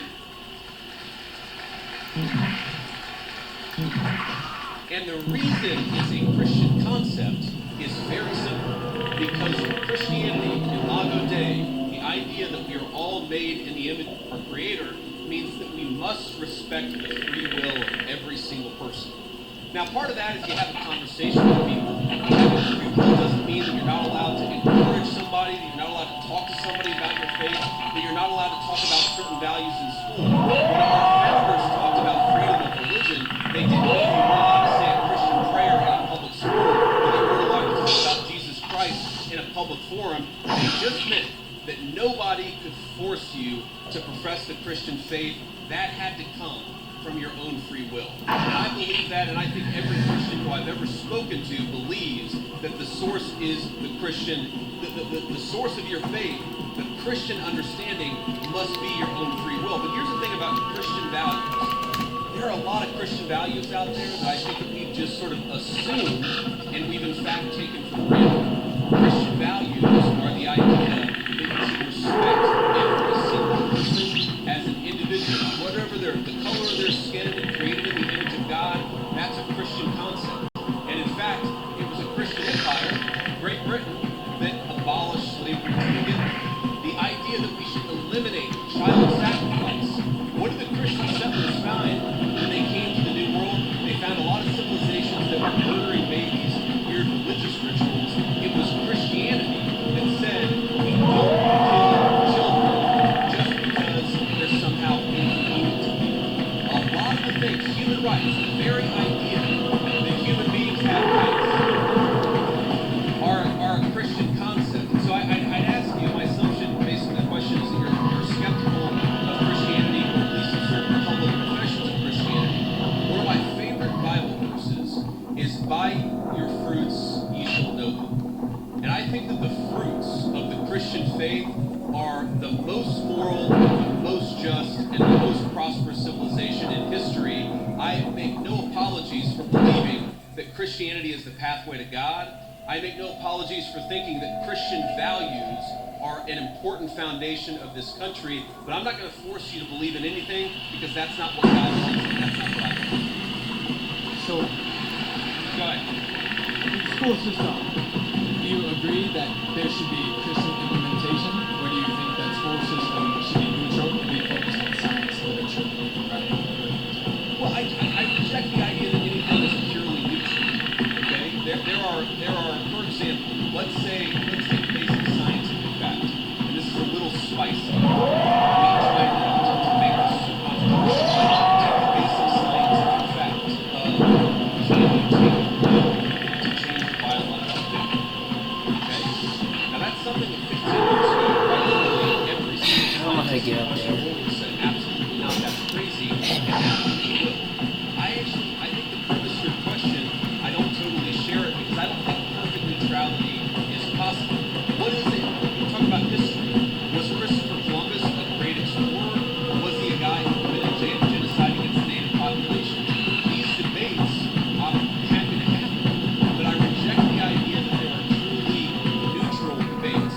Anybody who's telling you their view is neutral likely has an agenda to sell you, and I'm at least honest about the fact that I think the Christian foundation of this country is a good thing. Next. Okay, thank you. And for the pill you're talking about, what do you mean specifically? Are you talking about testosterone, estrogen? Yeah, I'm talking about hormone replacement therapy. That's what I'm talking about. Just to be respectful, let's keep it going. Yes, thank you. Have a good night. You too. Hello, Mr. Vice President. Thank you so much for giving this opportunity to talk here today. I did not agree with many of the things that you said right ahead of this, but I don't think that's my point to discuss here. What I want to ask is, you are married to a woman who is not Christian. In her Wikipedia, I mean, I just looked that up, I don't know what her faith was, I didn't know this before, but she still calls herself Hindu. You are raising three kids in interracial, cultural, racial, religious household. How are you doing, or how are you teaching your kids not to keep your religion ahead of their mother's religion? Or how are you teaching them that your kind, your dad kind, without Yeah, I don't know what I'm doing. I'll just go to the end.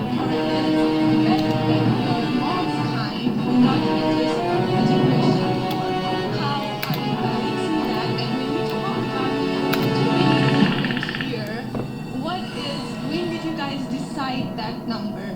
Why did you sell us a dream? You made us spend our youth, our wealth in this country and gave us a dream. You don't owe us anything. We have worked hard for it.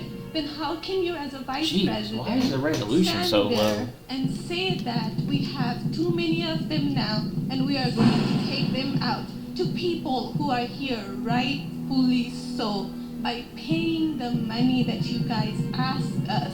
You gave us the path, and now how can you stop it and tell us we don't belong here anymore? So, and one more thing, I'm sorry, one more thing. Do you have to be... a lot there. I don't know if I'm but I'm sorry. I had to say all of this. And please take it with you. I mean, I'm saying all of this. Of course. No, go ahead. I have no intention of causing pain here or anything.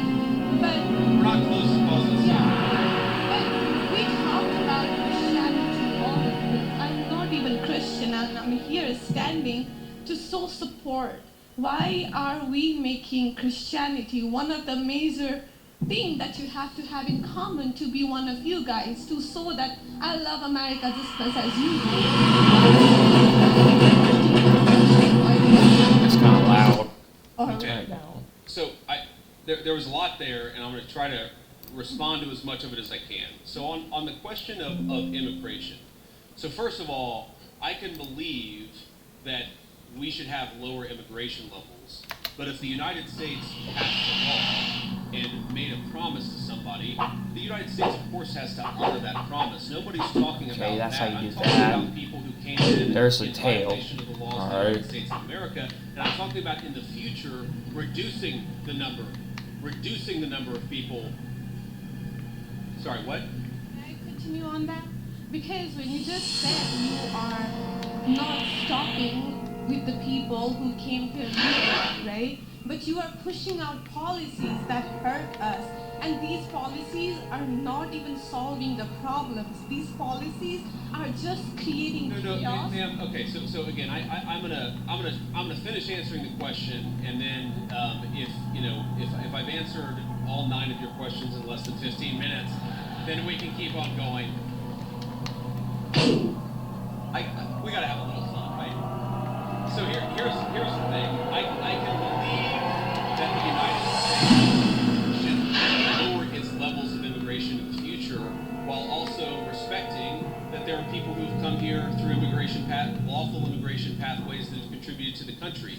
But just because one person, or 10 people, or 100 people came in legally and contributed to the United States of America, does that mean that we're thereby committed to let in 1 million or 10 million or 100 million people a year in the future? No, that's not right. We cannot have, I'll go and finish, we cannot have an immigration policy where what was good for the country 50 or 60 years ago binds the country inevitably for the future. There's too many people who want to come to the United States of America, and my job as Vice President is not to look out for the interests of the whole world, it's to look out for the people of the United States.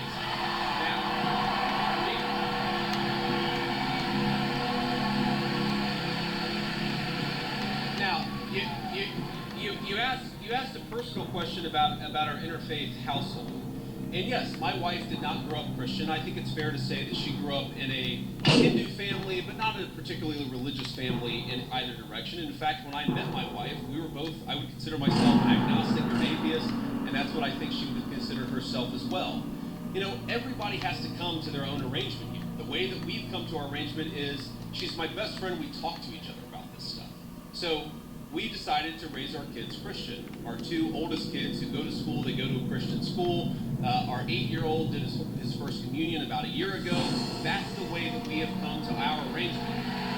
But, thank you. My 8-year-old was also very proud of his first communion. Thank you, guys. I'll tell him that Old Miss wishes him the best. But I think everybody has to have this own conversation when you're in a marriage. I mean, Oh yeah, I forgot I'm an alien. I can crawl on walls. Protestant and Catholic marriages, friends of mine, or in atheist and Christian marriages, you just got to talk to the only advice I can give is you just got to talk to the person that God has put you with, and you've got to make those decisions as a family unit. For us, it works out. Now, most Sundays, I be to church. As I've told her, and I've said publicly, and I'll say now in front of 10,000 of my closest friends, do I hope eventually that she is somehow moved by the same thing that I was moved in by church? Yeah, I honestly do wish that, because I believe in the Christian gospel, and I hope eventually my wife comes to see it the same way. But if she doesn't, oh crap, then kill God everybody has free will, and so that doesn't cause a problem for me. That's something you work out with your friends, with your family, with the person that you love. Again, one of the most important Christian principles is that you respect free will. Usha's closer to the priests who baptized me than maybe I am. They talk about this stuff. My attitude is you figure this stuff out as a family and you trust in God to have a plan and you try to follow it as best as you can. And that's what I try to do. I want to make a final point. So I don't want to cut you off. I want to be respectful to all the people behind you in line. But I want to make this point about immigration, okay? If you ask the question, what is the exact right number of immigrants for the United States to let in, it is just very specific on the context. If you go back to the 1920s, the United States passed an Immigration Reform Act that effectively cut down immigration from close to zero for 40 years in this country. And what happened over those 40 years? The many people who had come from many different foreign countries and different cultures, they assimilated into American culture.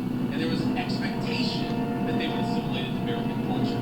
I think we have two problems in our immigration system today. My guess is you're probably a slightly more leftist political persuasion, liberal political persuasion, maybe not. But here's the thing. I remember back in my establishment GOP days when I was still very early getting involved in Republican politics, I remember a conservative think tank person who told me that one of the reasons why immigration was really good is that if you had enough diversity in a country, people would mistrust each other and they would join labor unions. Okay? So when I see a lot of left-wing people who theoretically support organized labor saying we need to flood the country with a limitless number of immigrants, they're unwilling to set any limitations on it, my response to that is you are destroying the very social trust on which American freedom and prosperity was built. And that is really important. So the honest answer to your question, what is the exact number of immigrants America should accept in the future? Right now the answer is far less than we've been accepting. We have got to become a common community again, and you can't do that when you have such high numbers of immigration, which is one of the reasons why we have the immigration policy we do. Thank you. Next. Damn it. Good evening, Vice President Vance. I just want to say it's an honor to actually be able to talk to you. It's an honor to be here. Thank you. Thank you. One of my biggest questions is, I feel like one of the biggest problems that America is facing today is that ever-growing social political divide, and we're seeing this on the Republican and Democratic side. But we've seen that the refusal to cooperate with the other side has led to some major issues, including right now the government shutdown. And I wonder, as the party in power, what are your plans to address that issue towards, reaching that olive branch out to the other side to actually come to an agreement on how to go forward with our government? Look, it's a very good question, and let me just say on the government shutdown in particular, the reality here is that there's a very simple bill that just reopens the government. It does it through pretty much the end of the year. That got every single Republican in the House of Representatives to support it, and then it got 52 Republicans in the Senate and 3 Democrats in the Senate to support it.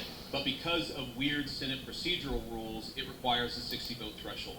So on that issue in particular, when you have every single Republican with like 2 exceptions in both houses of Congress, I feel pretty confident. I know that I'm partisan. I know I have an R next to my name, but I feel pretty damn good saying the shutdown is the Democrats' fault because we voted again and again to open it.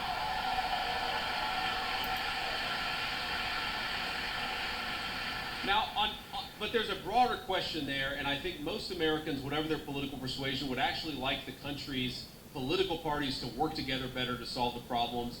And look, and I agree with that. And my approach when I was in the United States Senate was to try to find some issues where we could agree with the other side on and try to work with them on it. And let me give you one example. I really worry about concentration in the corporate sector. I worry about big corporate monopolies. I worry that when you have only 1 or 2 companies dominating an entire sector, it's bad for liberty and it's bad for prosperity. So you may be shocked to hear this, but I actually worked with Elizabeth Warren on some anti-monopoly stuff when I was in the United States Senate.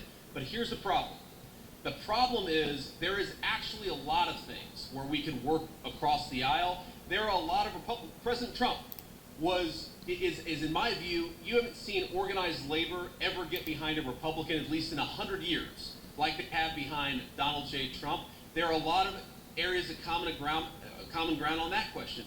The problem is, as reasonable as some of these people can be in private, in public, the current obsession of the Democratic Party in leadership, I'm not saying every Democrat in the country, but the current obsession of every Democrat in Congress is get President Trump, fight President Trump, attack President Trump. It is impossible for us to work across the aisle unless a person is willing to put down their partisan sword, shut the hell up about fake scandals related to Donald Trump, and actually work with us. That's the way you make this happen.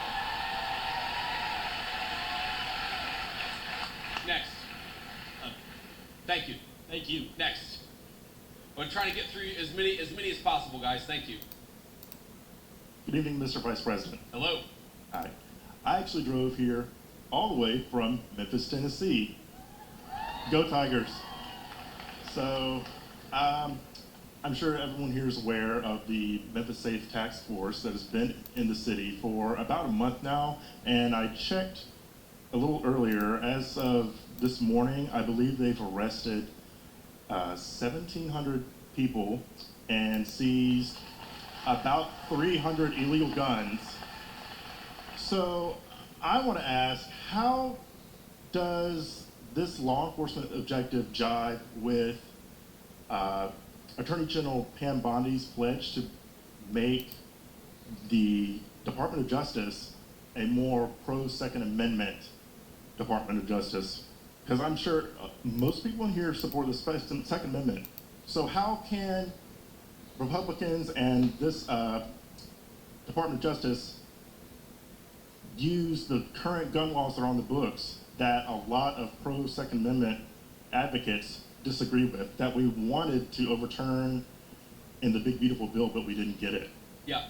So I understand the question. By the way, I supported some of those changes in the big beautiful bill. I know the President of the United States did too. We didn't have the votes to get them in there, and that's as simple as that. But I know exactly what you're talking about because there were a couple of issues in particular. I talked to some of my Second Amendment friends. But here's the basic issue. We don't want people who have violated the law, who have committed felonies. The Second Amendment, like every other amendment, it's about due process. It's that you don't have your rights violated unless there is due process of law. If you're a person who's committed 4 felonies and a court has lawfully ordered that you shouldn't have a gun and you're running around with a firearm, I don't have any problem with law enforcement saying you don't get to have that firearm that is illegally possessed, illegally obtained. I think that's basic law and order. Now again, if you had somebody come in and say, well, we don't think that person should have a firearm, but they haven't violated any law, that's a totally separate question. That's not what we're focused on. What we're focused on is violent crime and people who have violated, the bodily autonomy of another human people.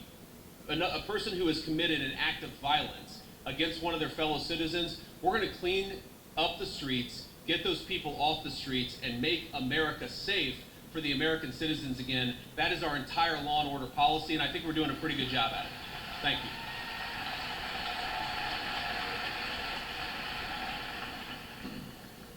Thank you for the opportunity to speak. I'm a Christian man, and I'm just confused why that there's this notion that we might owe Israel something, or that they're our greatest ally, or that we have to support this multi-hundred-billion-dollar foreign aid package to Israel to cover this, to quote Charlie Kirk, ethnic cleansing in Gaza.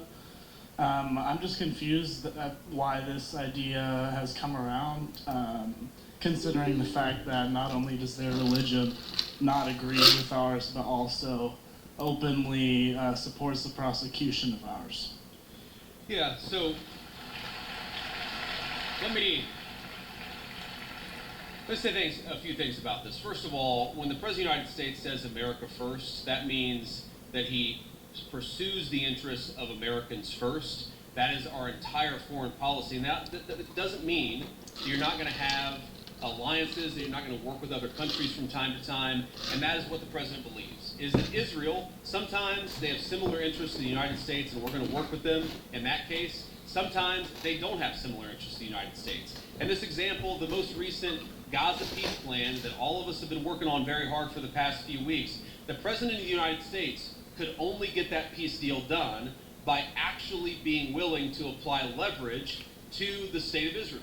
So when people say that Israel is somehow manipulating or controlling the president of the United States, they're not controlling this president of the United States, which is one of the reasons why we've been able to have some of the success that we've had in the Middle East.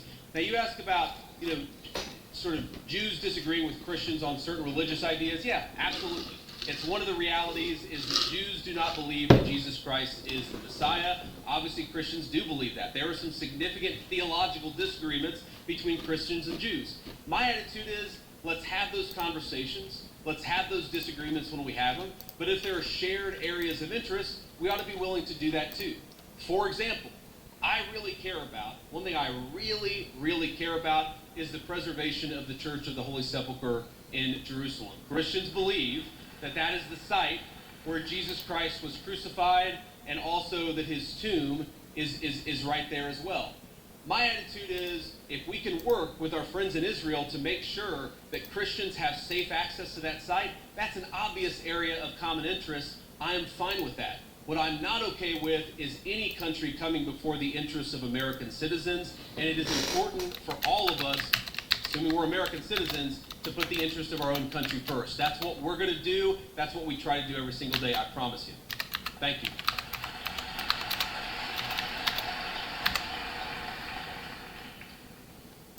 Hi, Mr. Vice President. I'm the president of our pro-life organization here at Ole Miss, Rebels for Life.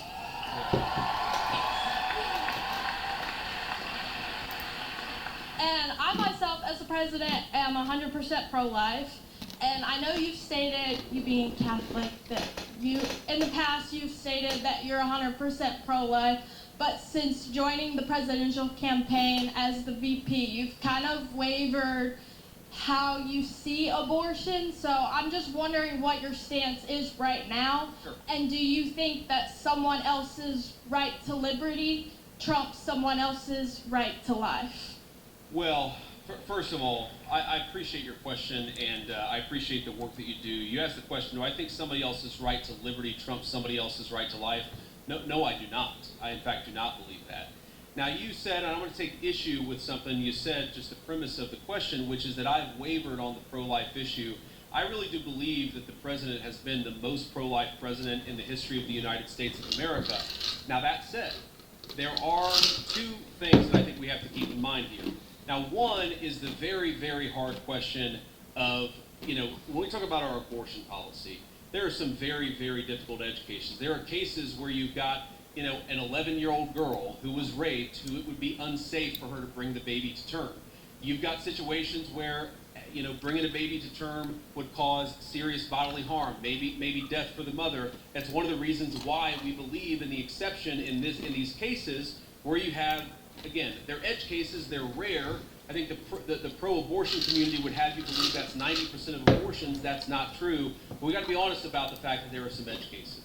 The second thing I'd say about this is that we have to be prudential and practical in what can get accomplished. And there may be disagreements about what exactly that is, but if you look at the pro-life victories that the President of the United States has been able to achieve, he's been able to achieve them because he has worked within the system that we have. If your attitude is you are going to pursue the most aggressive pro-life option, even if it means you lose every election and every outcome means that you're going to be in a situation where the Democrats have abortion on demand up to the moment of birth to the very end. You've got to work within the political constraints that we have. Now, here let me just say something about this. And somebody asked me earlier about my Christian values. And one of the points I made is that when the settlers came to the New World, they found a very widespread child sacrifice. I imagine there are some people who don't agree with my view on the pro-life issue. Let me just make an observation. If you go to historical archaeological sites where there were brothels, and the two oldest businesses in the world are gambling and prostitution, so there were brothels even in very ancient civilizations. If you go back to ancient brothels and you dig up the bones of the women who were working in these places, you will very often find a lot of children who were buried with them. And the answer is that whenever a society decides to discard innocent babies, they also don't treat their women very well. And whenever a society mistreats its women, it is very often the babies who come right after that. There is a reason why Christian civilization ended the practice of child sacrifice all over the world, and it's one of the great accomplishments of Christian civilization.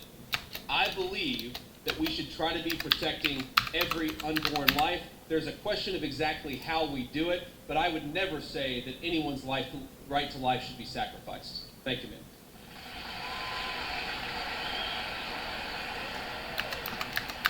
First, I just have to say I'm thrilled to hear you articulate Christian values on a stage like this, and to remind us that things we take for granted and things we value so much have a Christian origin. So thank you for that. I really mean that. However, so much of liberalism, by the way, so much of the far left is a sort of, if you really pay attention to it, it's a kind of perverted version of Christianity. Like, there's nothing wrong, of course, with focusing on people who are disenfranchised, for example. That's the focus of liberalism. But if you completely separate it from any religious duty, any civic virtue, then that can actually become, for example, an inducement to lawlessness. You can't just have compassion for the criminal, you also have to have justice too, which is why I think that a properly rooted Christian moral order is such an important part of the future of our country. But sorry, I interrupted you, go ahead. Amen, absolutely. Now, as much as I hope and pray that we can be a nation of Christians, the idea of a Christian nation scares me. So I'd like to hear your feedback on a pretty nuanced argument here, that perhaps there should be a wall of separation, as at least one of our founders advocated, between church and state at the national level. However, that line can and should get blurrier as we descend to the community level. And perhaps that is actually the system, the structure that our founders gave us when they said Congress shall make no law establishing a religious body. However, states did have close relationships with churches at that time. Yeah. Do you think that is a rationale that works? Do you think that is the way we should implement around these Christian values? So this is a very nuanced point, and I want to just make sure that everybody's kind of on the same page here. So if you go back to the First Amendment, it doesn't say separation of church and state. It says Congress shall make no law respecting an establishment of religion. But if you go back to the founding time, there were actually a number of states that had formally recognized churches. So there was the Anglican Church of Virginia. That was the official state church of Virginia. Maryland at the time was the only majority Catholic colony, or at least had a significant Catholic representation of the original 13 colonies. There's a lot there. And yes, I do think that what happened is the Supreme Court interpreted Congress shall make no law respecting an establishment of religion to effectively throw the church out of every public space at the federal, state, and local level. I think it was a terrible mistake, and we're still paying for the consequences of it today.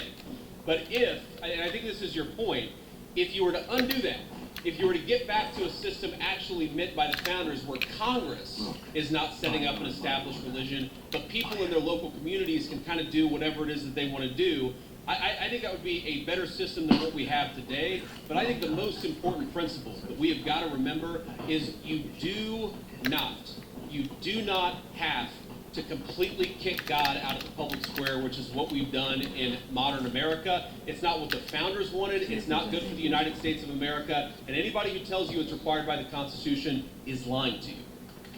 Thank you.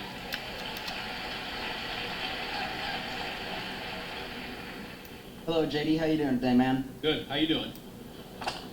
In the wise words of Ricky Bobby, I don't know what to do with my hands. Don't feel bad. Neither do I half the time, man. Okay. First off, yeah, laugh it up. Okay, first off, I just want to say I am a huge supporter of the Trump administration. I was 3 months too late to vote for you guys, but if I could have, I would have. So I'm a huge supporter of you guys before I make my argument, but there is something you guys are doing that is kind of disturbing me a little bit. Okay, go ahead. Thank you. you guys have sent the military into Washington, D.C. and a few other cities that I can't think of off the top of my head, which first off, they've had wonderful results. Like, no one can deny the results of that. It's wonderful. Some might even say the greatest. I'm a comedian. I like this guy. Who is this guy? Thank you, JD. I like you too. Now he's gonna ask the question about all the shit that we did wrong, but that's okay. Go ahead and ask your question.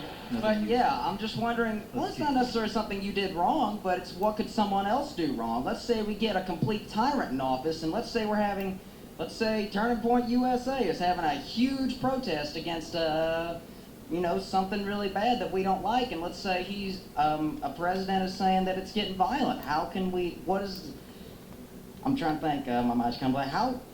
What is the difference between what you're doing and how could we prevent someone from abusing that power?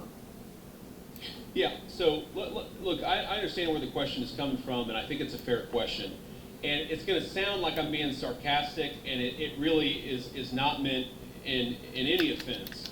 But when you talk about what could another administration do, to take a wild, hypothetical example totally off the top of my head, what if Joe Biden sent the Federal Bureau of Investigation to start arresting his political opponents? Okay?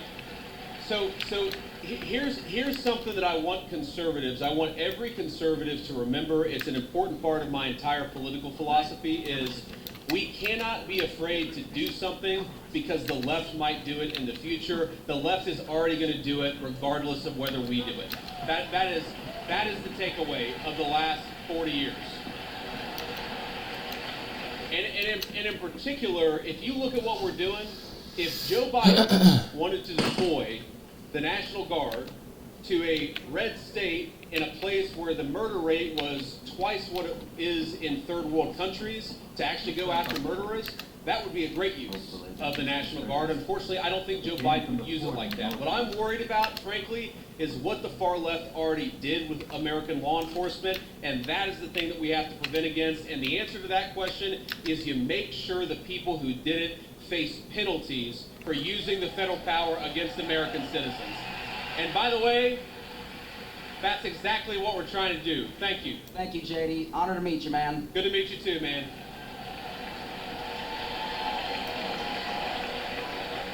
This will be the last question. Ricky Bobby, 2048. That's who I'm voting for.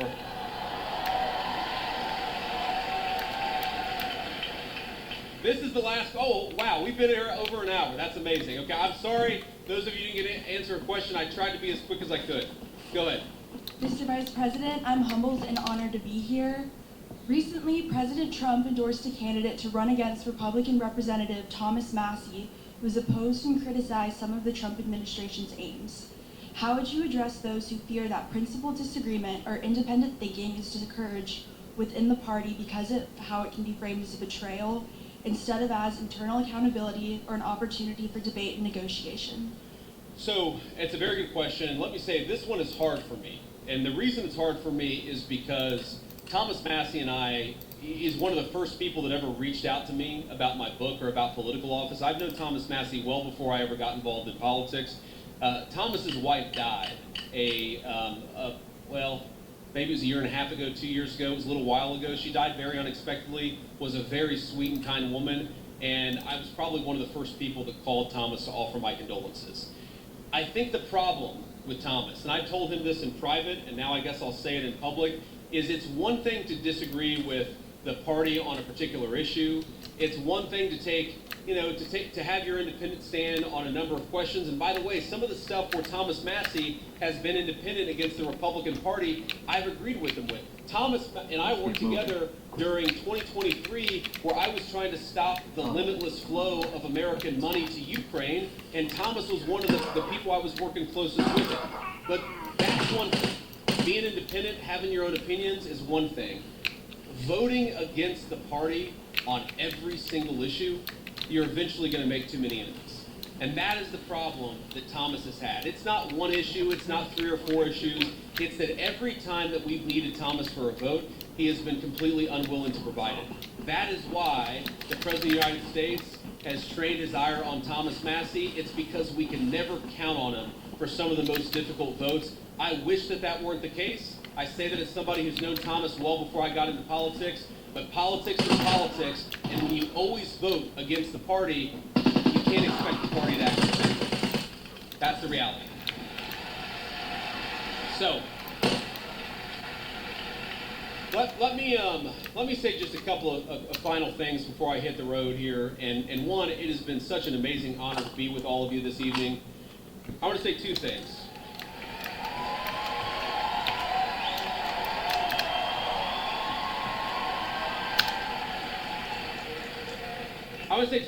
Number one, when I was back in my agnostic days and I was thinking about returning to my faith, I remember talking to a friend of mine and actually talking about, a number of things. And he said something to me that was really interesting. And I was talking about all the things that were going wrong.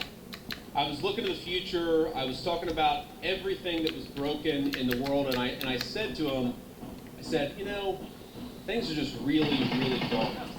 And he stopped me in my tracks. He said, JD, you're right. There are a lot of things that are really dark out there, but despair is a sin. Now, I know not all of you are Christians out there. I think it is very important to remember that despair is actually a sin. It's okay to disagree. It's okay to criticize. It's okay to think that things aren't going well with a particular issue, but we are called to never give up hope. But I think one of the critical lessons of Charlie Kirk's life, to his dying breath, this was a man who never lost hope in his Creator and never lost hope in the United States of America. So let's remember that and carry that forward as a way to remember.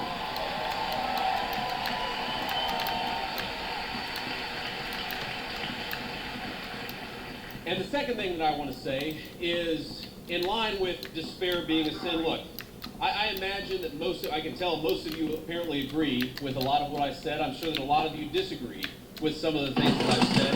That's okay. We don't need, in our political movement, people who agree with us on every single issue. We got a couple of questions about Israel. We got a couple of questions about the National Guard deployments. We don't need somebody who agrees with us on every single question or every single issue. What we need is people of good faith who love the United States of America and are willing to work hard to save it. So when you look at all the accomplishments, of the last 9 months. We inherited the worst border crisis in the history of the United States of America. We shut down the border, and net immigration is 2.5 million lower today than it was in 9 months. That means the total number of people that have been sent out of this country is 2.5 million. We have 2.5 million fewer illegal immigrants than we had. That's a great accomplishment. We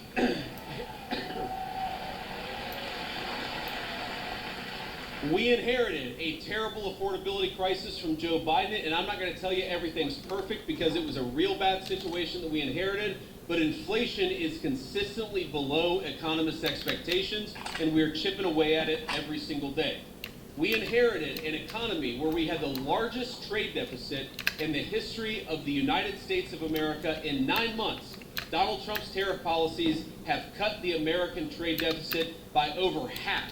That means we're making more of our own stuff, and we're actually employing American workers to do it.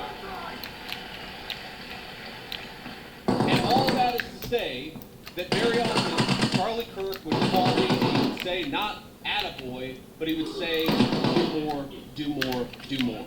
And I listened to Charlie because he was a friend and because I knew that he loved this country. My point is, the best way in your life to honor Charlie Kirk's legacy, it's not to despair, but to hope in the future of this country. If you disagree with something, then get involved in the movement to save this country. If you think that we could be doing more, then pick up the phone and get involved in the effort to change our minds and change the future of the United States of America in the process. My friends, the rebels of Ole Miss, despair is a sin. Do not give in to despair. Let's keep fighting to save the United States of America. Thank you, and God bless you.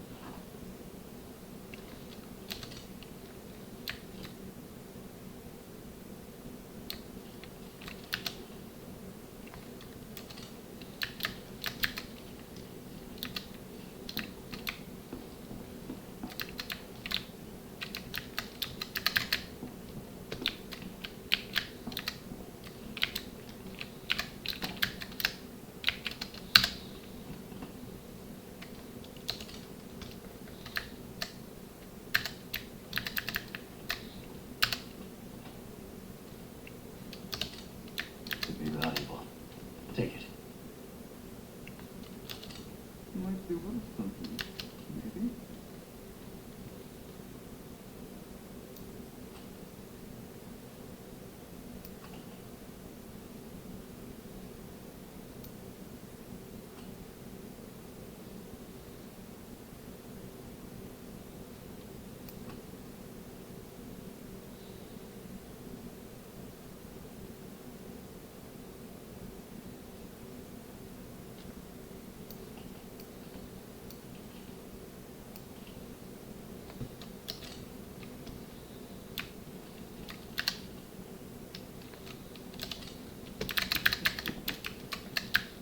Mona's last thread of dignity.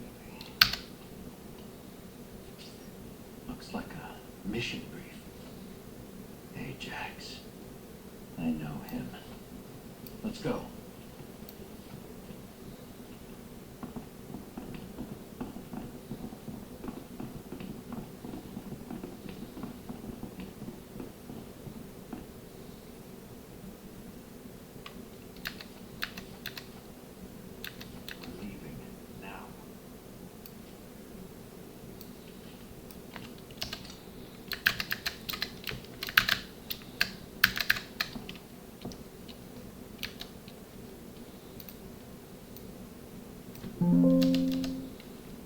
I gotta go to bed. Shit. It's 4:12. Shit. If I'm gonna get up tomorrow, I gotta go to bed.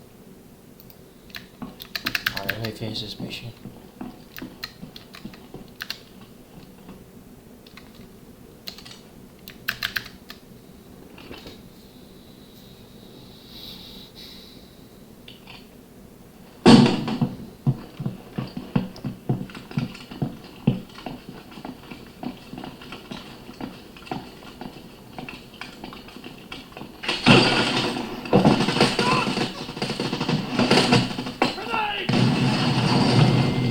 Flashbang.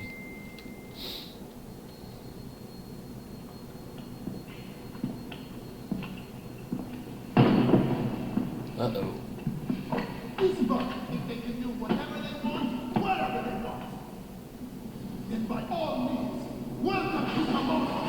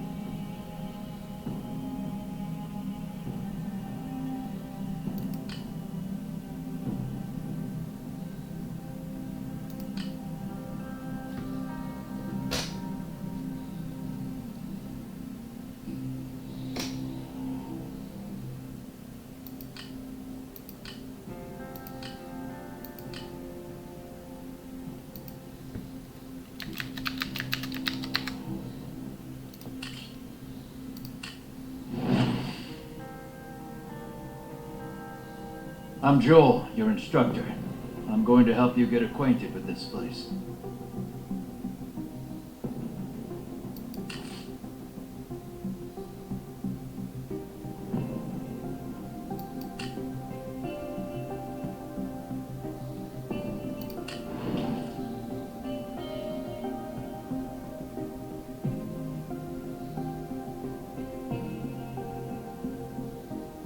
The Dark Zone is easy to enter, but hard to leave. Here's a list of equipment and supplies you'll need to bring with you.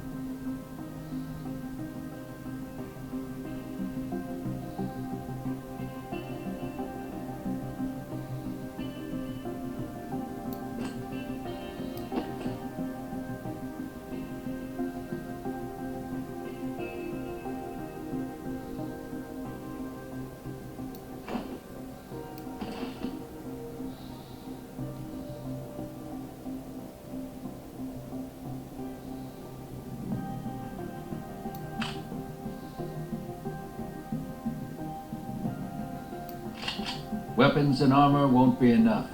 You'll also need plenty of ammo and meds if you want to get back alive.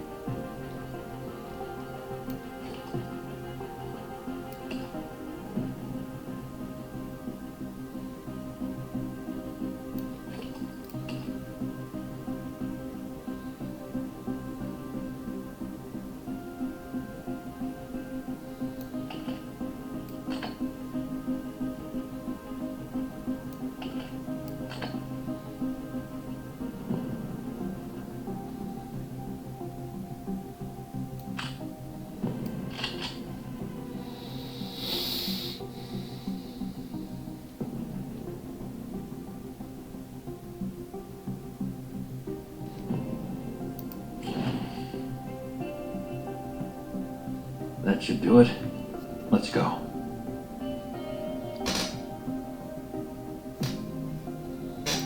Remember, this place is dangerous. If you're eliminated in the Dark Zone, you'll lose everything.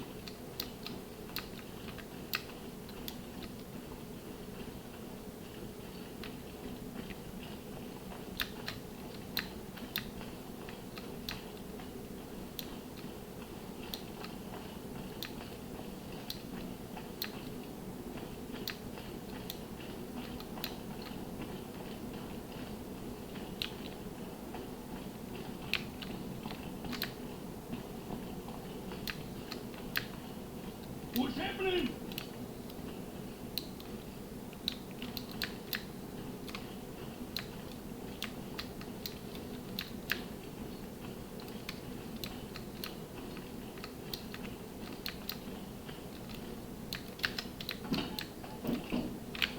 Someone's here.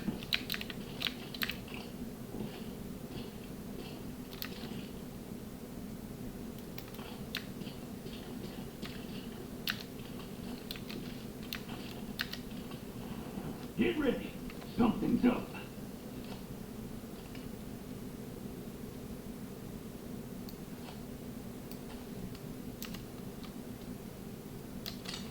Careful. Ooh, they're close.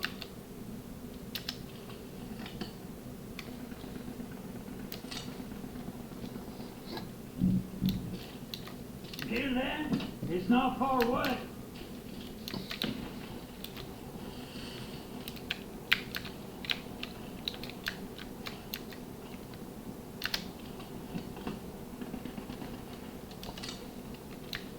It's really close.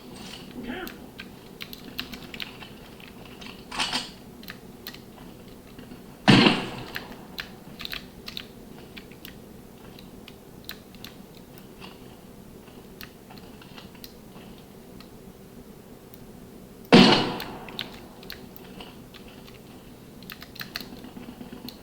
Ain't no escaping!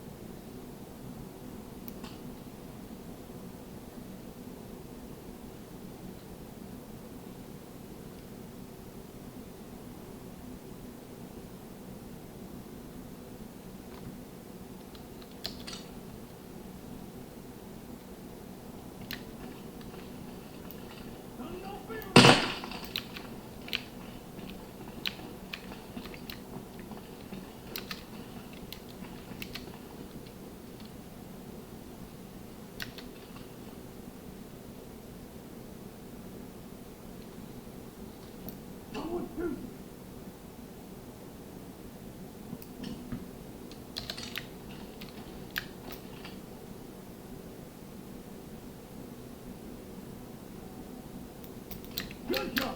I'm hearing gunshots!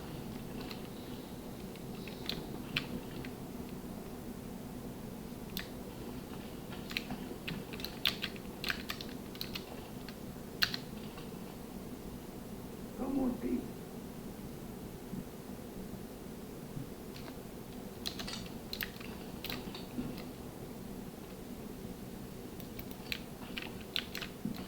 It's Brandon Club. Careful.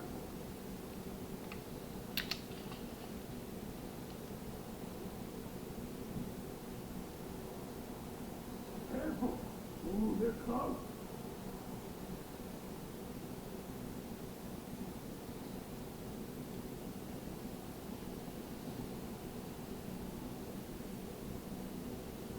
Get there. It's not far away.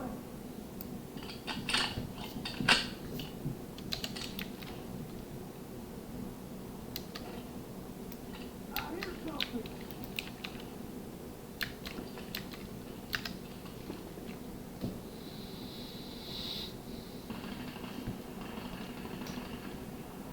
Get ready. Something's up.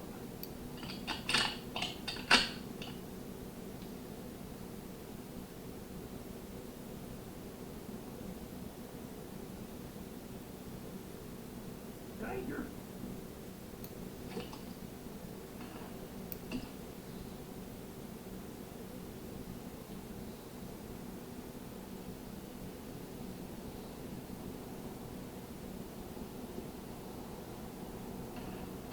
What's happening?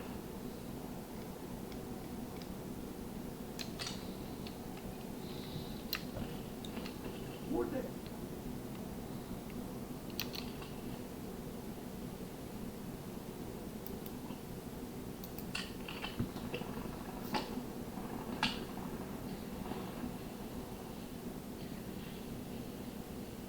Gunshot!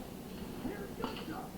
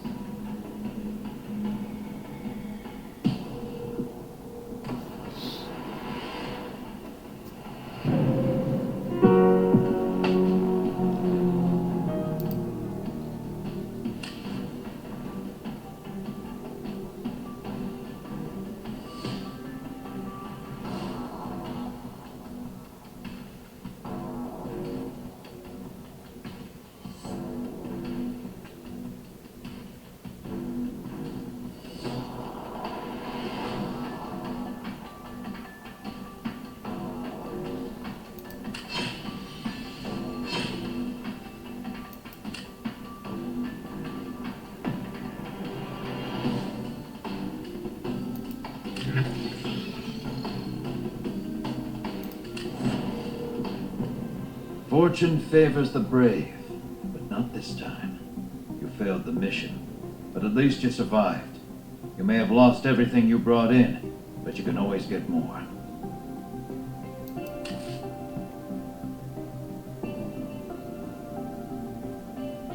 I've got some nice stuff too. If you're interested, feel free to take a look.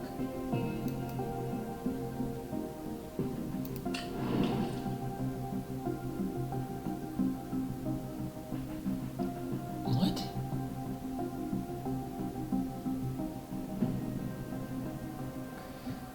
Never mind. I gotta go to bed.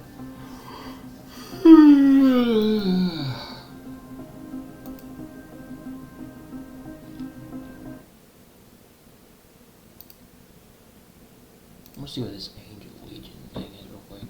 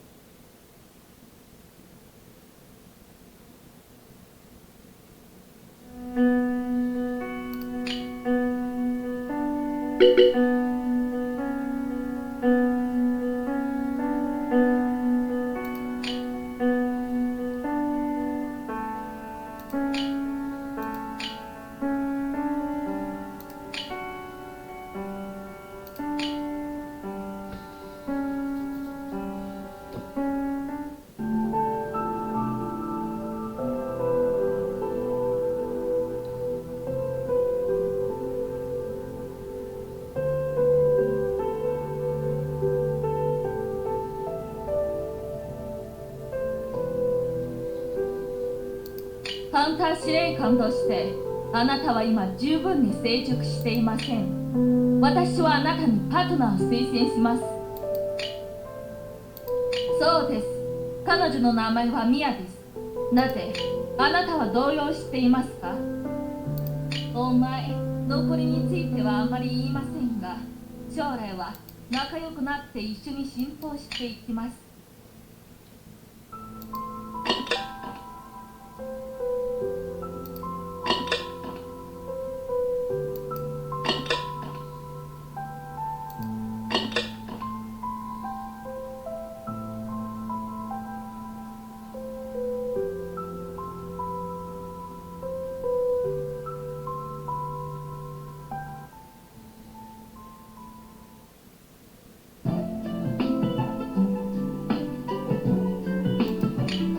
おい人間、訓練の時間だ。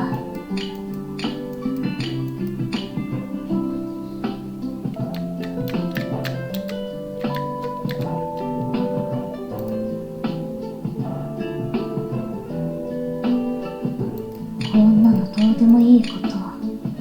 さっさとトレーニングが始まるよ。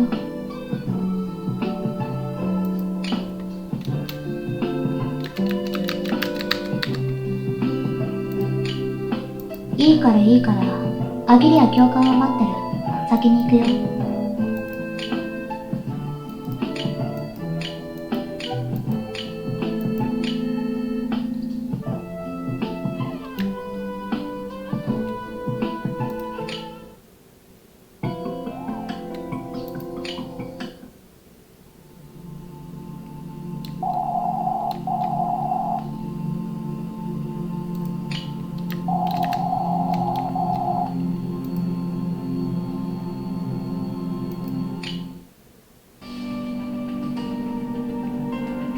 今日また遅刻。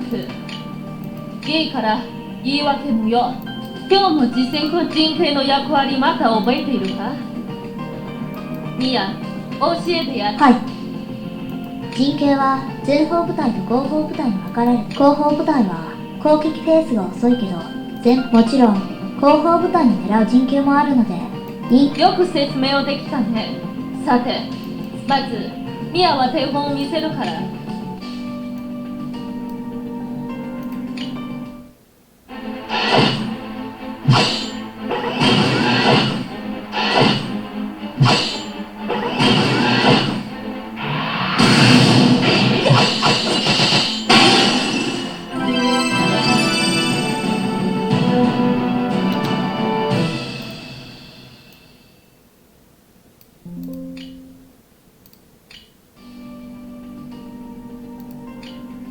よくやりました。しかし、こんな程度もっと強くなるため、必要となる素材を使えば、肉体と装備の強化ができる。ミヤ、手本を見て。はい。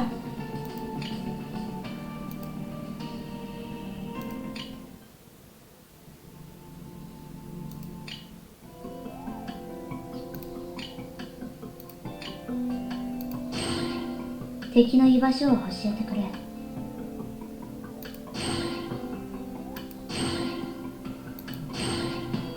確かに体が微妙に変化したこと。強化し続けていけば、いずれ大きい変化を。さて、今回はもっと手応えがある相手を連れてきたい。気を抜くなよ。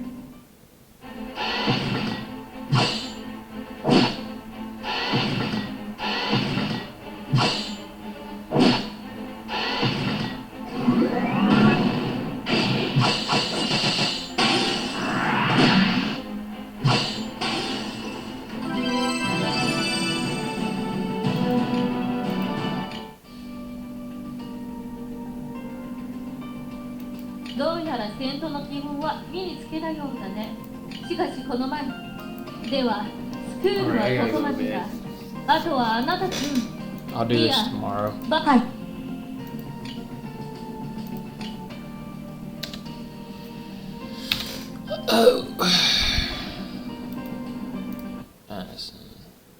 Kind of like Persona.